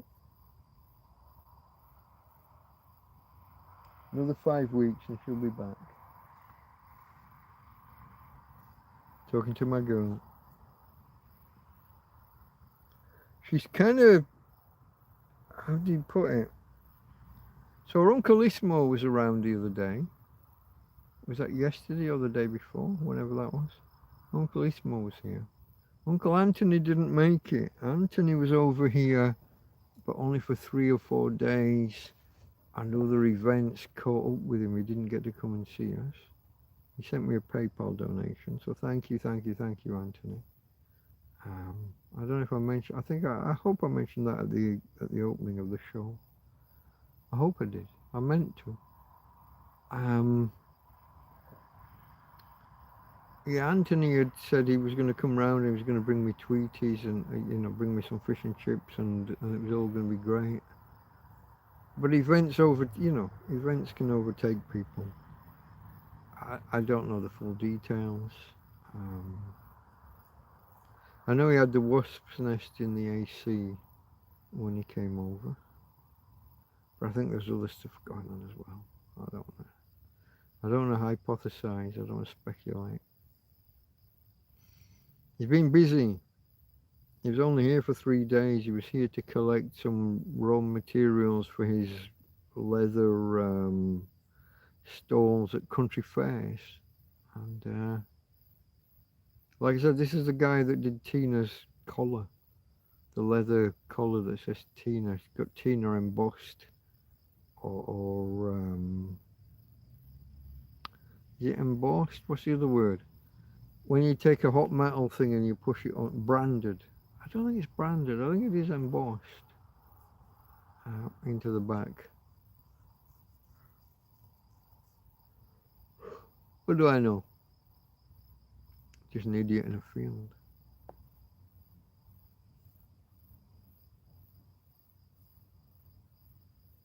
Nah, you just watch what the algorithm shows you. I think most people do, mate. Yeah.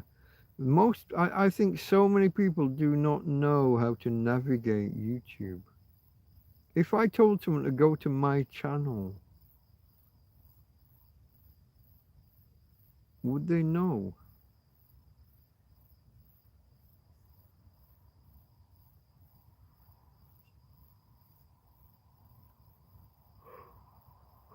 See, when you're on a phone, put the phone in portrait, my video will be across there, and underneath there'll be my picture, my icon, my avatar. You click the avatar, it takes you to my channel. Then it asks you, do you want to see videos, lives, shorts, and posts? Videos. You got videos, and automatically it's going to show you the most recent first. You want to reverse that. So you're gonna click somewhere down there to get the options, and you're gonna click oldest first. And then the first video will be first, and the second video will be, watch those first 6 or 7 videos. They're spectacular in how bad they are. I promise you. They're spectacular in how bad they are. Video number 1. Hello world. Let's make some chicken. What's it called? Let's make some chicken stew. Chicken flavored stew, I think it was called. I had no chicken, but I had some vegetables and some potatoes. I could make a stew, and I could put some stock cubes in the water. And I had a beard down. Imagine I had a beard here now and I'd let it grow down, but I'd cut it off like straight. A little bit Amish, whatever, pronunciation.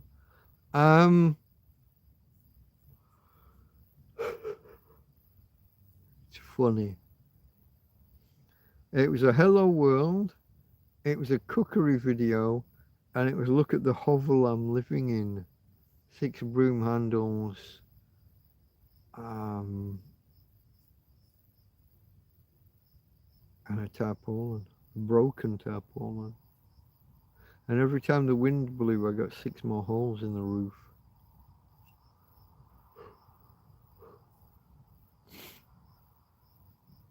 And video number 2, So in that night, the rain gathered and I couldn't pull the tarp taut over the bed. Couldn't pull it tight because it was too fragile. And so water gathered and I was lifting up the tarp to pour the water over the edge. And at 5 in the morning, I went to do it, and I did it just like that, but my entire arm went through the too much water had gathered. There was too much weight on it. When I went like that, my arm, in its entirety, just went through the roof. And all this water came, and it was still raining for the rest of the night. 9 or 10 in the morning, it's still raining. Fortunately, it's off to the side of the bed, not on the bed. But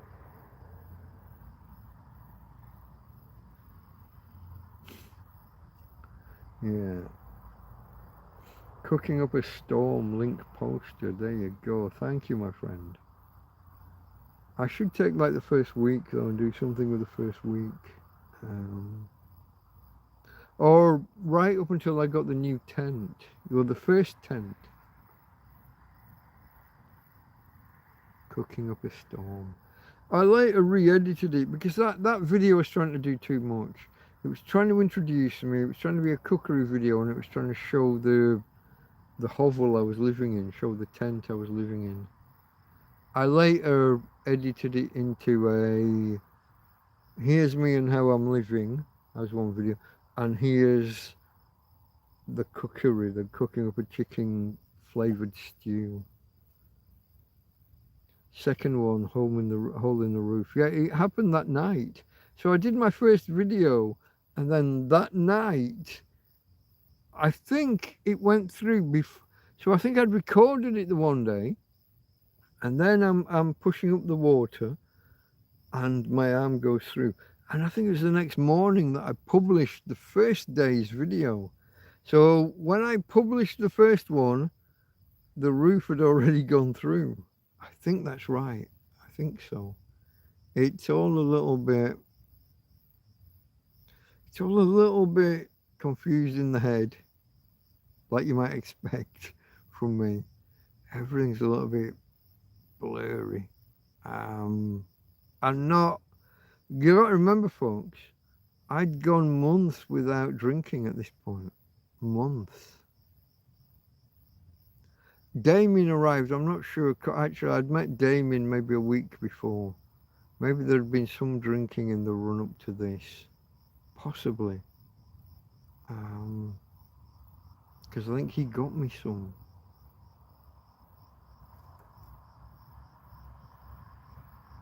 Might be in later. If you watch the first week's videos and you watch the gifts that Damien and the other guy brought. Damien and... Hold on.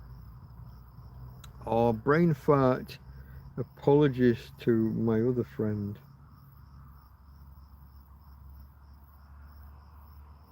Damien brought me lots of little things, and the other guy got me the tent. And that's like, you see the difference. Lots of little gifts is the wrong word, lots of little donations, or the one big life-changing one. And now I've got a total brain fart and his name's not coming to mind. And I should apologise for that because that's unforgivable.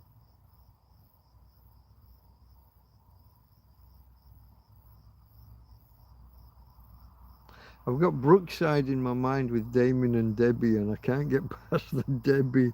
And I can assure you that my friend that got me the tent wasn't called Debbie. Does anyone remember Damien and Debbie? It was groundbreaking at the time. Damien and... Oh, how embarrassing. I do apologise. Oh, I hope he never sees this. He'd be mortified. I'm mortified.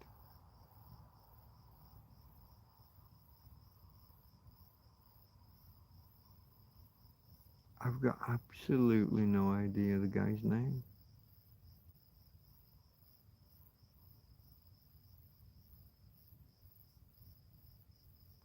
My brain is just not connecting the dots.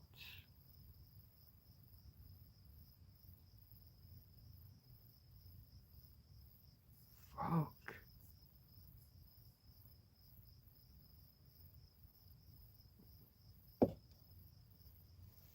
The guy who bought me my first tent. What do we got? How am I going to find this, folks? What would the search term be?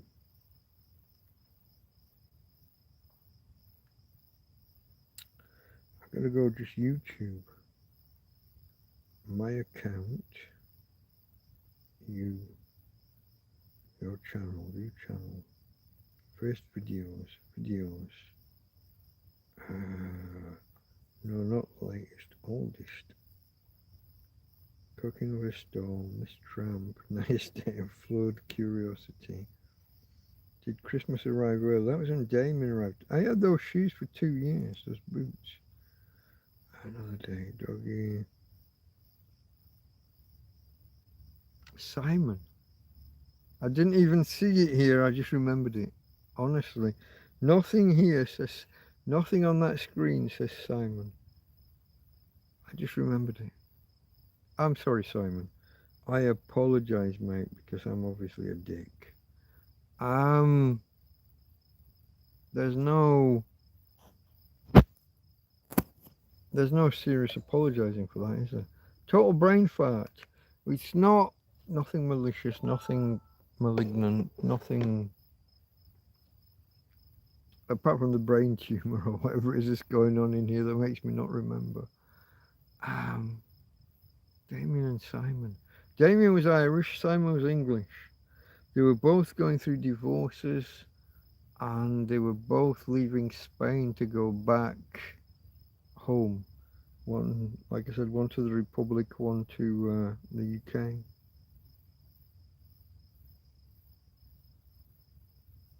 But man, I only met them because Tina backed, if you can believe that.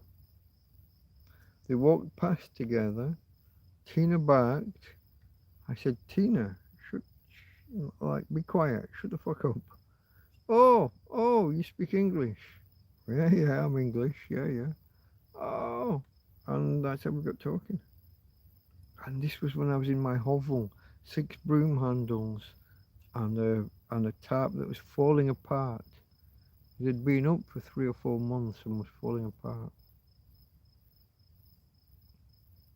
Damien and Simon. Such a big part of my journey, my adventure.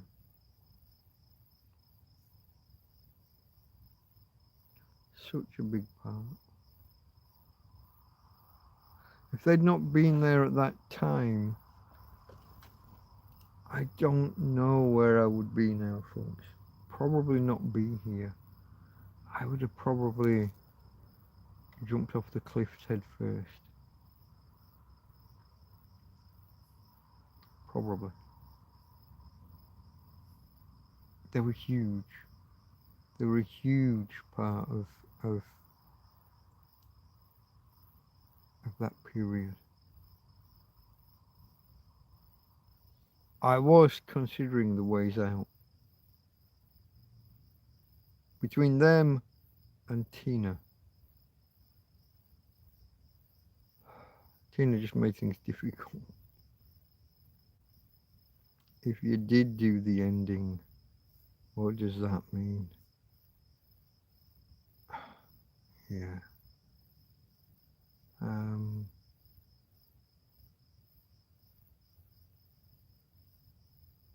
They support that first tent.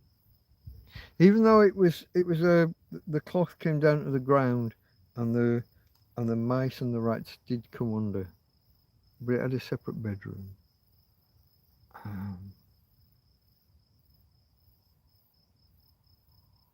It was a start.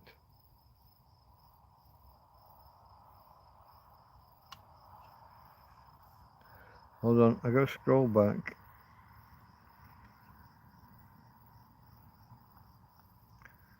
That was Mr. S off to bed by second one, homeless hobo, hole in the roof. Yeah, okay, yeah, that was that one.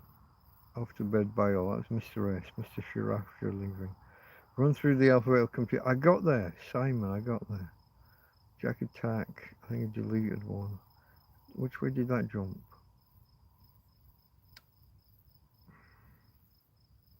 Message. So Michael is a guy who had a pop at me for being an alcoholic a couple of weeks ago, I believe. So I'm going to view the deleted message from Jack. Oh, it's not letting me. It says I can, but then okay. Shouldn't joke about brain tumors. I can joke about whatever the fuck I want. I say the word niggers. The fuck are you talking about? Shouldn't joke about this, that, and the other. It's because you're an alcoholic and you got yourself in this situation. I did not get in this situation through drinking, you arsewipe. I'm going to ban you. You're gone. You're not coming back to this channel. Jack Attack, delete your individual message. I'm deleting you. I did not end up here through drinking, you fucking numpty. If you'd been here for any length of time, you would know my story. My bank decided I'm not me and wouldn't let me have my money. I've got £7,000 in a British bank, my rainy day fund. After COVID, my bank said, we don't think you're you. And in order to prove you're you, you have to come back to Britain. And I couldn't go to Britain because of a silly little police court thing. I'm not here through being an alcoholic, you fucking dickweed. No, I'm going to slag him off and call him all the cunts under the sun first. He's gone. You got yourself in this situation through drinking. I did not. You're just a dickweed. And the sub story to get people to buy drink for you, it's pathetic, really. Hey, I may inspire pathos in people and therefore have some pathetic value. Maybe. But you're just an asswipe and you're gone. Report, remove, hide user on this channel. You're gone. I will never see you again. Your message was never even here. The people who watch this replay tomorrow won't even know your message was there apart from me. This is Michael 2026-J4E. Plonk! That used to stand for people leaving our, was it newsfeed? Kill-filed. I guess it's not a newsfeed. It's just a feed now. Plofk. People leaving our feed. Kill-filed. He's gone. That's the third time I think that I've put up with shit from him trying to say you're only here because you're an alky or whatever. How many beers have I drunk tonight on this stream? I've been live for 4.5 hours and I'm here. I'm here on my third beer. What the fuck kind of alky is that? Noved?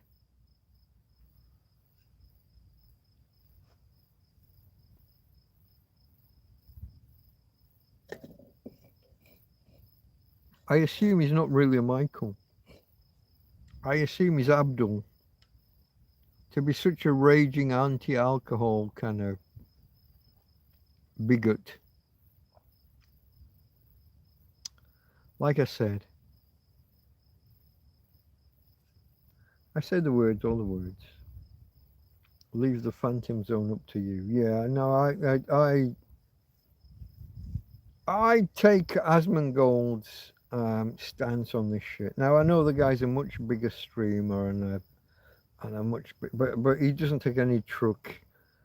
He'll challenge some people and they'll put up an argument, and if he likes their argument, he'll let them stay. But if he doesn't, they're gone. If the argument is not just inopportune, but if the argument is false, if they're just pulling shit out of nowhere. I'm in this field because I drank too much and I'm an alky. It's news to me. It's news to all the people that knew me before this time. My bank said, we don't believe that you're him, and therefore you can't have his money, even though I'm the him in question. And in order to prove you're you, you have to come and stand in your branch with a passport and 3 other pieces of ID. I think it's 3, it might have been 2, who knows. It's been years now. And you have to do that. And I'm like, well, what if I go to a lawyer here and prove I'm me? No. Well, what if I go to a notary public and get a copy of this, that, and send you the document? No. You got to come, but I can't come there because the police here, not our problem. I'm not in a tent in a field because I've said this many, many, many times. I've met loads of homeless people, and they do, in general, fall into 3 categories: alky, druggy, or schizoid. But every now and again you meet one who isn't. My mate Joby has had periods in his life where he's done drugs, and he got a little bit further into them than he wanted to be, but he pulled back from the brink, and he smokes weed, and that's his limit. No, he smokes weed. Doesn't really, I mean, very rarely can I get him to take a beer when he comes around. Very rarely. He just doesn't, he goes months on end without drinking. And he doesn't seem to have the personality disorders and whatever that other people do. He'll tell me tales about other people. Me and him, he's the only other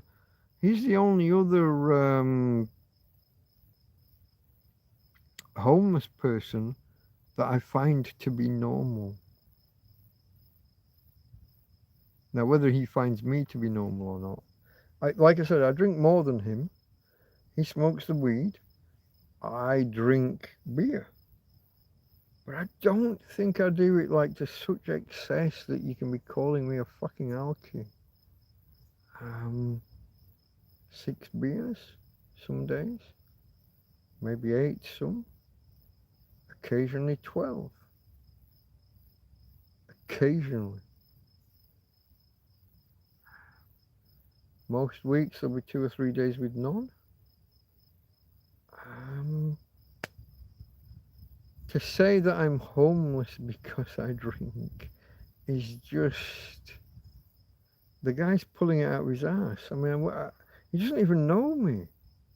Where would he be pulling that shit from? He's never met me.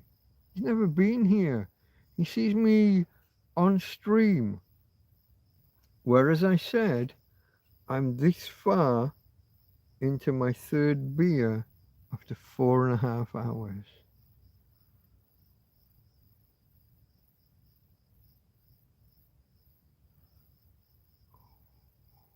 Where's his evidence? The fact I fell asleep the other night 6 hours into a stream? Because it was 3 in the morning already. Is it that? That's the 3rd or 4th malicious, what I consider malicious comment from him. So, whilst I am a free speech advocate, here's the thing. Free speech is about what you can say to your government or about your government. It's not about fucking talking to me, you cunt. If you came down here now, I would rip your fucking face off. You'd go home with fucking wounds. I'm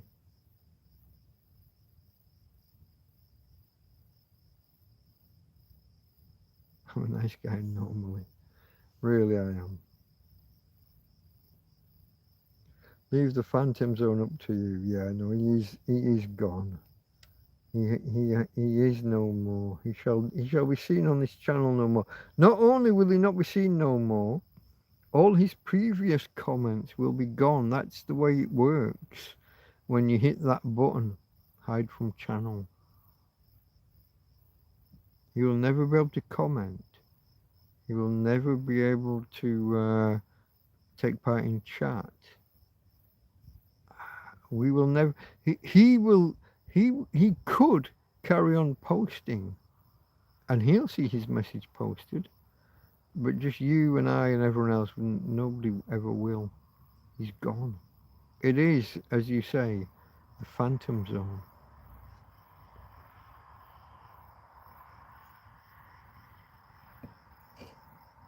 He seems to have a big thing about alcohol. Now, have I ever done streams where I'm actually drunk? Yeah, there's like about 3 out there, I think, where it's visibly. I wasn't aware of it at the time, but I was talking and my eyes were closed and I'd open, and I didn't even realize it. Usually when a friend's come round and brought either beer or vodka or wine or something, and I've had a few, maybe I've had a few beers, and then the friend arrives and I have more than I would have normally had. And there's about 3 of those. Have I fallen asleep midstream? Yes, 3, possibly 4 times now. I've been online almost 4 years. Certainly 3.5. Yeah, have I got it wrong? Stayed awake too late. Tried to carry on and battle through being tired. You've seen me where someone says yawn and then I yawn. Kind of psychosomatic. And maybe I'll battle through and after half an hour. The other night, I haven't got that far through the stream yet. I'm 4 hours into an 8-hour stream, and I fell asleep somewhere between 6 and 6.5, I think. But I haven't got to the end yet, so I don't know. But I'm aware of waking up, thinking, oh fuck. And I've fallen asleep in this chair a few times. I fell asleep in this chair last night. But I woke up on Sunday, went and took the dog for a walk. I might even have gone for a piss, left the camera running and the volume, the microphone running. I walked Tina and then took her inside. I came back out and thought, oh shit, did the stream end? I don't remember the stream ending. And then I ended it. Was it drink? It's probably partly. But it was the World Cup final and we just watched 6 hours of, we'd had 6 hours of chat. Starting at 9 at night, so by 3 in the morning, I was tired. Are you not tired at 3 o'clock in the morning? Is that new Michael, the guy who I've just banned? If you were doing something at 3 o'clock in the morning, might you not fall asleep halfway through it? Maybe. Does it have to be alcohol? Is that the only cause you can think of that might cause somebody to fall asleep at 3 o'clock in the morning? Alcohol. It was the heat. It certainly was the day that Ismo arrived from Finland and brought me some beer about 2 years ago. And he opened the car boot. He dropped off a 12-pack of cold beer and some sausages, some Finnish. He's really keen on his Finnish sausages. They are lovely. And then he drove off and I had about 3 or 4 of the beers, and then I fell asleep. Karen had to ring me to wake me up, and the answering the phone call is what ended the stream. I think that was that one.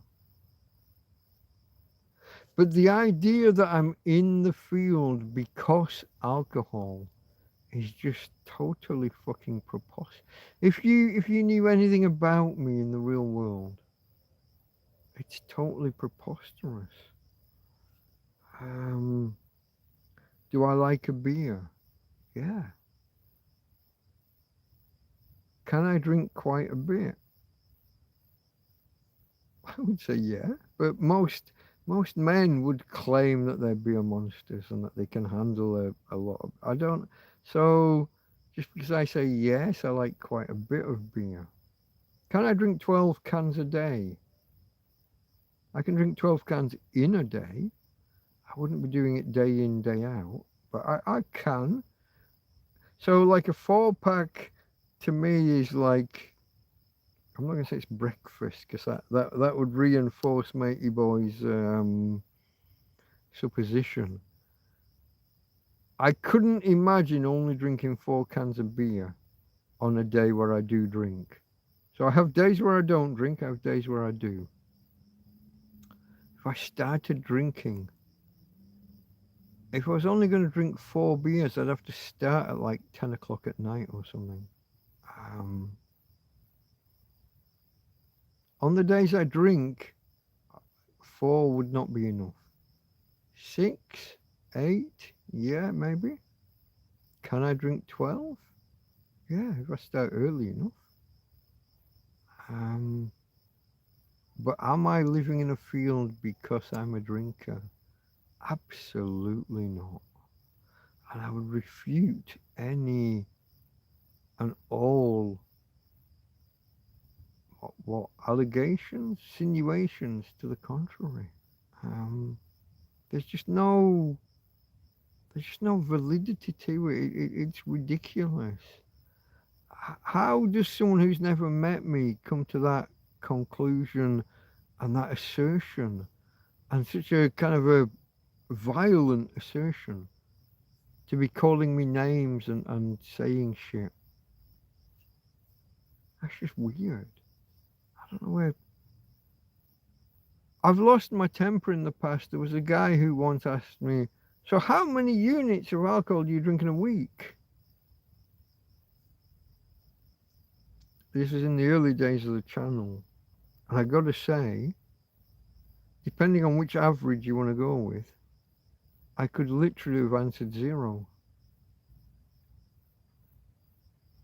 If you wanted to go, obviously not with the mean, because as soon as you've got any, then the mean becomes above 0. But if you want to go with like the mode, what was the most number? If you mapped out like the previous 52 weeks when he asked that question, most of the weeks in that 52 weeks would have been 0 units of alcohol.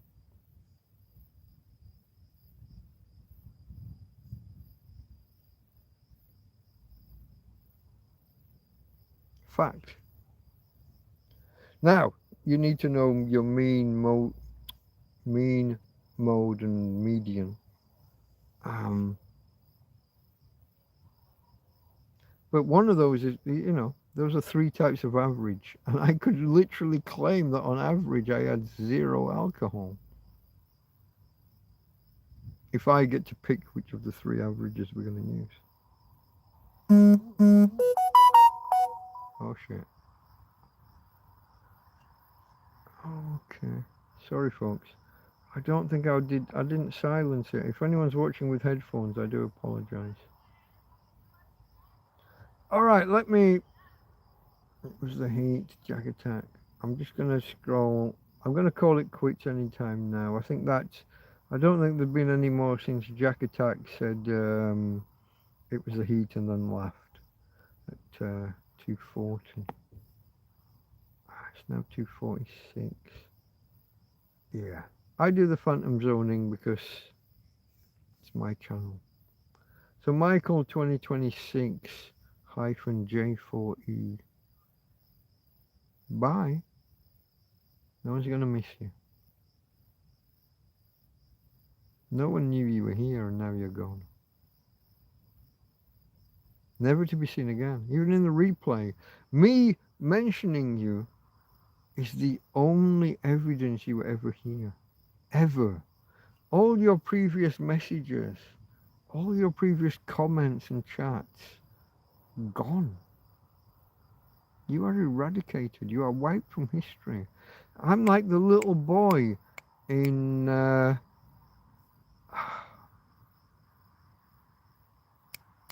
Twilight Zone. The little boy that just clicked his foot and you're gone. You're gone. You were never here. It's not just that you're not here from now onwards. You were never here. Bye. He's had 2 or 3 pops previously about alcohol, and I answered in a similar vein but was polite. This time I wasn't polite. Why should I be?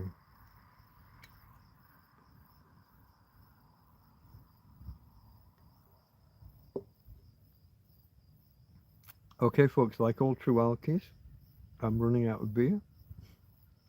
I'm going to bid you a fond farewell. I wouldn't have minded going on till like the 5-hour mark. We're on 4:46.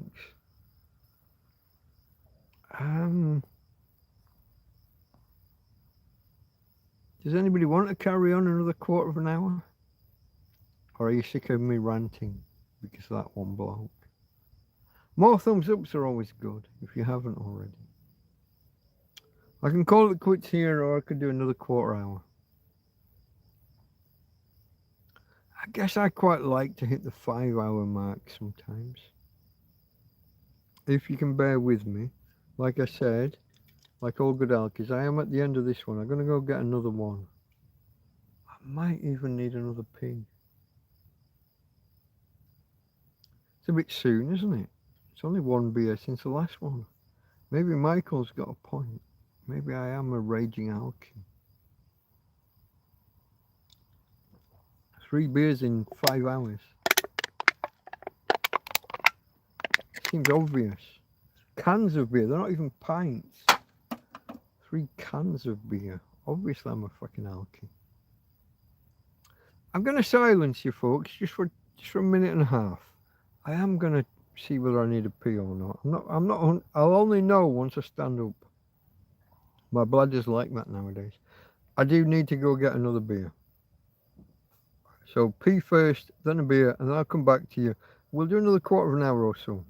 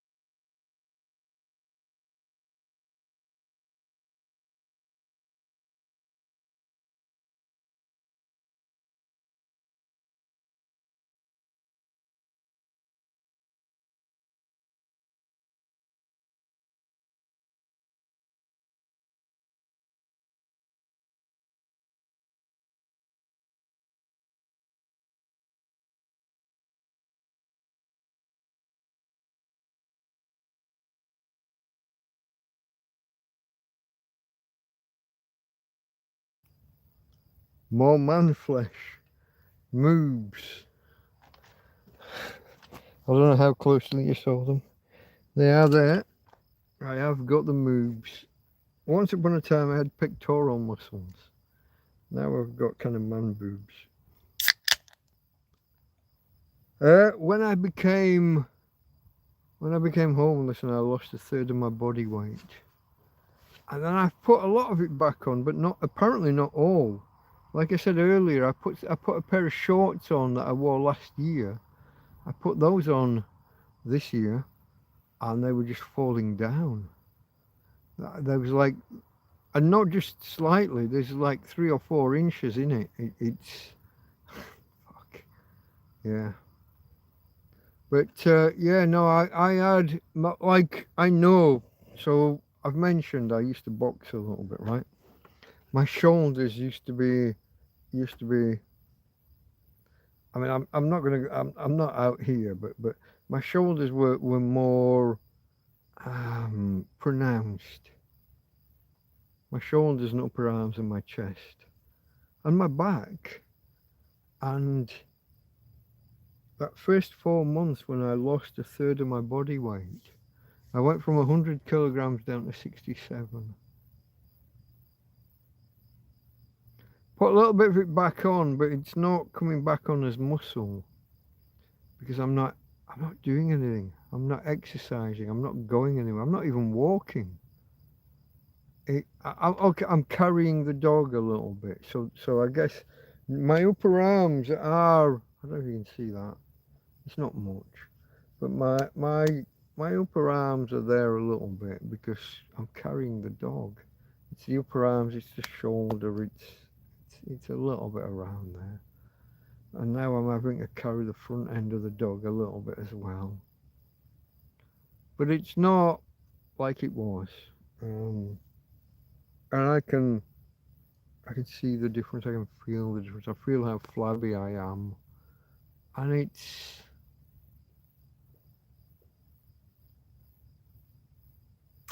not great.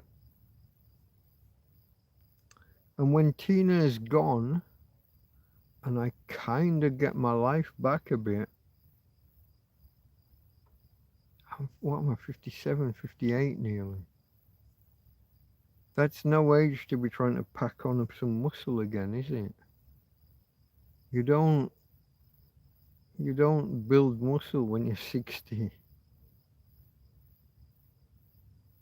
So I don't know what to do about that. I don't know how that's gonna feed through. You're right there, babe. Wait. Yeah, this way. She's not gonna talk to me. She's got her back to me. It was the heat jacket attack. Oh God, where we go? PHP Hello World program. Title, body. Oh, look at no, that didn't. Oh God, look at that. You've used that short code. The left bracket question mark equals is like a print hello world, but that went out with the arc. Good God. That short code was ruled out of PHP in the 90s. That's not allowed. That won't work. You could have just put the paragraph tag and then the word hello world. You didn't need the question mark equals for the print kind of statement. /body/HTML. Yeah, no. Import standard int main. Oh my God, hold on. Print line. This is this C? Or the import standard C plus C hash or C++. Your main, okay, the main includes, that's C. The includes, not studio, but the standard IO, standard input output.h. int main. These are all different languages. These different Hello World programs. I don't. Why are we running through different Hello World programs in different languages? C, C sharp, C plus, C plus plus, Perl. Do it in Perl. There you go. Do Perl.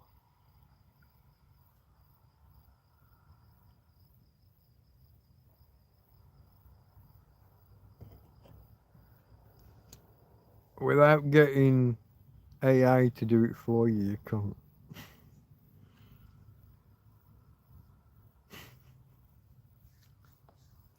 Without AI. Perl was a good language. Except the snobbery factor. PHP won that war because PHP solved the problems for the programmer. Perl left each programmer to come up with their own solution for how to import the variables and cleanse them and filter them. Perl left it to the user, and everyone who built anything, someone else would go, ha ha, you got this wrong.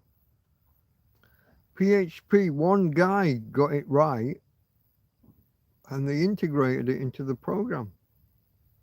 Get vars, I think was the get vars, and you could indicate whether you wanted to get the post vars or the get vars or all the vars. I think it's called get vars. Pretty sure it's called get vars. Main task, open terminal. Fucking hell, hold on, terminal. Now you're doing this on a I haven't got the vocabulary. You're doing it on the command line, on the command prompt, probably in Linux or Unix.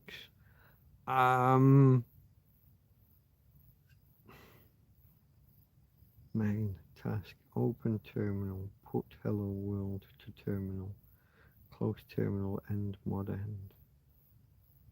What about the mod end? I don't know what language or what system that would be for. Module hello world. SPC terminal dation? In out. Not input, in out. Alphic dim. TFU max. I've got no idea what language that is either. I got no clue, mate.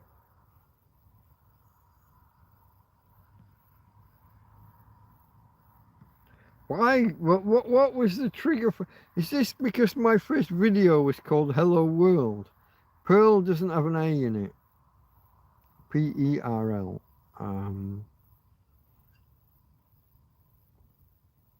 If I remember correctly. Main task. I don't remember. No, none of that. Open terminal. Put hello world to terminal. Close terminal. End mod end.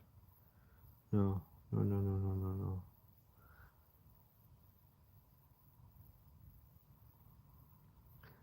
So PHP started off with something called personal homepage programming. Just personal homepage maybe. That's what the PHP stood for. And later on they retrofitted a different definition. PHP. But they solved a lot by giving someone like a utility, giving someone a function called just get vars to get the variables from either the query string or the post data. The user didn't have to write their own filtering and there's another word. First you filter and then you check like the validity that it's not trying to hack you. First you filter. Don't know. Perl left everybody trying to do their own grabbing and filtering of the data elements. PHP just gave you the function. And if someone found a vulnerability in it, They updated it and made it a better function that was more protected. And PHP won the war. Really did. Perl ended up looking obscure and like a, what would the word be? Anachronistic. You had to know too much to make Perl work for you.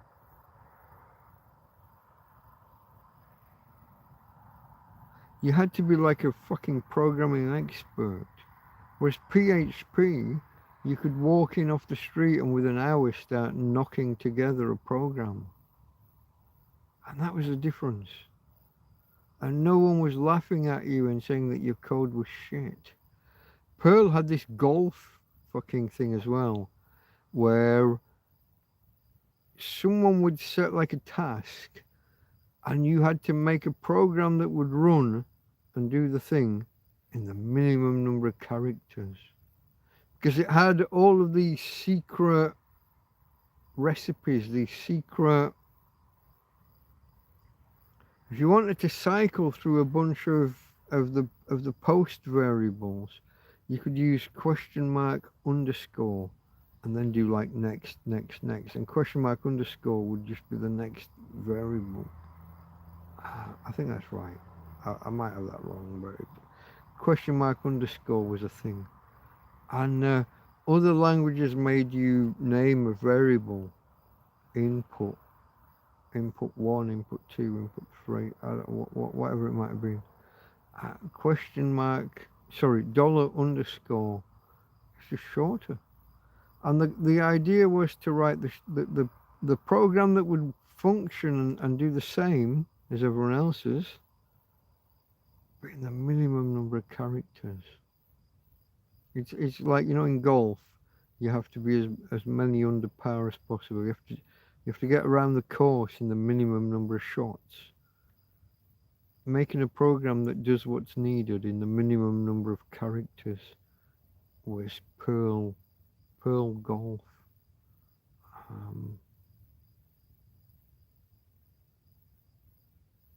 It's quite snobby, not as inclusive. It's quite, everyone's looking to just cast aspersions on everyone else. It's not helpful. Any language where everybody has to make their own input filter and capture subroutine, instead of just typing get vars.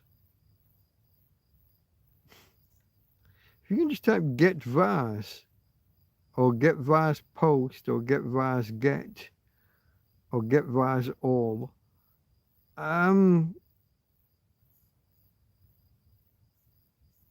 what do you want?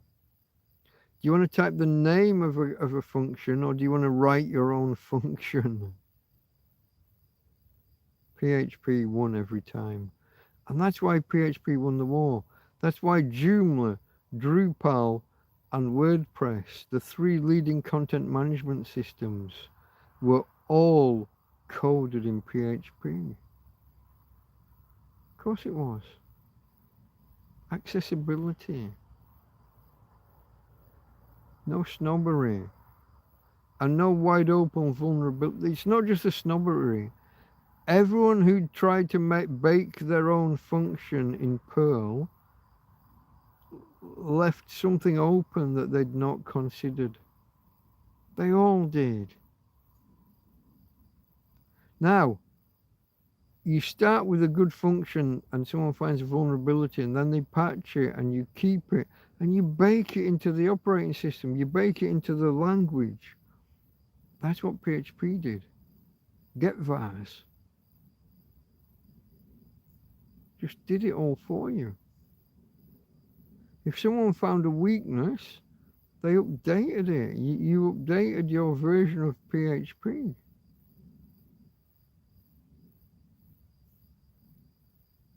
It's obvious.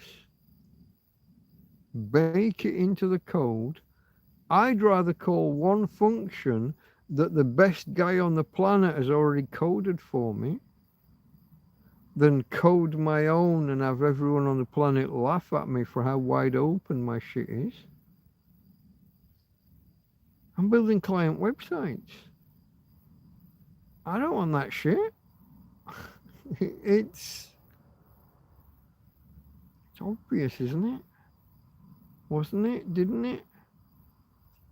I thought so. I'm scrolling through. Okay.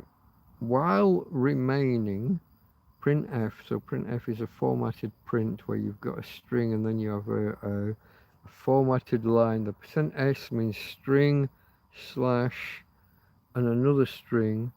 /r is a line ending, I believe. /n and /r. There's a line return and there's a carriage return.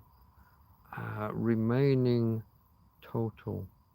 And then it sleeps for 1 second and prints /n. New line. What does it print? Hold on. Okay, so you pass in a variable of how long to remain.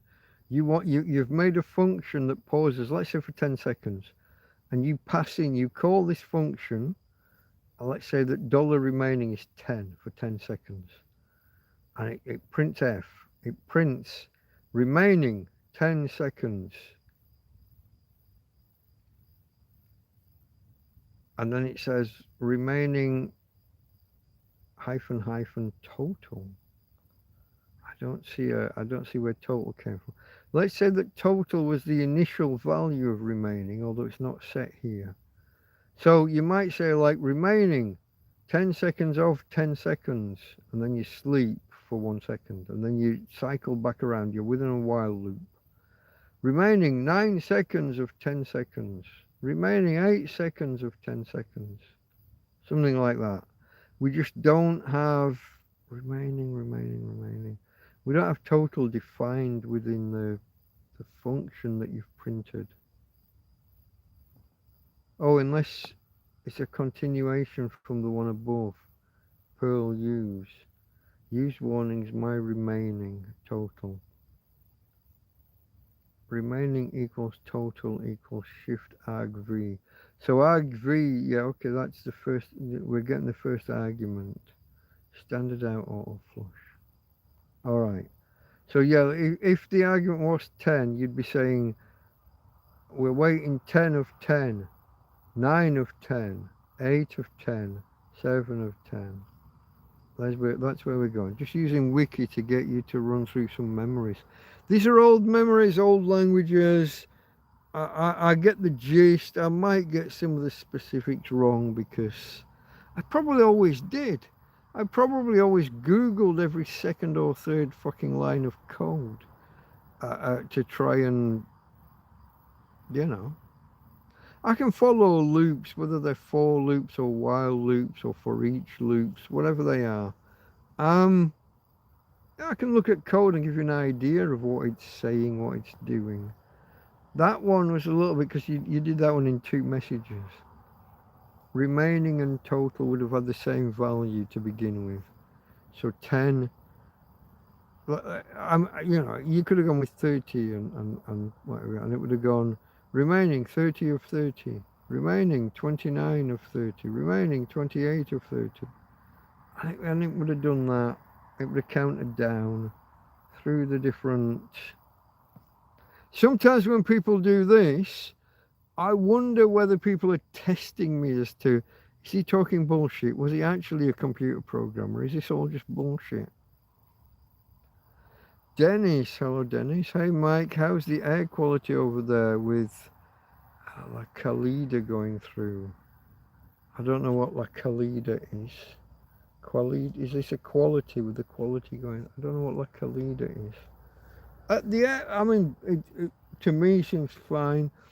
I got a warning a couple of days ago about an increase in,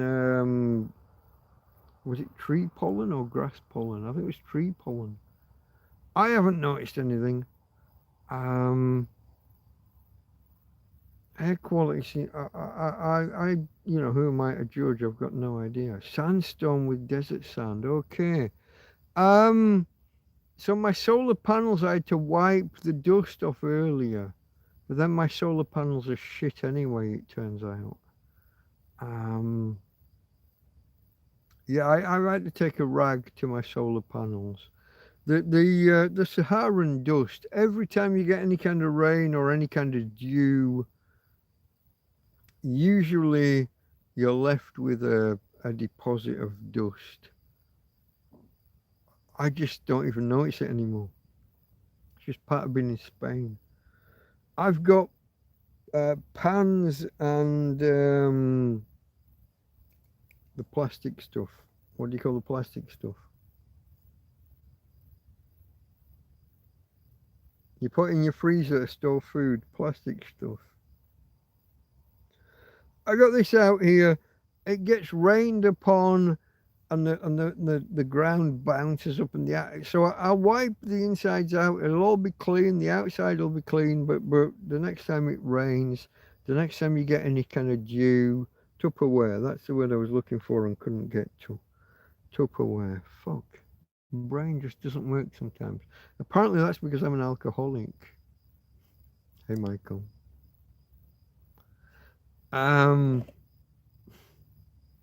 It's not just that I'm a 57-year-old retard.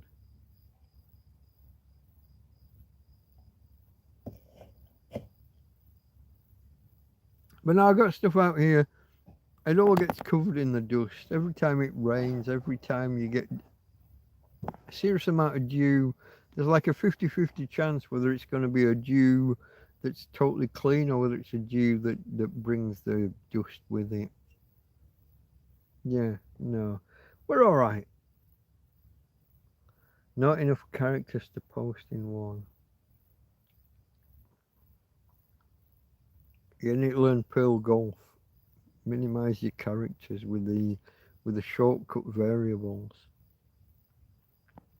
Sandstone with desert sand. You don't really notice it day in, day out. My tent, you notice it after a while. When you get to the point where you've got like a weakness occurring, you've got something happening with the tent, and you want to stick some duct tape on the outside. So you see like a stretch mark, and you think this line's going to become a cut, and you want to put some tape on the outside. It doesn't stick. Not because of any one day, just because over time. The tape will only stick to the clean, to a clean surface, and the outside isn't that. Now, maybe I could get some isopropyl alcohol. Maybe I could wash it down with some washing up liquid first, then some isopropyl alcohol, and then duct. It's easier just to go on the inside where it's cleaner. Mainly, you know, it's a thing. It is a thing. So yeah, sandstorm. Good question, Dennis. Thank you. Appreciate you.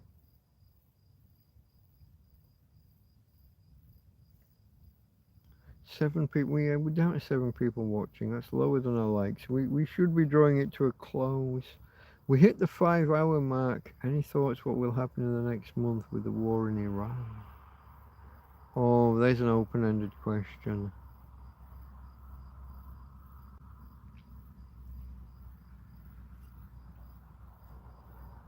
Will America go boots on the ground? And if they do, will it be a small expeditionary force or will it be a full-on invasion like they did with Iraq? And will it be a long drawn-out thing like it was with Iraq? I don't know about in the next month. If every time America announces, hey, peace in the Middle East, the Iranians or Hamas or Hezbollah, whoever, if they start bombing tankers in the Straits of Hormuz,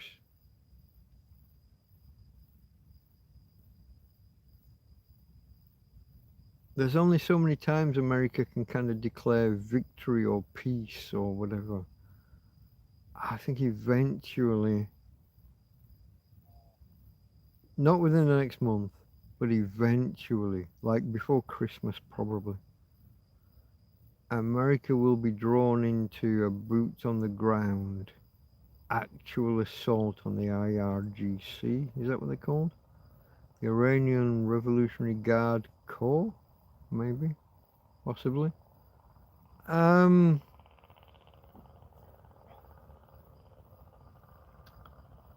think it's... Well, it's up to the Iranians.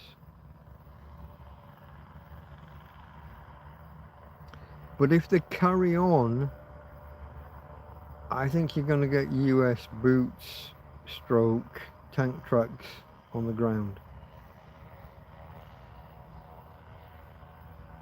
I think so. I don't see how you avoid it if they carry on being a bunch of knuts.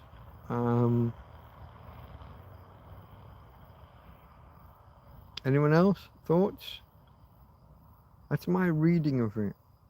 And the Don's the kind of guy who's not going to keep...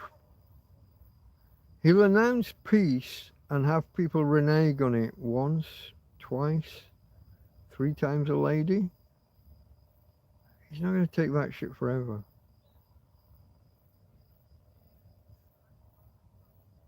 He's quite if you look at the Venezuela situation, he's quite a kind of a, he'll say to the chief general, you know, the chiefs of staff, whatever they're called, make me a plan for this. Make me a plan for that. And then one day he'll turn around and he'll say, you should remember those plans, A, B, and C? B. Do it. I can't see him not doing. It's in his nature to be, I'm not going to say a bully, but it's in his nature to be forthright, to have a plan, to threaten it. Hey, if you don't stop this, we're going to do that. And then execute. It's in his nature. It's what happened with Venezuela, isn't it? They plucked a sitting president out of another country.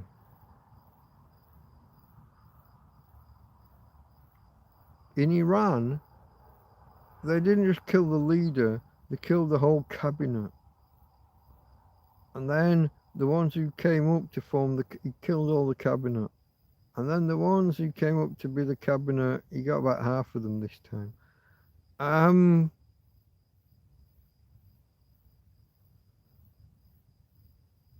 It's in the nature of the Don to be irrepressible.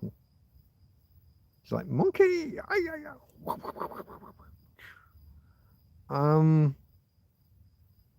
Yeah. My opinion. No, not nukes. No. Nukes would be next level.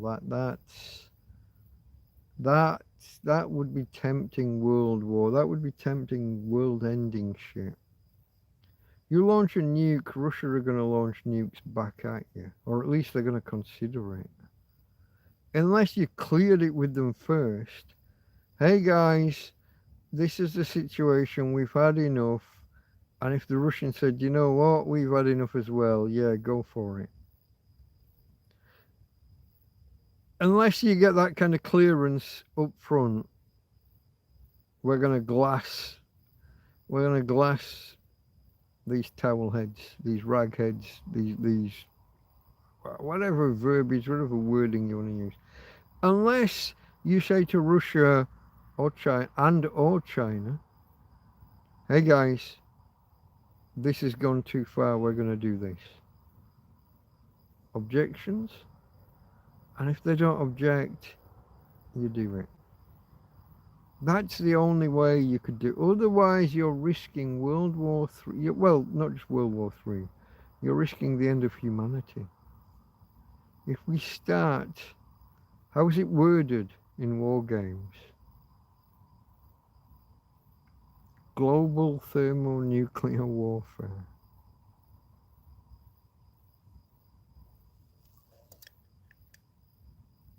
I think that's a step too far over a bit of oil from Abdul land. Maybe. No use of nukes. I don't think so. I think it would be it's really difficult, and you'd only do it if you had the agreement of the other guys.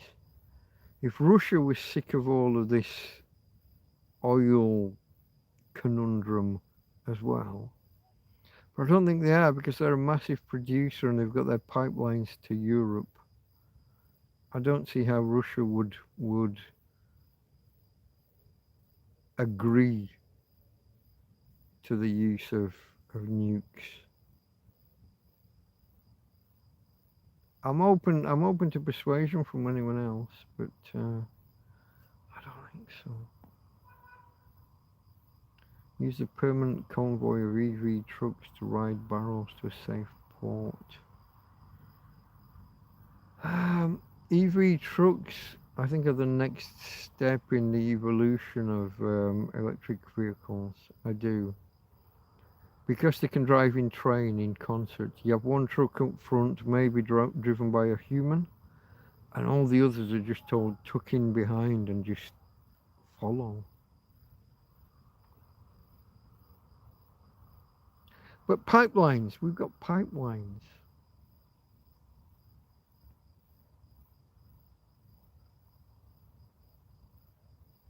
The thing about a convoy of lorries, as many gallons as they can carry, they use a lot of gallons, and they're very exposed to attack from an outside force, an outside entity that wants to take them out.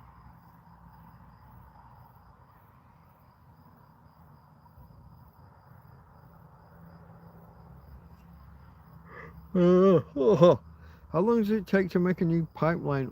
Underground pipelines take forever. You're looking at 5 to 10 years, depending on how far you want to go.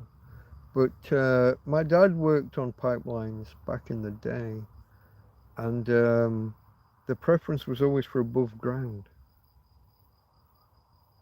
Always for above ground. If you're going to bury them, takes longer to build them, it's more expensive to build them. If there's a leak, it's more expensive to track and to trace and to repair. They always went with above. Now, above ground has the one disadvantage of being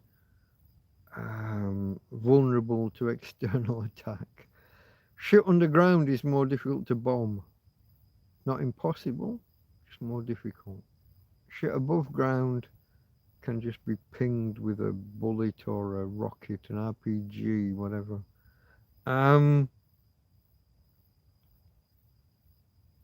Yeah.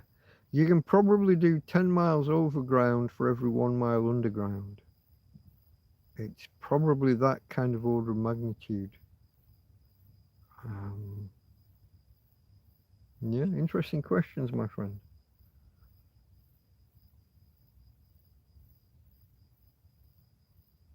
Do you think you will renew, redevelop, hacked or not at some point? I'm not in a position to. I don't even have the code anymore. It was a great project and it should have worked. We built a database of millions of hacked websites. I don't know that the pharmaceutical hack is still a thing, the pharma hack as it was called at the time. So for anyone who doesn't know what Jack Attack's talking about, my web design company built a system that scanned the internet for hacked websites. And a hacked website wasn't just a hacked website, it would link to other hacked websites. And it was a special kind of hack that didn't show itself to begin with. If you were a normal user viewing a website, so your web browser sends out what's called a user agent string that says, hey, I'm Internet Explorer, hey, I'm Firefox, hey, I'm Opera, whatever your browser was. It identifies itself as part of the request. If your browser received that, if your website received that, your hacked website, it would display a normal page. But if your website said, hey, I'm Google, hey, I'm what's Bing. I'm Bingbot. I think it was called. Is that right? Bing. I think that's right. I'm Bingbot, or any other web um, crawler, search engine crawler. It would send something totally different, with lots of links embedded in it. Links to Cialis and Regalis and what's the other shit? The blue stuff that makes you hard. Viagra. It'd turn out it'd embed all these other links into your page that you don't see. So when I ring someone and say, "Hey, your website's hacked," they look and they say, "No, it's not. It looks normal." Oh no, no, no, no! It's not hacked when you look at it. It's hacked when Google looks at it. Then you've got to explain to them how to pretend to be Google, or how to search Google just for their site's results. And if you're ringing a Catholic girls' school, whoa. If you're ringing a Catholic girls' school and saying, "Hey, you are the #1 link on Google for Viagra. Why are you searching for Catholic girls and Viagra?" No, I'm not. You are #1 for Viagra. Just type Viagra into Google. If they are the #1. Then when you're trying to tell someone who's number 10, you need to type site : and then your domain name, and then I'm not typing that. I don't know what that does. You might be trying to persuade me to hack my own website. I'm like, you're not going to hack your own website by typing shit into Google. That's not how Google works. We got to try and persuade people. So I had this database of, let's say, 10 million hacked websites, but I couldn't persuade people to let us de-hack them.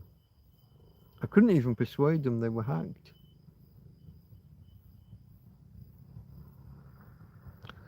And I'd invested, my company had put, my company had put about 9 months worth of work into this thing. We'd run out of money and I'd invested about 10 grand of my own money as a loan to the company. And we got nowhere. Had to call it quits, had to lay people off. So no, I don't think we'll ever revisit that, Jack. We don't have the money. I don't even have the code of what we've already built. And it was great. Technically and technologically, it was great. Here's the thing. People who tell you how to build a business will tell you market to 100 or 1,000 people and gauge whether you... If I could have gone to 1,000 hacked websites and said, "Hey, they're hacked," and got nobody as a customer, I would have known not to proceed. I couldn't market to 1,000 customers until I'd built the fucking search. It was a chicken and egg catch-22 thing. Hackedornot.com. I don't know, it's probably still out there in like the Internet Archive. You'll probably find my real name if you go there, because it'll be all over the, it'll be a little link in the bottom of the pages, if they are in the Internet Archive. I don't know if they are or not.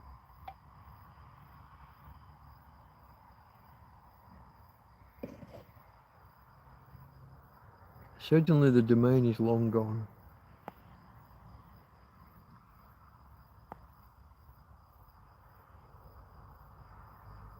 Okay, folks.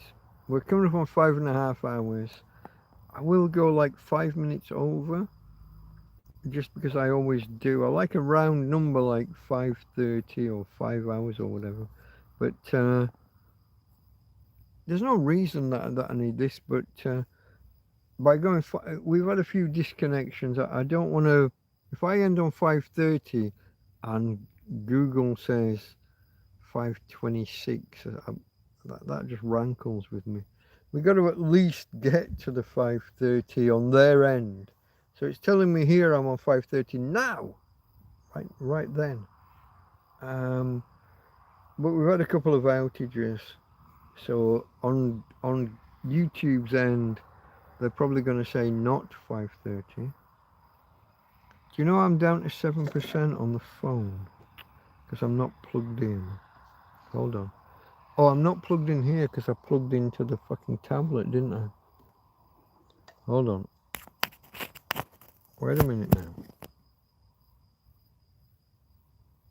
It hasn't blinked. Is that? Yeah, look. USB-C cuts off because I'm down to 10%. Ah. It's a good job I'm ending when I'm ending. Let me unplug from here. I'm going to... A to C will work. USB-A carries on working when USB-C cuts out.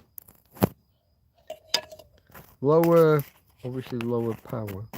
Maximum 11 watts instead of 14.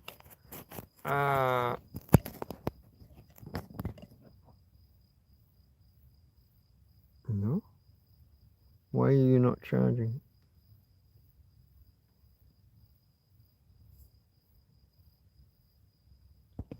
%. You're A to C, you should be charging. What's going on? Can I plug in over there? USB-A is supposed to carry on. Oh, I hate this. This is EcoFlow and their dodgy programming. Shit changes all the time. Shit never works the way it's actually described as working. EcoFlow, fix your shit. Otherwise, I'm never going to let you sponsor me.